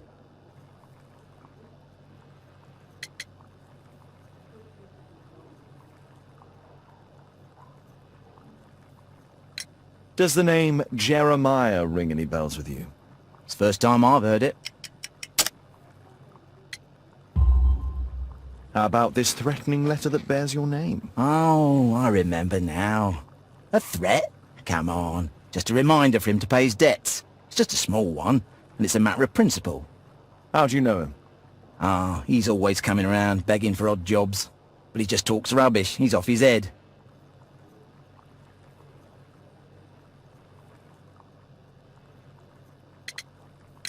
Do you have any business with Jack the Hammer Cole? I have.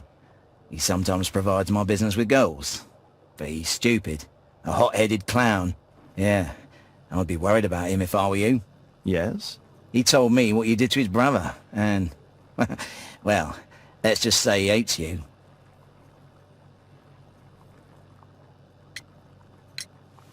What's this note? I don't know. It was among your belongings. So what?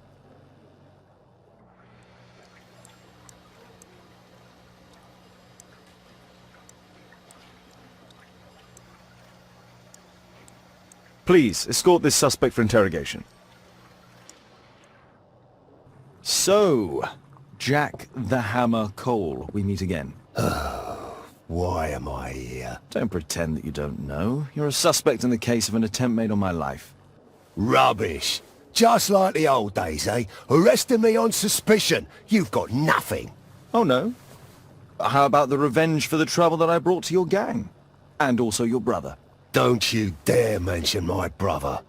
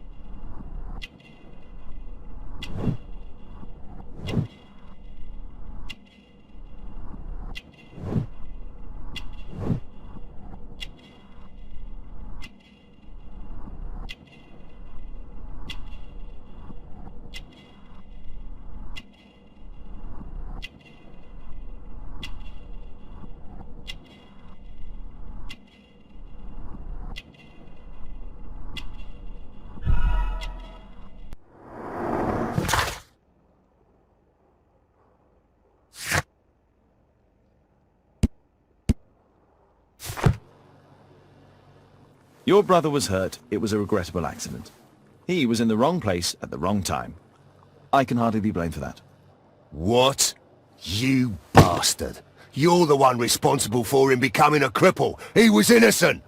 An accident, you say?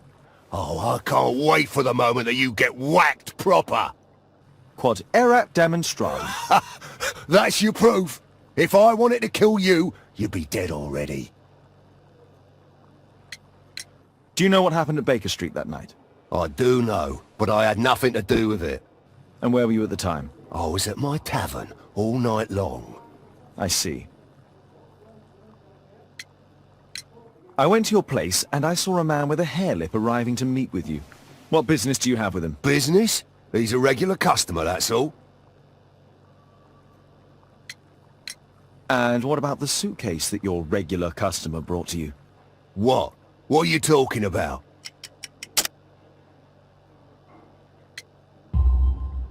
Why, the suitcase full of stolen silverware that I found in your secret room? What? How? You searched my room. It's not stolen. I often buy a lot of different things and sell them on after. It's all legal. Oh. Oh, I believe you. Tell me about the business that you have with Percy Fleming. What? I don't have any business with him. No? Oh. Oh, you supply girls to his institution. He's confessed. Well, he's a liar. Oi, why did you tell them I supply girls to your brothel? Eh?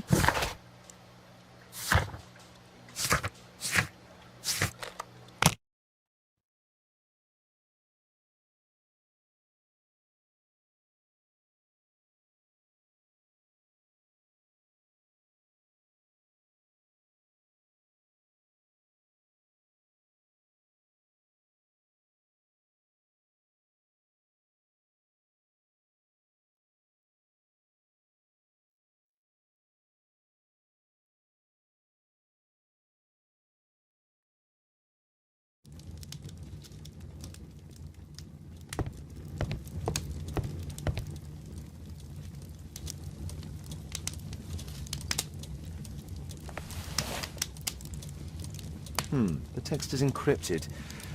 If it's Caesar's shift code, it might be easily deciphered.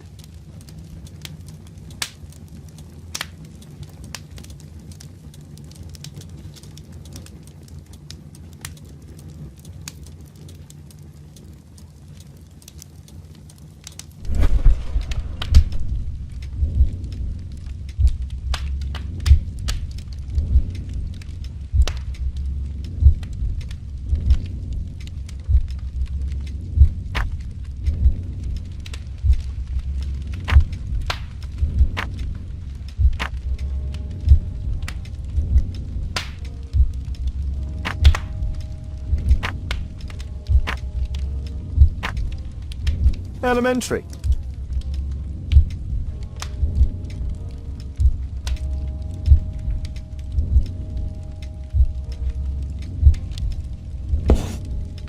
It's a notebook filled with debts. And Jeremiah's name is on the list.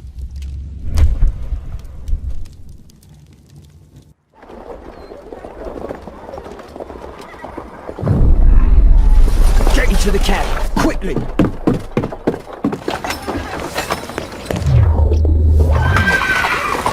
Follow that cab!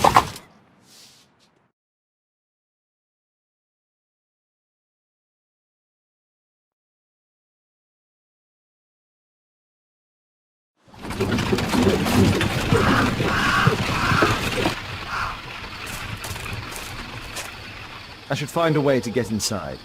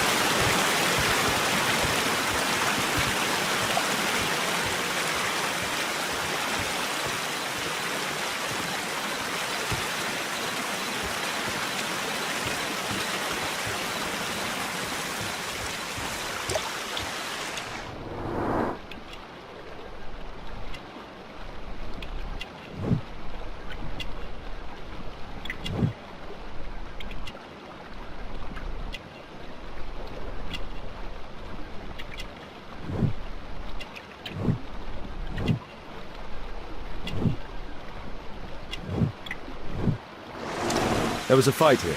Orson attempted to resist, but someone or something convinced him otherwise.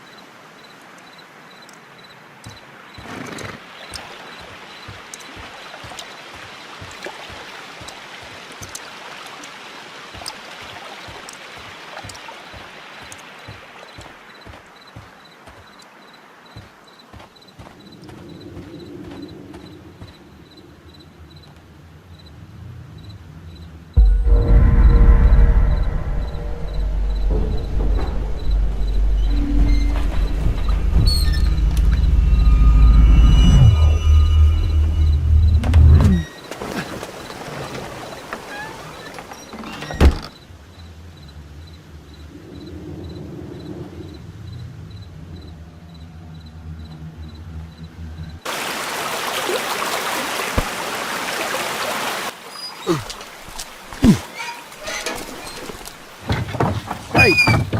But what? No!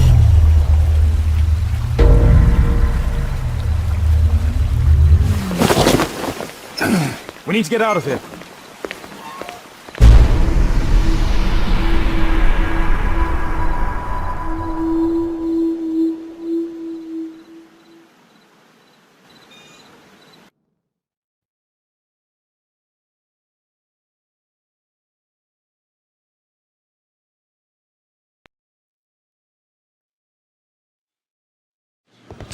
Lestrade, I'm glad you're here.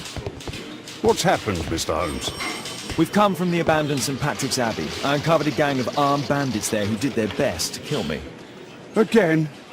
I'll send our best team to arrest them. Well, I doubt that you'll find anyone left, but if you hurry up, you might just find the spoils left over from their burglaries. I see. And I'd be very grateful if you could keep an eye on Mr. Wilde here. But Holmes!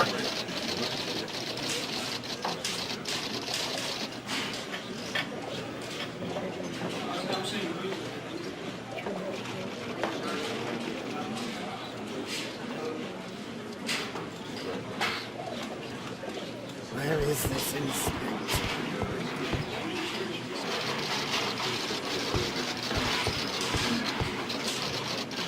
Why? Please try to remember. Yeah, the slightest detail, etc. Well, apart from the smell of those bandits who kidnapped me, nothing special. And this Jeremiah was spending his time complaining about working for the fart. I think you mean the guard. Yeah, whatever. Jeremiah said that they should all wait till the fart was released. It makes no sense, right?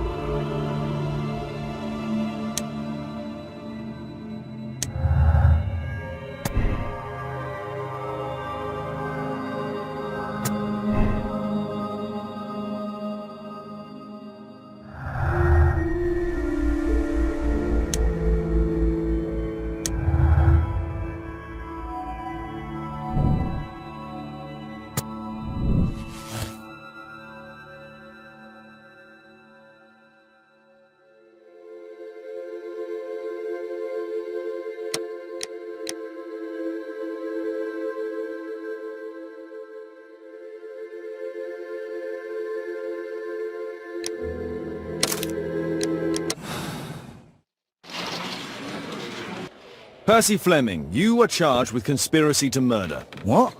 You used Jeremiah Thorne in your little game because you didn't want your hands dirtied. You're lying. Jeremiah spoke to me before he died of how you ordered him to throw the bomb and, after its failure, to abduct me. No, I don't know what you're talking about. Shut up. I think that it's perfectly clear. Attacking Mr. Sherlock Holmes is one of the quickest ways to be hanged. No, you can't do that. I'm an innocent man. Constable, take him back to the cells.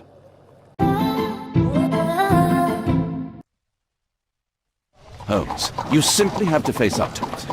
You need to have a serious discussion with Kate about her origins. I can't. No more excuses. She will learn soon enough that Alice is leaving. This other hidden secret. She will not forgive you. She does not need to know why. No? So she will blame you for Alice's departure. Is that what you want? No, I certainly... It's as Kate said, I always do the wrong thing where she's concerned. Now look here. I'll take care of your case once we're back at Baker Street. Cabby, why have we stopped? The road to the square is blocked, sir. Why? There's been a bad road accident. Oh, splendid.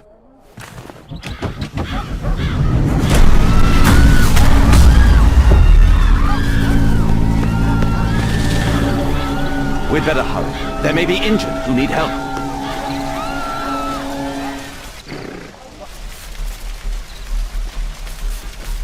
His pupils are constricted, but they are moving. He is still alive. He has stopped breathing. There's no heartbeat. I must act quickly to save him.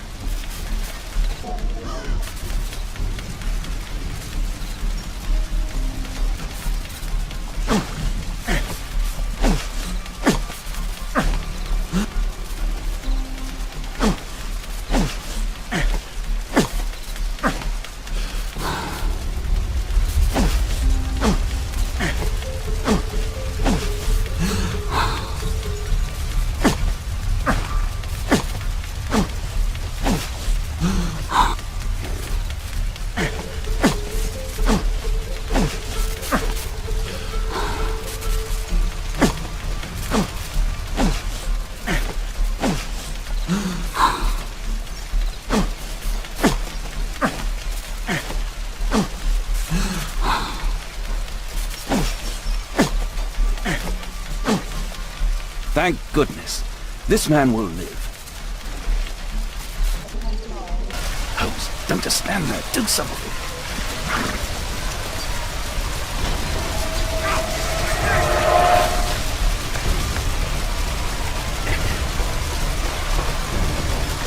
Please move to it.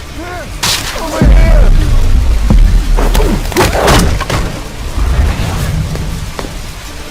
I would have died if not for you.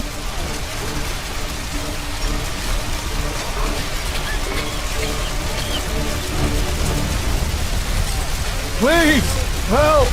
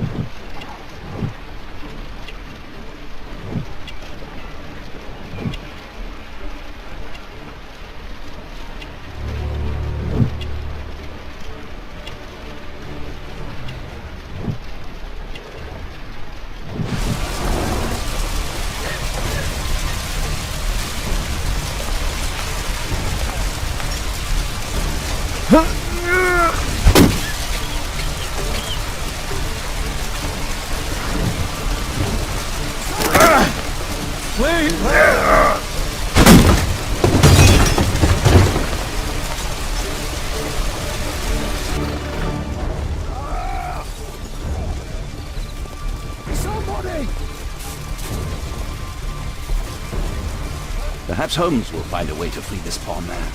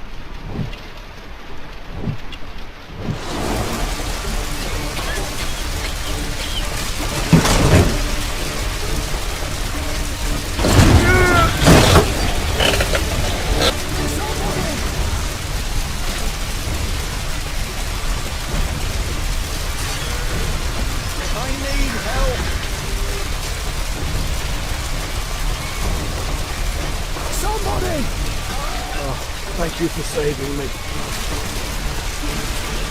Don't worry, I'm okay.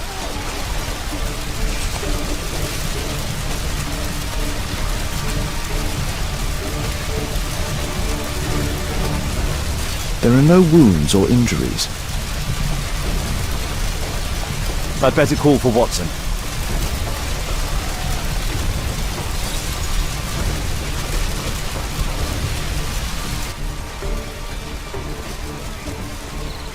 Please help me.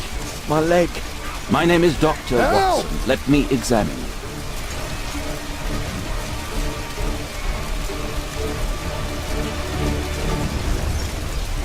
No bones appear to be broken.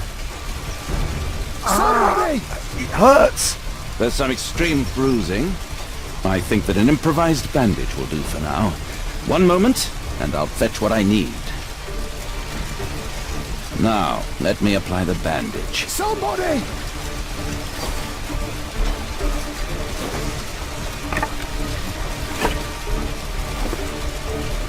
I need something else besides rope. Help!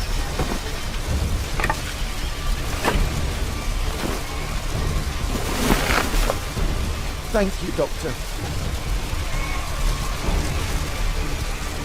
Help! Oh, what a terrible accident! Thank you, Doctor. Somebody!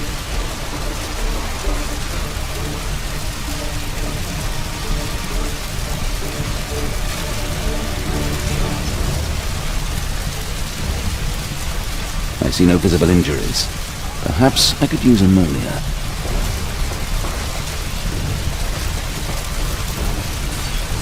Oh, my head.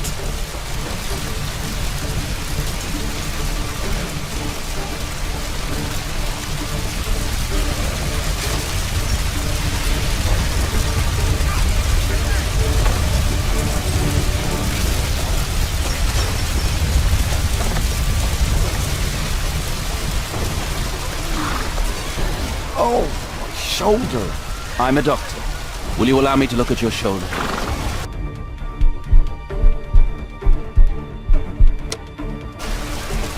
Thank you for your help.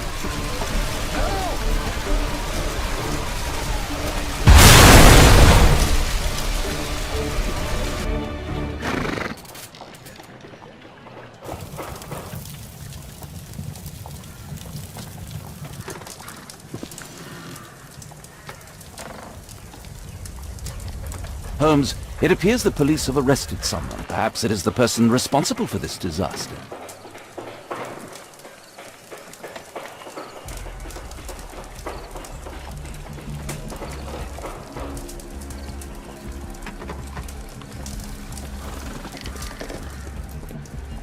Let me go.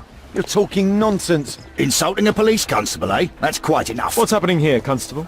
Mr. Holmes, this gentleman here is the fellow who built the scaffolding which collapsed and caused this accident. That ain't true.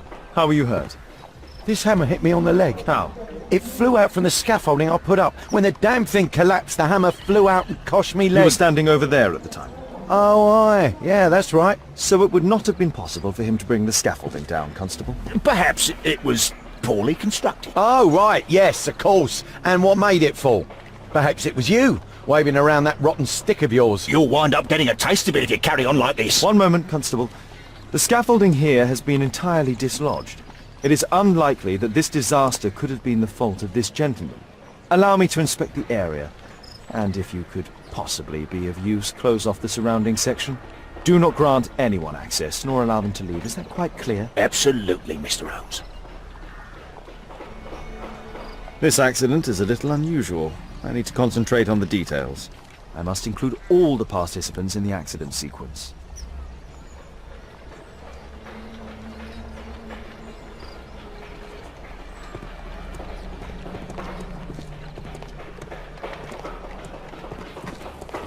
This cab hit the scaffold and caused it to fall.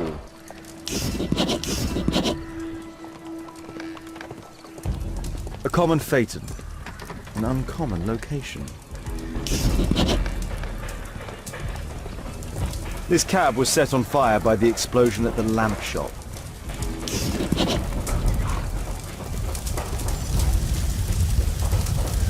A dead driver. Another victim of the explosion. A dead driver. Another...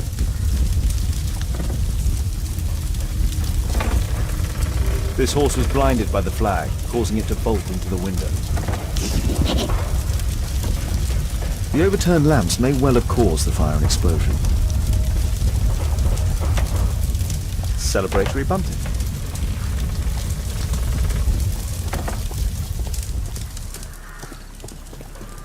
Might I ask you some questions regarding the accident? It all happened so quickly. There was an explosion and my horse startled and threw me back against those wardrobes.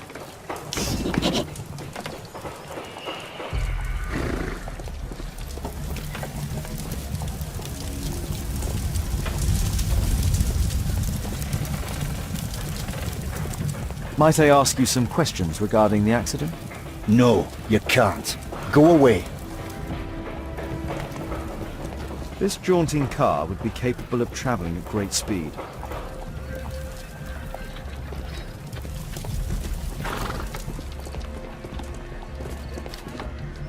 Good day to you, sir. Would you mind answering some questions? I'm investigating this accident. Are you the driver of this cart? Yeah.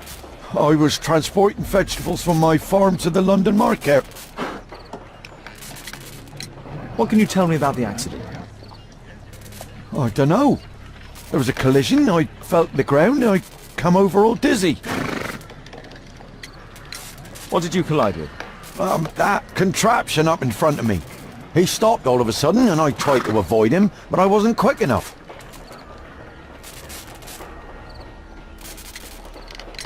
Do you have any idea what might have caused this cab to stop so sharply? No idea.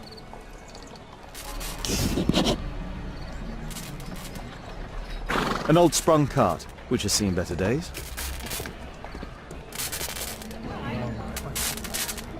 The old gas lamps in this square have been upgraded to electricity. The old gas lamps in this square have been upgraded to electricity.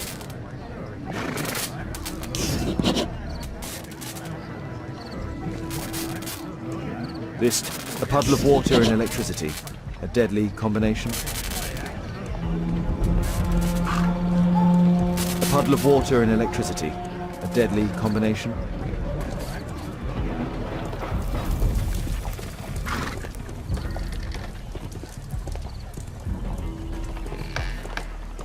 The pumpkins fell here after the sprung cart collided.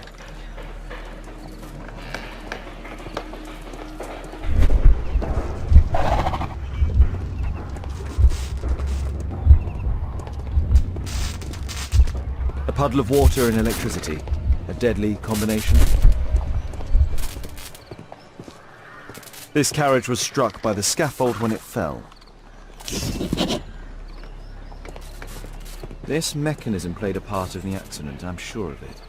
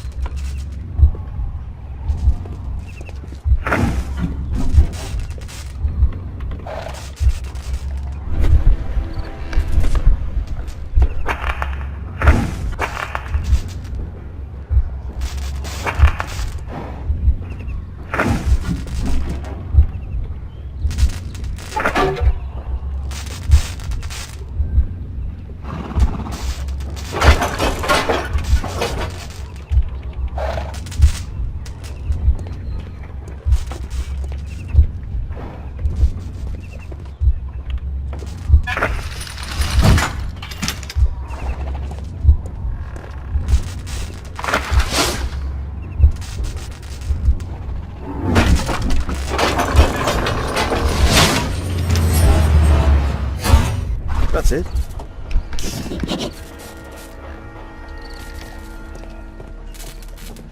This carriage was struck by the scaffold when it fell. Might I ask you some questions regarding the accident? Please. Not now. I'm in shock. My poor leg. What do you make of this accident, Holmes? Mr. Holmes?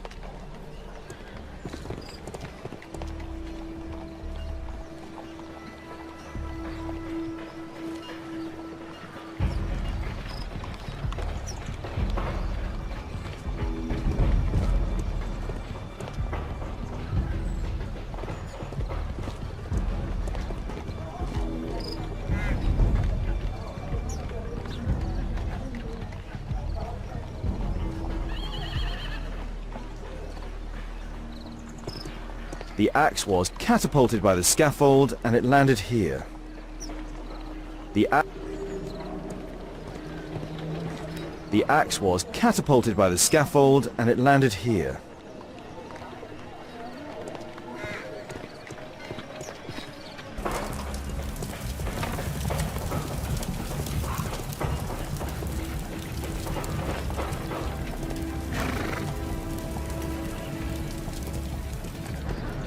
Those wardrobes fell like dominoes.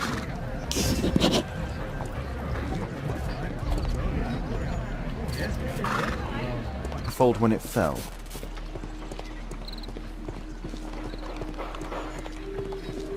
The rope holding the bunting was torn apart. A large section of it is now missing. I believe I've enough information about this accident. Now let's recreate the sequence of events.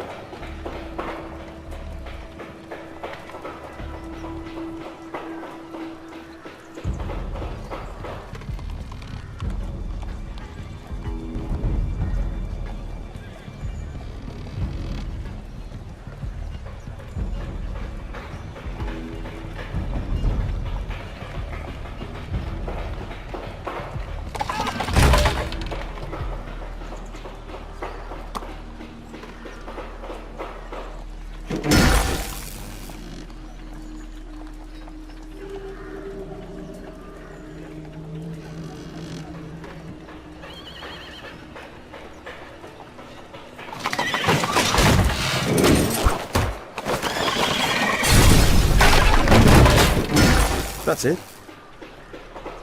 The technical cab's sudden halt caused this disaster, but the lamppost fell down afterwards. So why did the cab stop?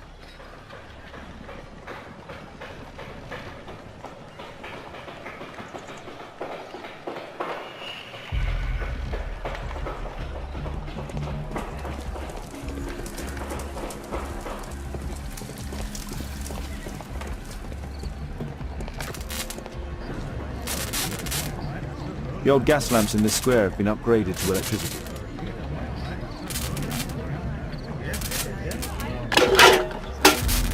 I won't be able to release it with my bare hands.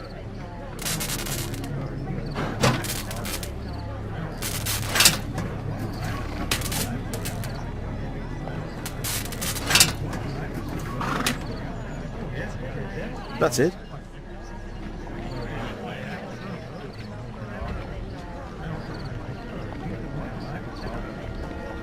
There's a metal strapping. There's a metal strapping.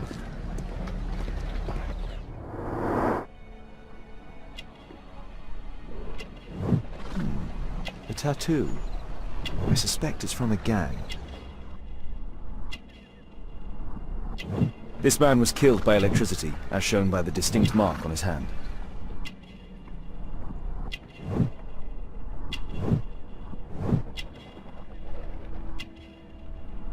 This man was armed with a revolver.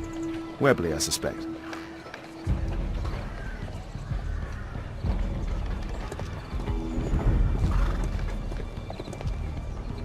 This crank has been turned.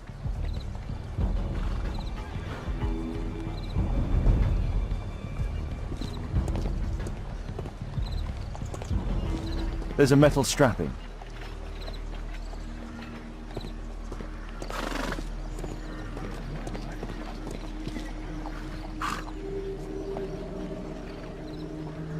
Some kind of solvent. A piece of fabric drenched in solvent.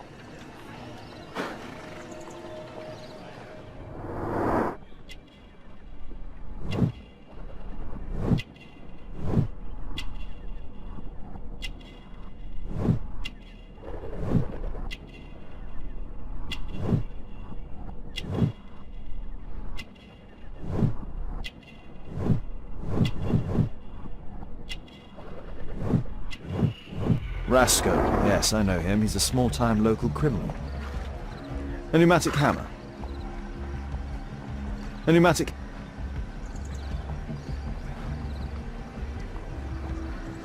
Some kind of solvent.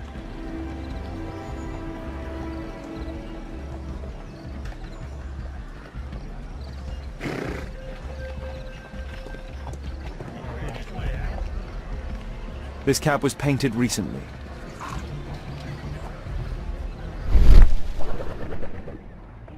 There is some text underneath the paint here. Could be important. I'll need to find a way to remove this fresh paint.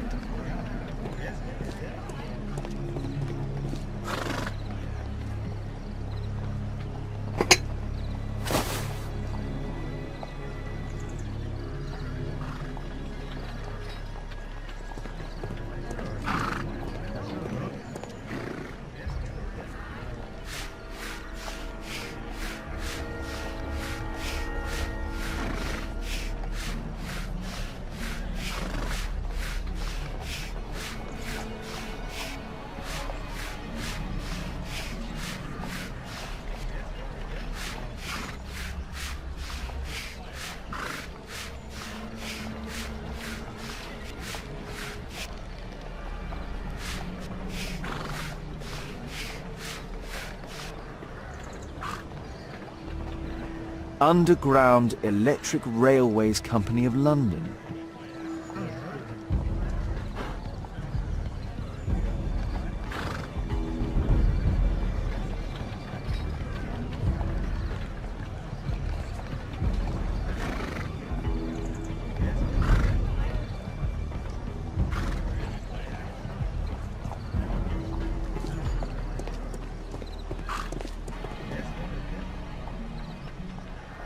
Mud. Oh, smells bad.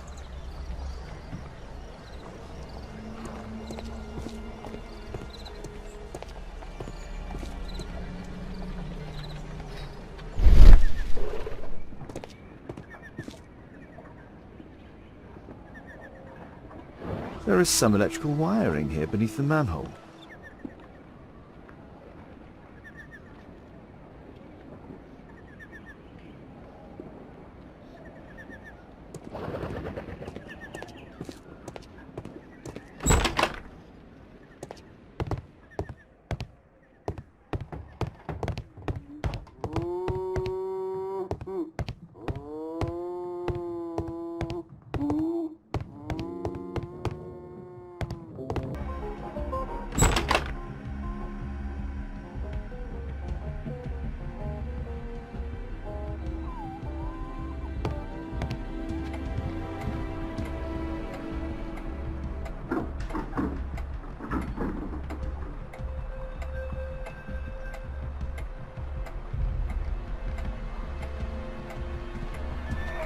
I've not seen such a device before.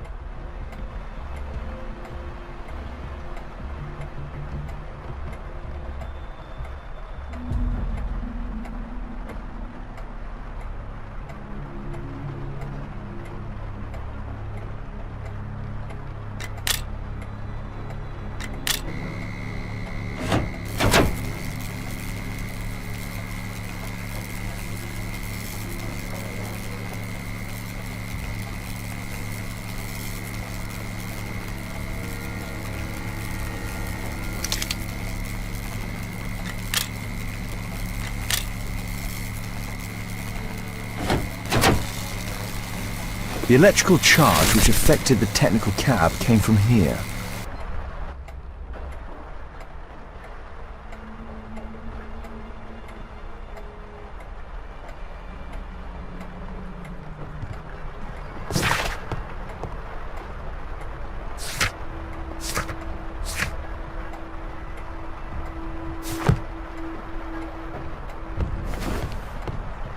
I can see the technical cab very well from here.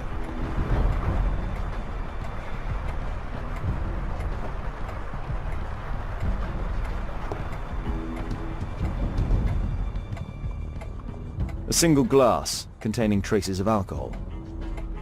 An open bottle of cheap wine.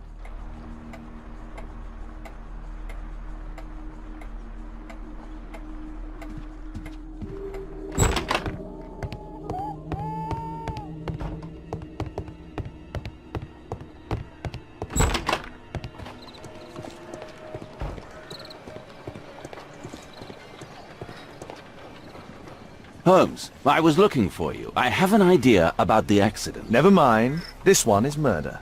What? What? You? You're the murderer, You're eh? off your head. Are you sure, Holmes? Oh yes. A murder and an accident, because the killer, by electrocuting the cab, created this chaos. And so this multiple crash is now our great chance. Our great chance? Of what, Holmes? The culprit could not have planned for this to happen, don't you see? And it is possible that he is still here due to the prompt arrival of the police. Now I see 5 men who could be our murderer. Let us take a look at the map.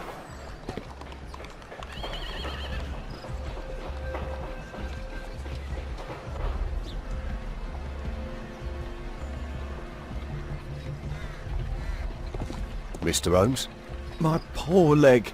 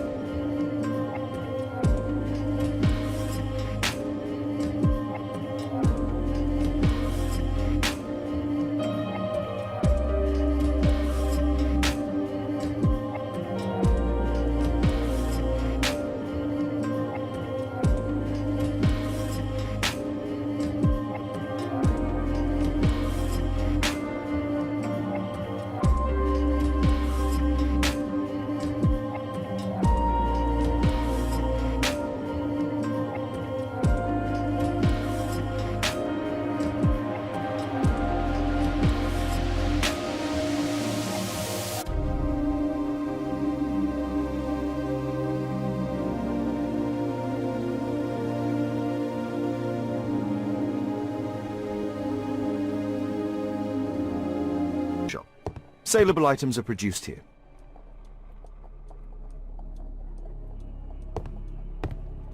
Mud. Oof, smells bad.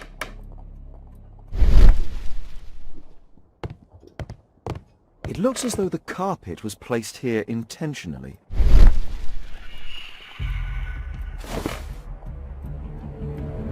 An old access point to the sewers.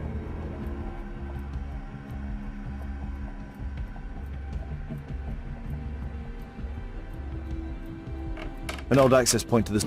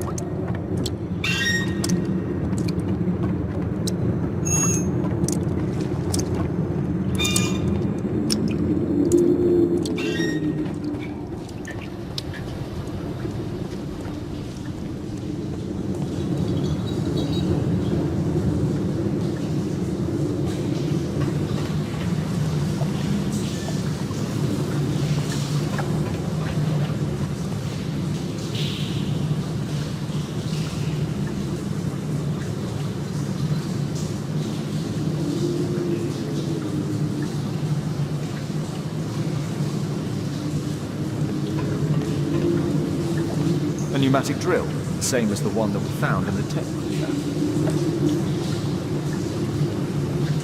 A pneumatic...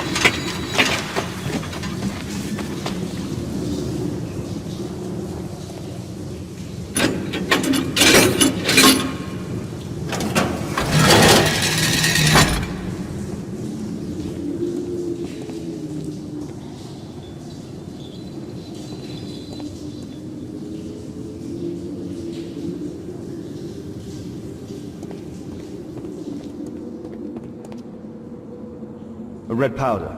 Given the circumstances, most probably iron oxide. Or just rust. Metal powder. Looks like aluminium.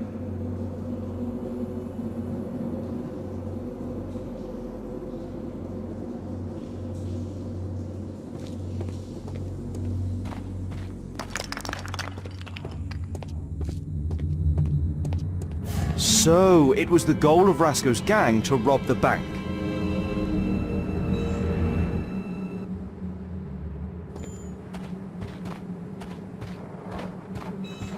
The thieves have opened almost all of the deposit boxes. They must have taken a great many valuables. This vault belongs to the Bank of England.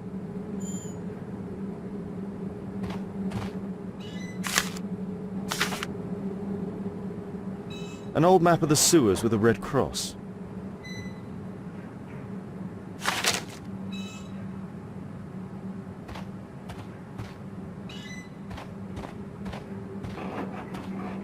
The thieves have opened almost all of the deposit boxes. They must have taken a great many valuables.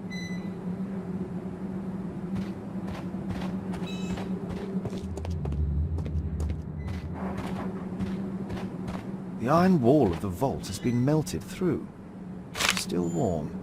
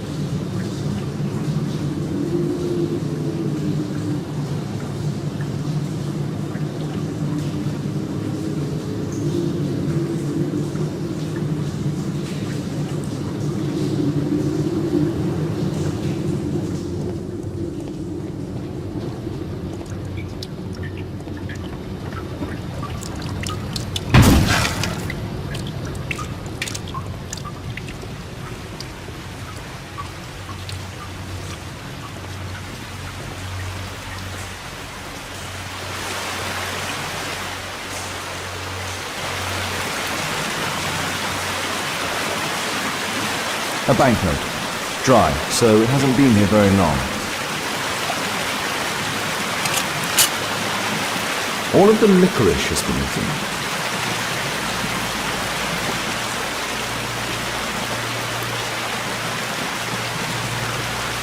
Murad, quite a popular brand of cigarette.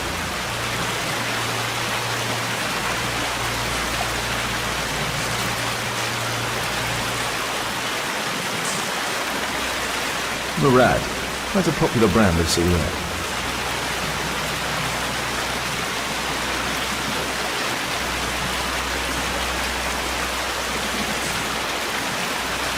This cigarette stub is dry and was discarded fairly recently. The tobacco's aroma is still strong. It's sweet and nutty.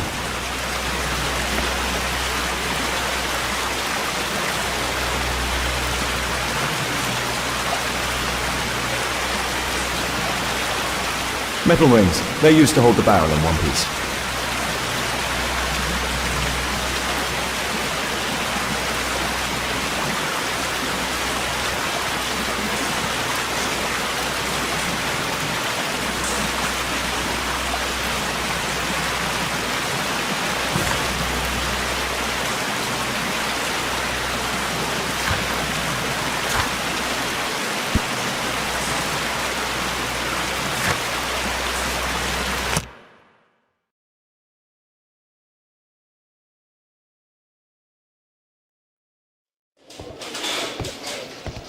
Ah, Mr. Holmes, we have a slight problem. What happened? One of the suspects, Mr. Reginald Butcher, has escaped. It was after we asked him to put his belongings in the evidence room. I'm sorry. How did he escape? He hit me in the face. Took me by surprise, you know, otherwise I... Of course. That's all? Just before he left the yard, he shouted, "Sorry, I'll come back later." Sorry, I'll come back later. He could have said that without punching me. Is Inspector Lestrade here? No, he will be absent for a couple of days. Can we keep this incident between us?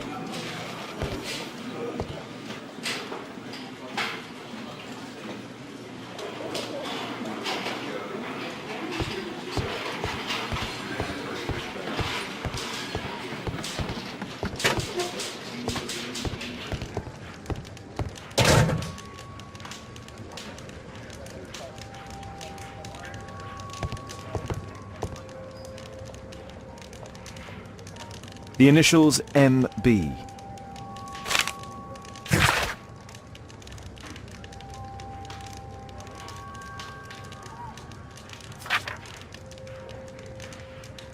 Reginald Butcher had problems with his job. This pen is an expensive one, but it isn't new. Reginald Butcher is fond of sweets.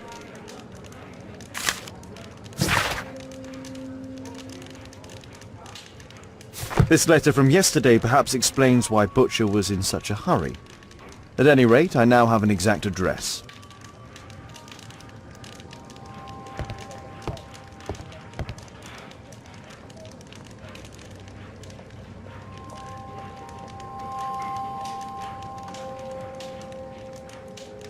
Murad, quite a popular brand of cigarette. Thick leather gloves. They're probably insulating. Whiskey. Of poor quality.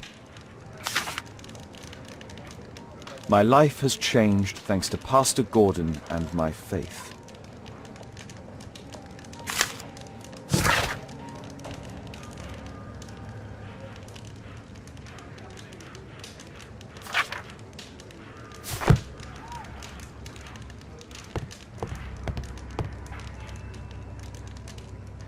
Electrical wires.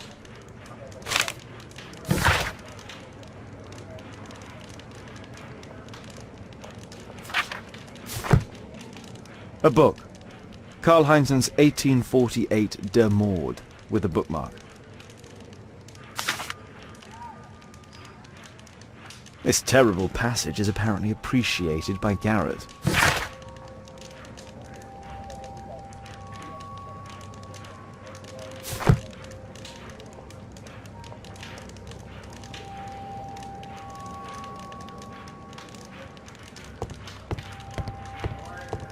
The belongings of the victims, Rasco and his acolyte. A normal pocket knife. Rasco is fond of licorice. Huh. The licorice was found both at the sewers and amongst Rasco's belongings. A standard deck of playing cards.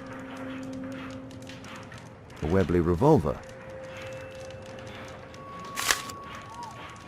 A police report about Rasco. He's only a minor criminal.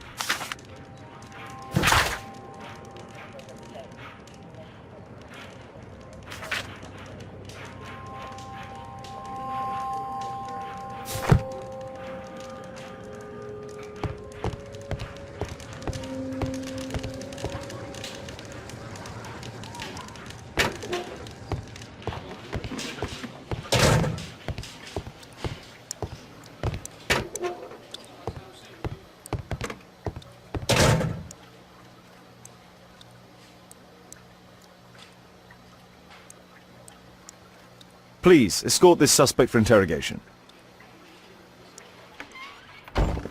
Good day to you. My name is Sherlock Holmes, and I am assisting the police with their investigation. I'm Benjamin Fowler, and I was arrested by mistake. I swear it. You have not been arrested, Mr. Fowler. You are here as a witness. Oh, but I saw nothing. I swear. Let me go.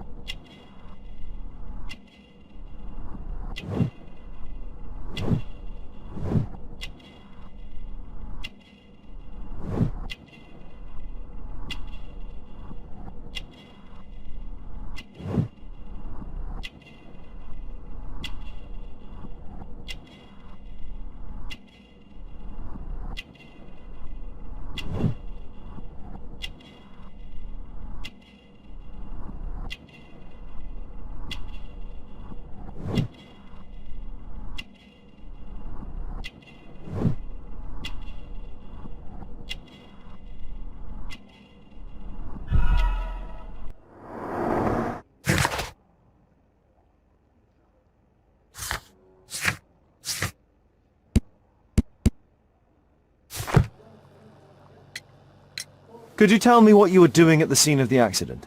I was working on the square's statue. I work for the council, I swear it. Do you ever work with electricity? Yes, sometimes. I repair electric lampposts, but I'm not a specialist. I swear it. It's new, isn't it? And complex, and dangerous. I understand. Mr. Holmes, I know you're a great detective and you understand me, so please let me go. I know nothing, I swear... Yes, you swear it, I know. Mr. Fowler, does the name Rasco ring any bells with you? First time I ever heard it, I swear.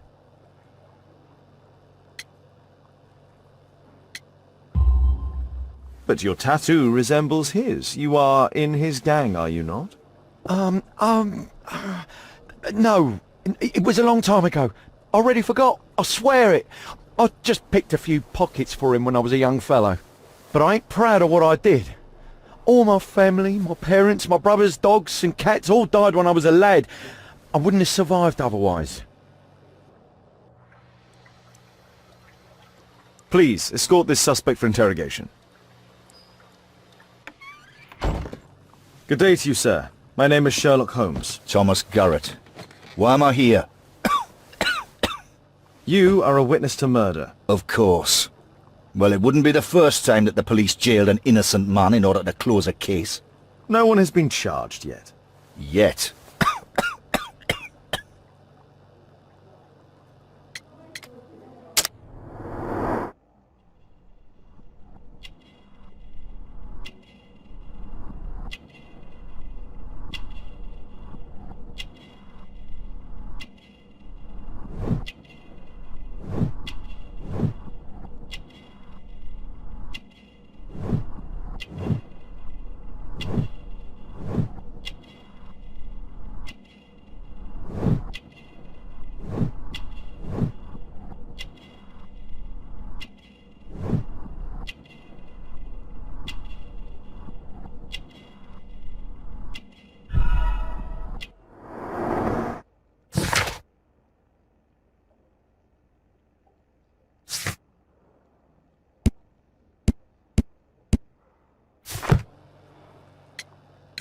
You have a severe cough. Are you suffering?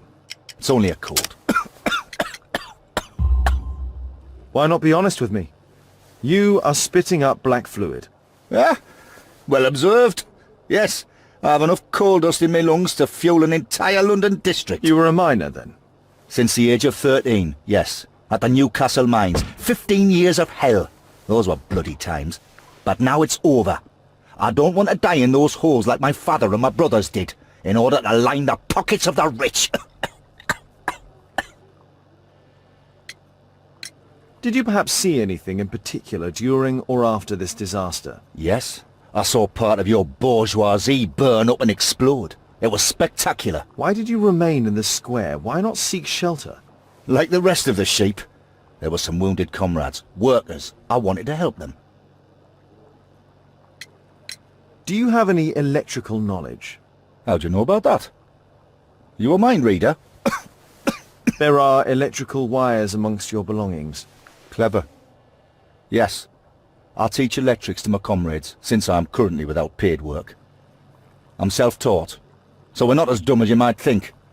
And I don't want to work for bosses anyway.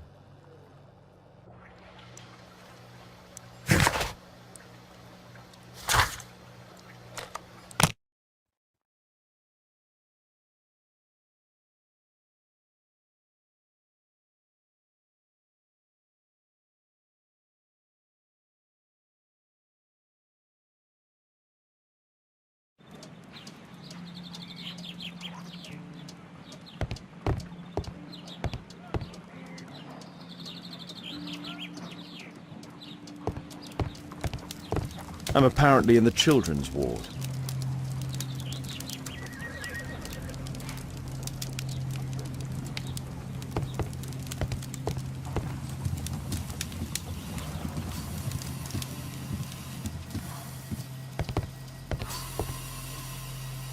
Merrill Butcher.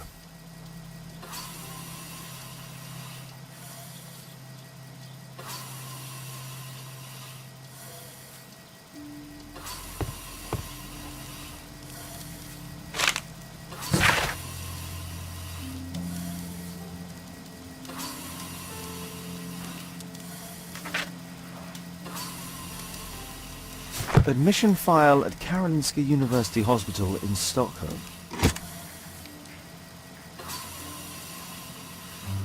A young woman lost her life. Mr. Butcher's wife.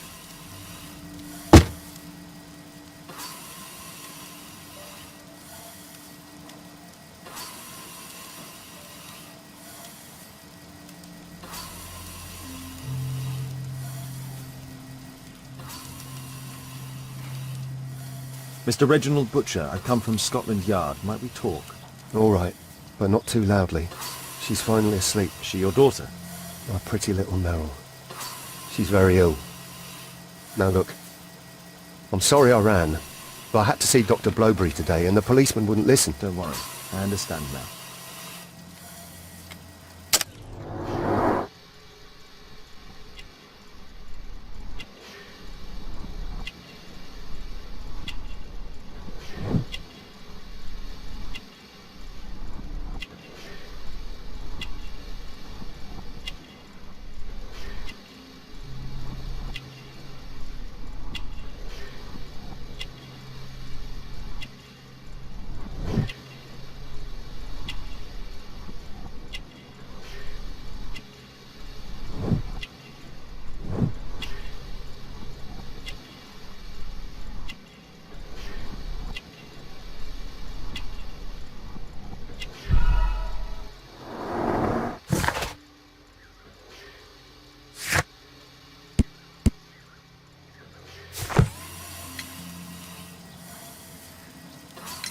Can she be cured? It'll take a long time, but I'm confident that we'll win this fight. I can't bear to think otherwise. Yes, probably just a question of money. What are you talking about? It's a question of willpower, and my daughter will win. I do hope so. Although the treatment at the Karolinska University Hospital is very expensive. Yeah, it's our only hope. Thanks to the good Dr. Blowberry, she finally has a bed. We're going out next week. It's our last chance. Do you have children? Yes. I have a daughter too.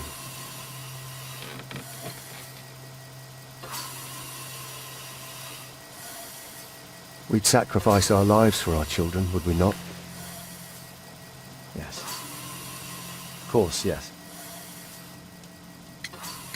What do you do for a living, Mr. Butcher? I work at the office of the Underground Electric Railways Company. Then you must be familiar with electrical devices. I am indeed. Why do you ask? It is of no consequence, but tell me, what are the reasons behind the problems you're experiencing at work? Problems? What do you mean? You have already received a written warning. Yes. I'm often late to work. My boss doesn't understand my situation. It's difficult since my daughter became ill. I see.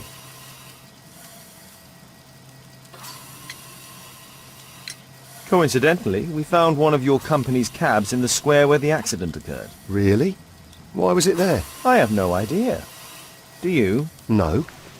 But a week ago we had a technical cab stolen, along with its tools. Do you think that could be the one? It's possible.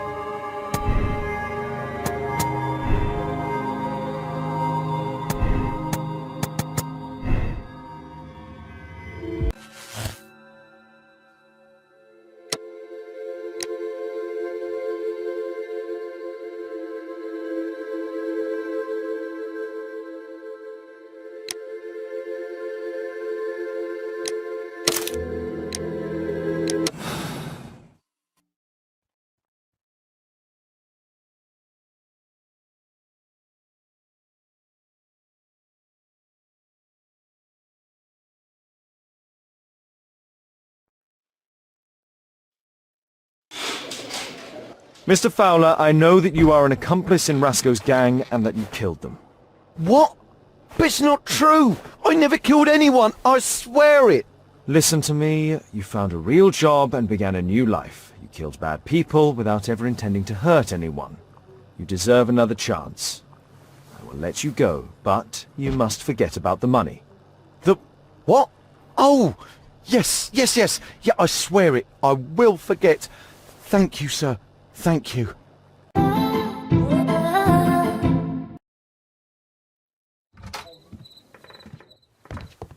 Holmes, at last you're back. We can't find Kate. What?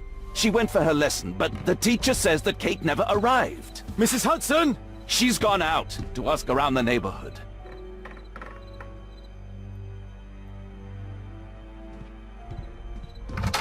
Kate! Are you here? Kate!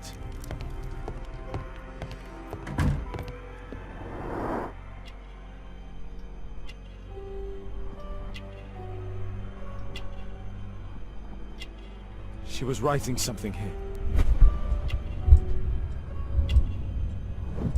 Kate took her diary. What happened here? Why would she take her suitcase? Why was it left open?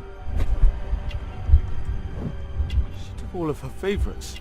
Kate packed her things and left. I don't understand. What's that? The sound came from Alice's room.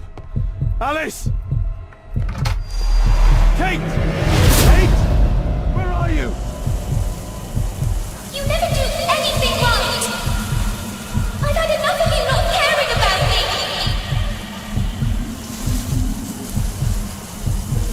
You don't understand anything! I wish Alice would have known me!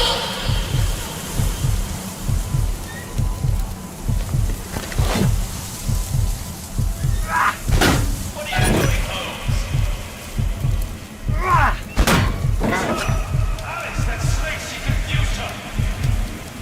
What?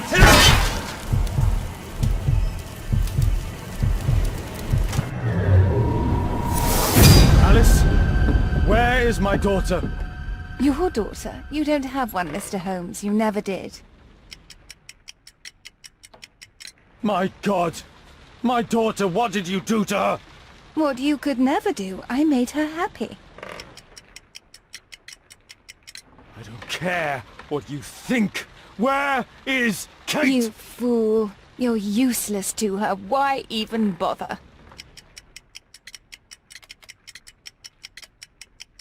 Holmes, this is useless. She won't talk. I'll make her talk. We don't need her. Just use your skill. I'll take care of her.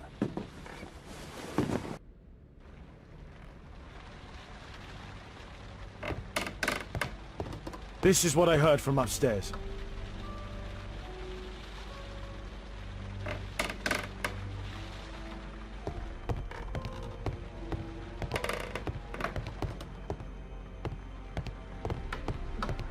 I remember this place from my last visit. It's different now.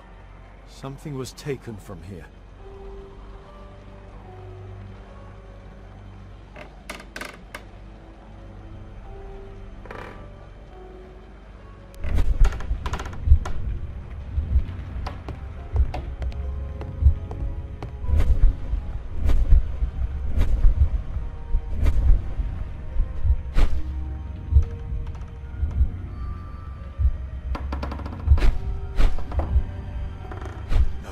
Choice is not entirely correct.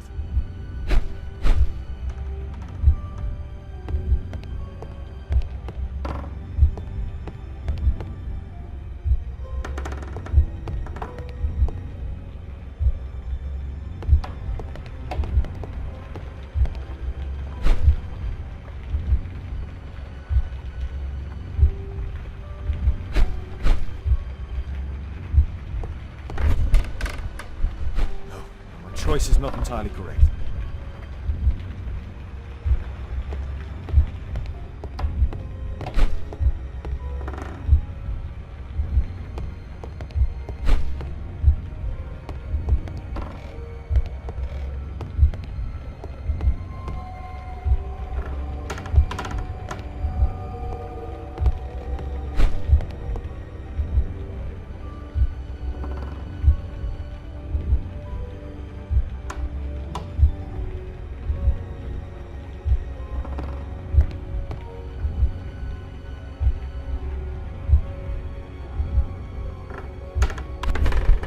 portrait of Alice's father, William Hamilton, and some items required to conduct a séance are missing.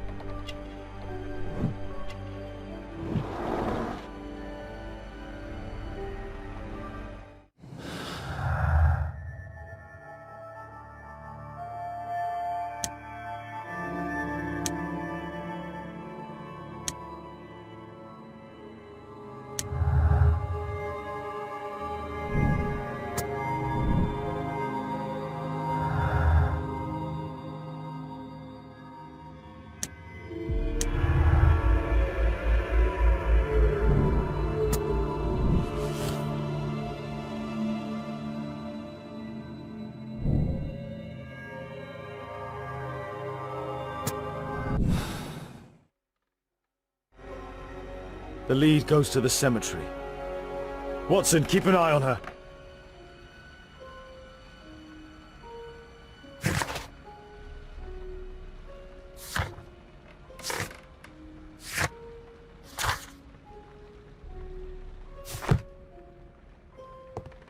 This will not change anything, Mr. Holmes.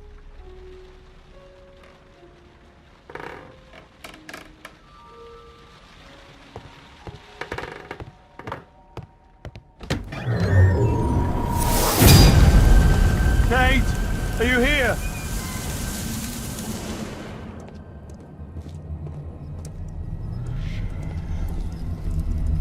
Kate, what did she do to you?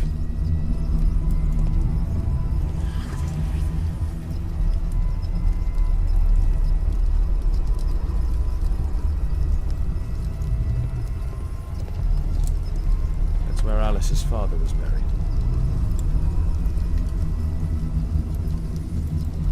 Alice brought them to perform the ritual. Those candles have been alight for almost 3 hours.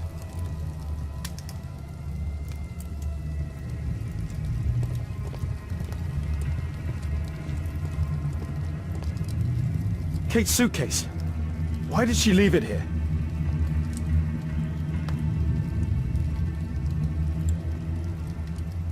Kate's diary.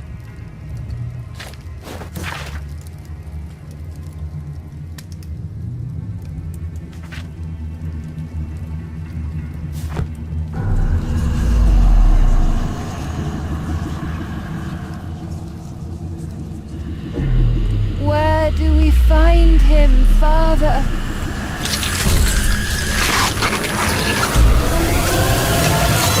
Alice, my daughter. Alice? I know the answer to your question.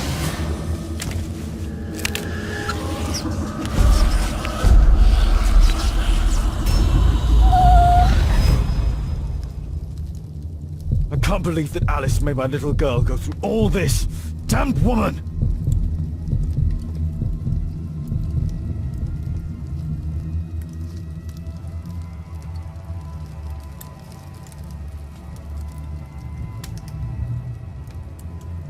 Earth-digging giant. Trampled by feet. On the crossing of 4 others. Find the crypt. Go to the old cemetery.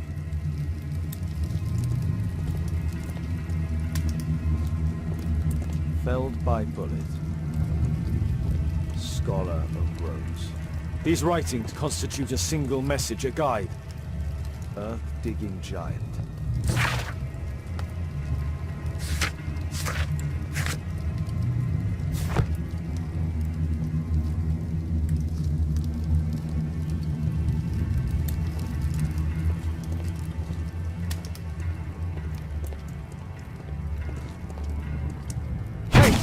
Kate! Oh my god. It's Alice's father, mummified.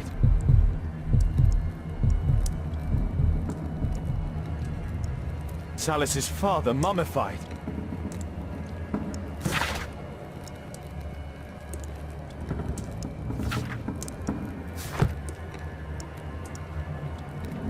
Alice sleeps here.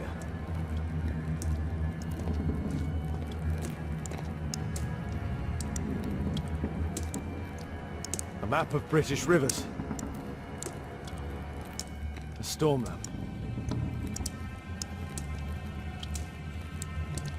Madame Destiny. Alice keeps her father's belongings in this room, even the canteen from his boat. Alice is not merely peculiar, she is mentally ill. I hope Kate didn't see this. This witch. Alice, she brought my daughter even further. They followed this direction in this message. They went to the old cemetery.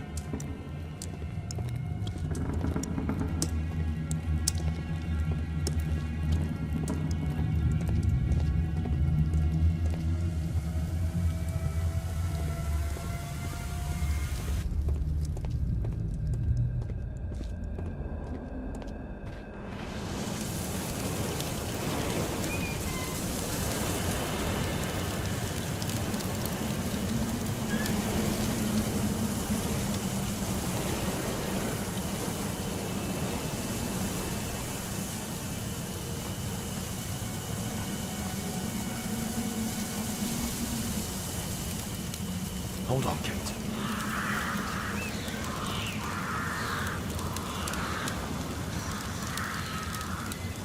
I need to recall some facts about certain famous people buried in this cemetery.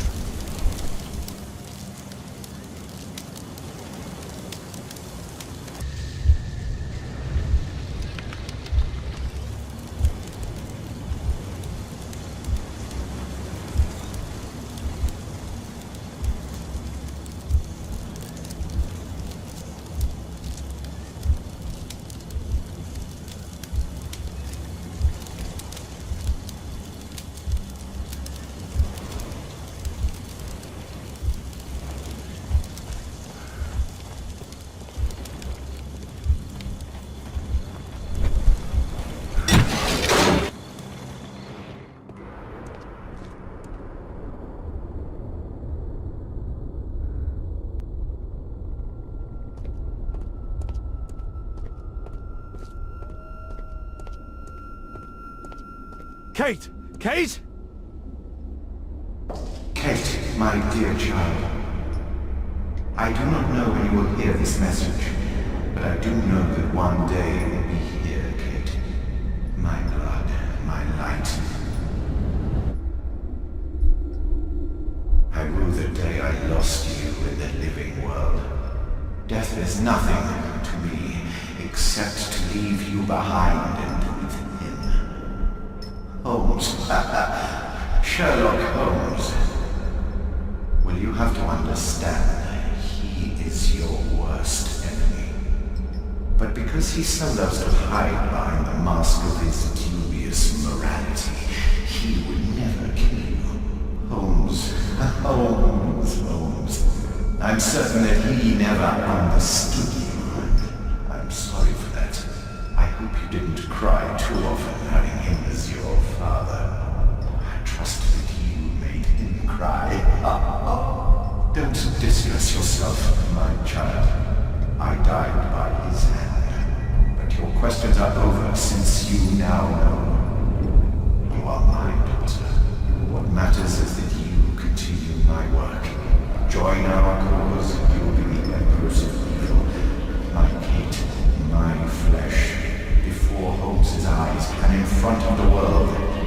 Kate Moriarty has arrived.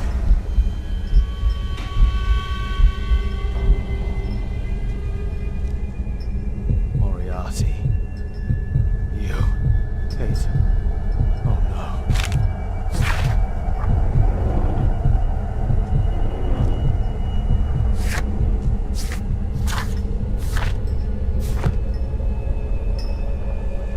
Young Kate and her father. The dynamics of an asteroid. Work by Professor James Moriarty.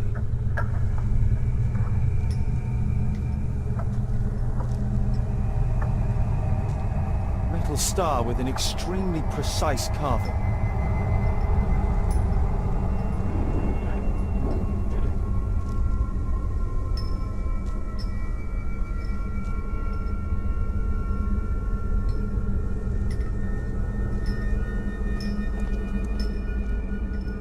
That's a ribbon from Kate's hair.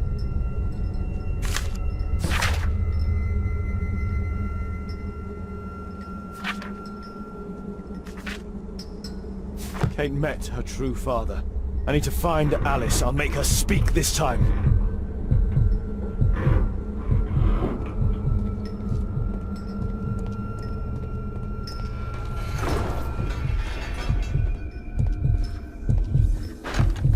It's blocked from the outside.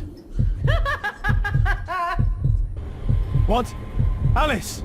Accept your death, you fool! You witch! Let me out! Free Kate! Come back, witch!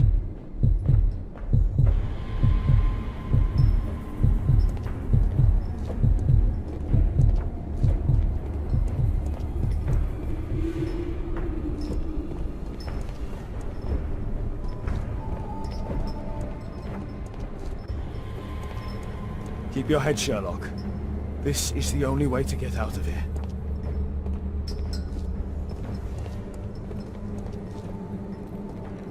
Moriarty must have set up an astronomer's riddle here.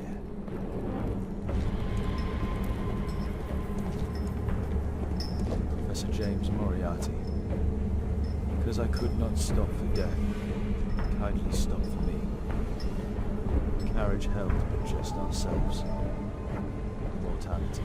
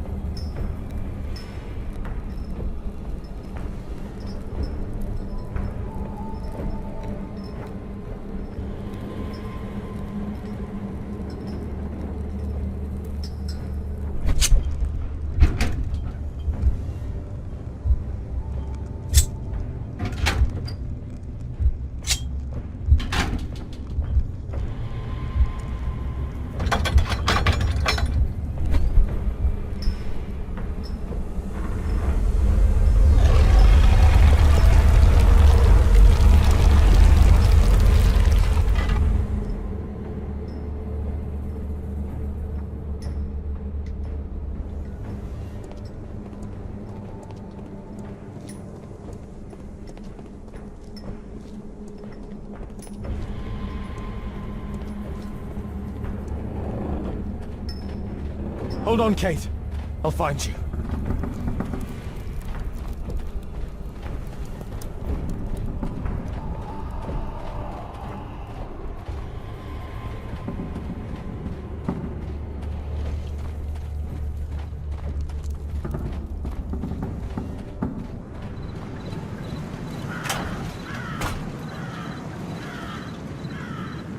Watson! Holmes, she tricked me. Where's she gone? Watson, where? I don't know. She left saying that she had to go and see a lady. A Mrs. Destiny? Madam Destiny, she's a boat. What? Over there, Watson. She's abducted Kate. I can't believe it. She's a lunatic, Watson. She made a room for her dead father, and now Kate is with her.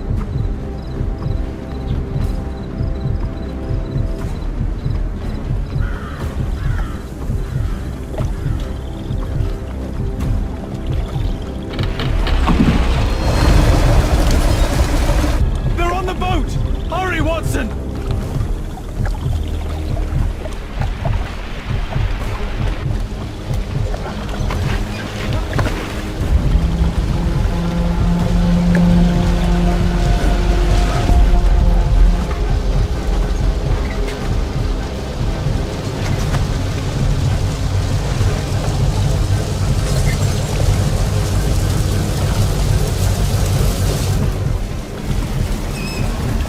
Stay here and hold on to the boat, Watson. Kate! Kate! Where are you?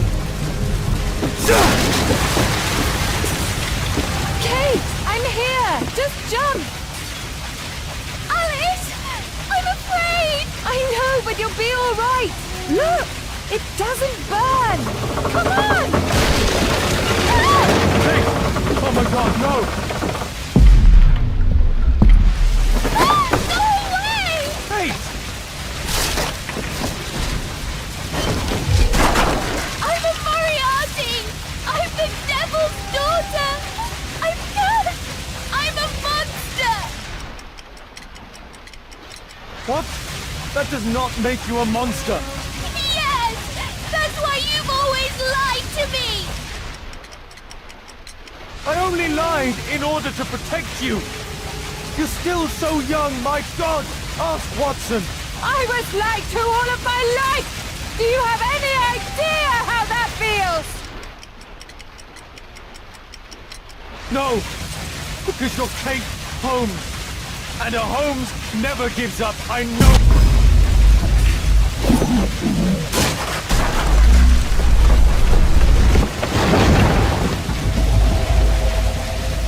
Yes! He knows! Nothing can change fate! Listen! Lord Marsh was already dying from tuberculosis. He only hastened his fate, killing him! I deal with criminals. These things can happen. I raised you differently. You sent me away! And when I'm home, we fight all the time! You're ashamed of me! No! No, living in Baker Street can be dangerous. Remember the bomb! It isn't possible to escape destiny! The Rasco gang didn't. Holmes failed to reveal their murderer. Their death was their destiny, Kate. Kate, don't listen to her! And Holmes will be murdered himself! I have foreseen it!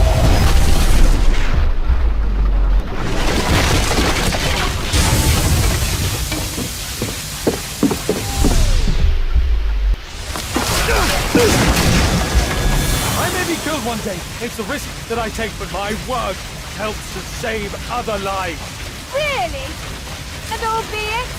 And Percy Fleming? You save lives? No! You enjoy taking lives! You can't save me either!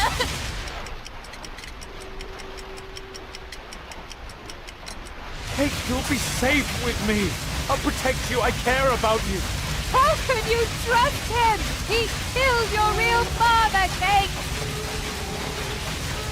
Why? Why did you kill him? It was his life or mine. I had no choice, Kate. See? Everything is determined! Remember the sign! Our meeting! The ceremony! Kate, no! How can this suddenly mean more to you than your childhood? See? It is time! The next life awaits us! Kate, what sane woman would keep her father's mummified remains? She's irrational! I don't care! I don't belong anywhere! You belong with me, Kate. We're family. Daddy! I don't know what I'm doing! Help me!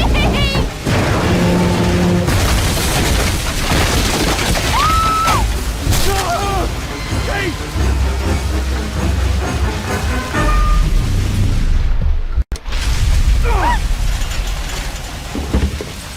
Kate! Oh, God. Are you all right? It really was the devil's daughter. Over here! Hurry, the boat's going down!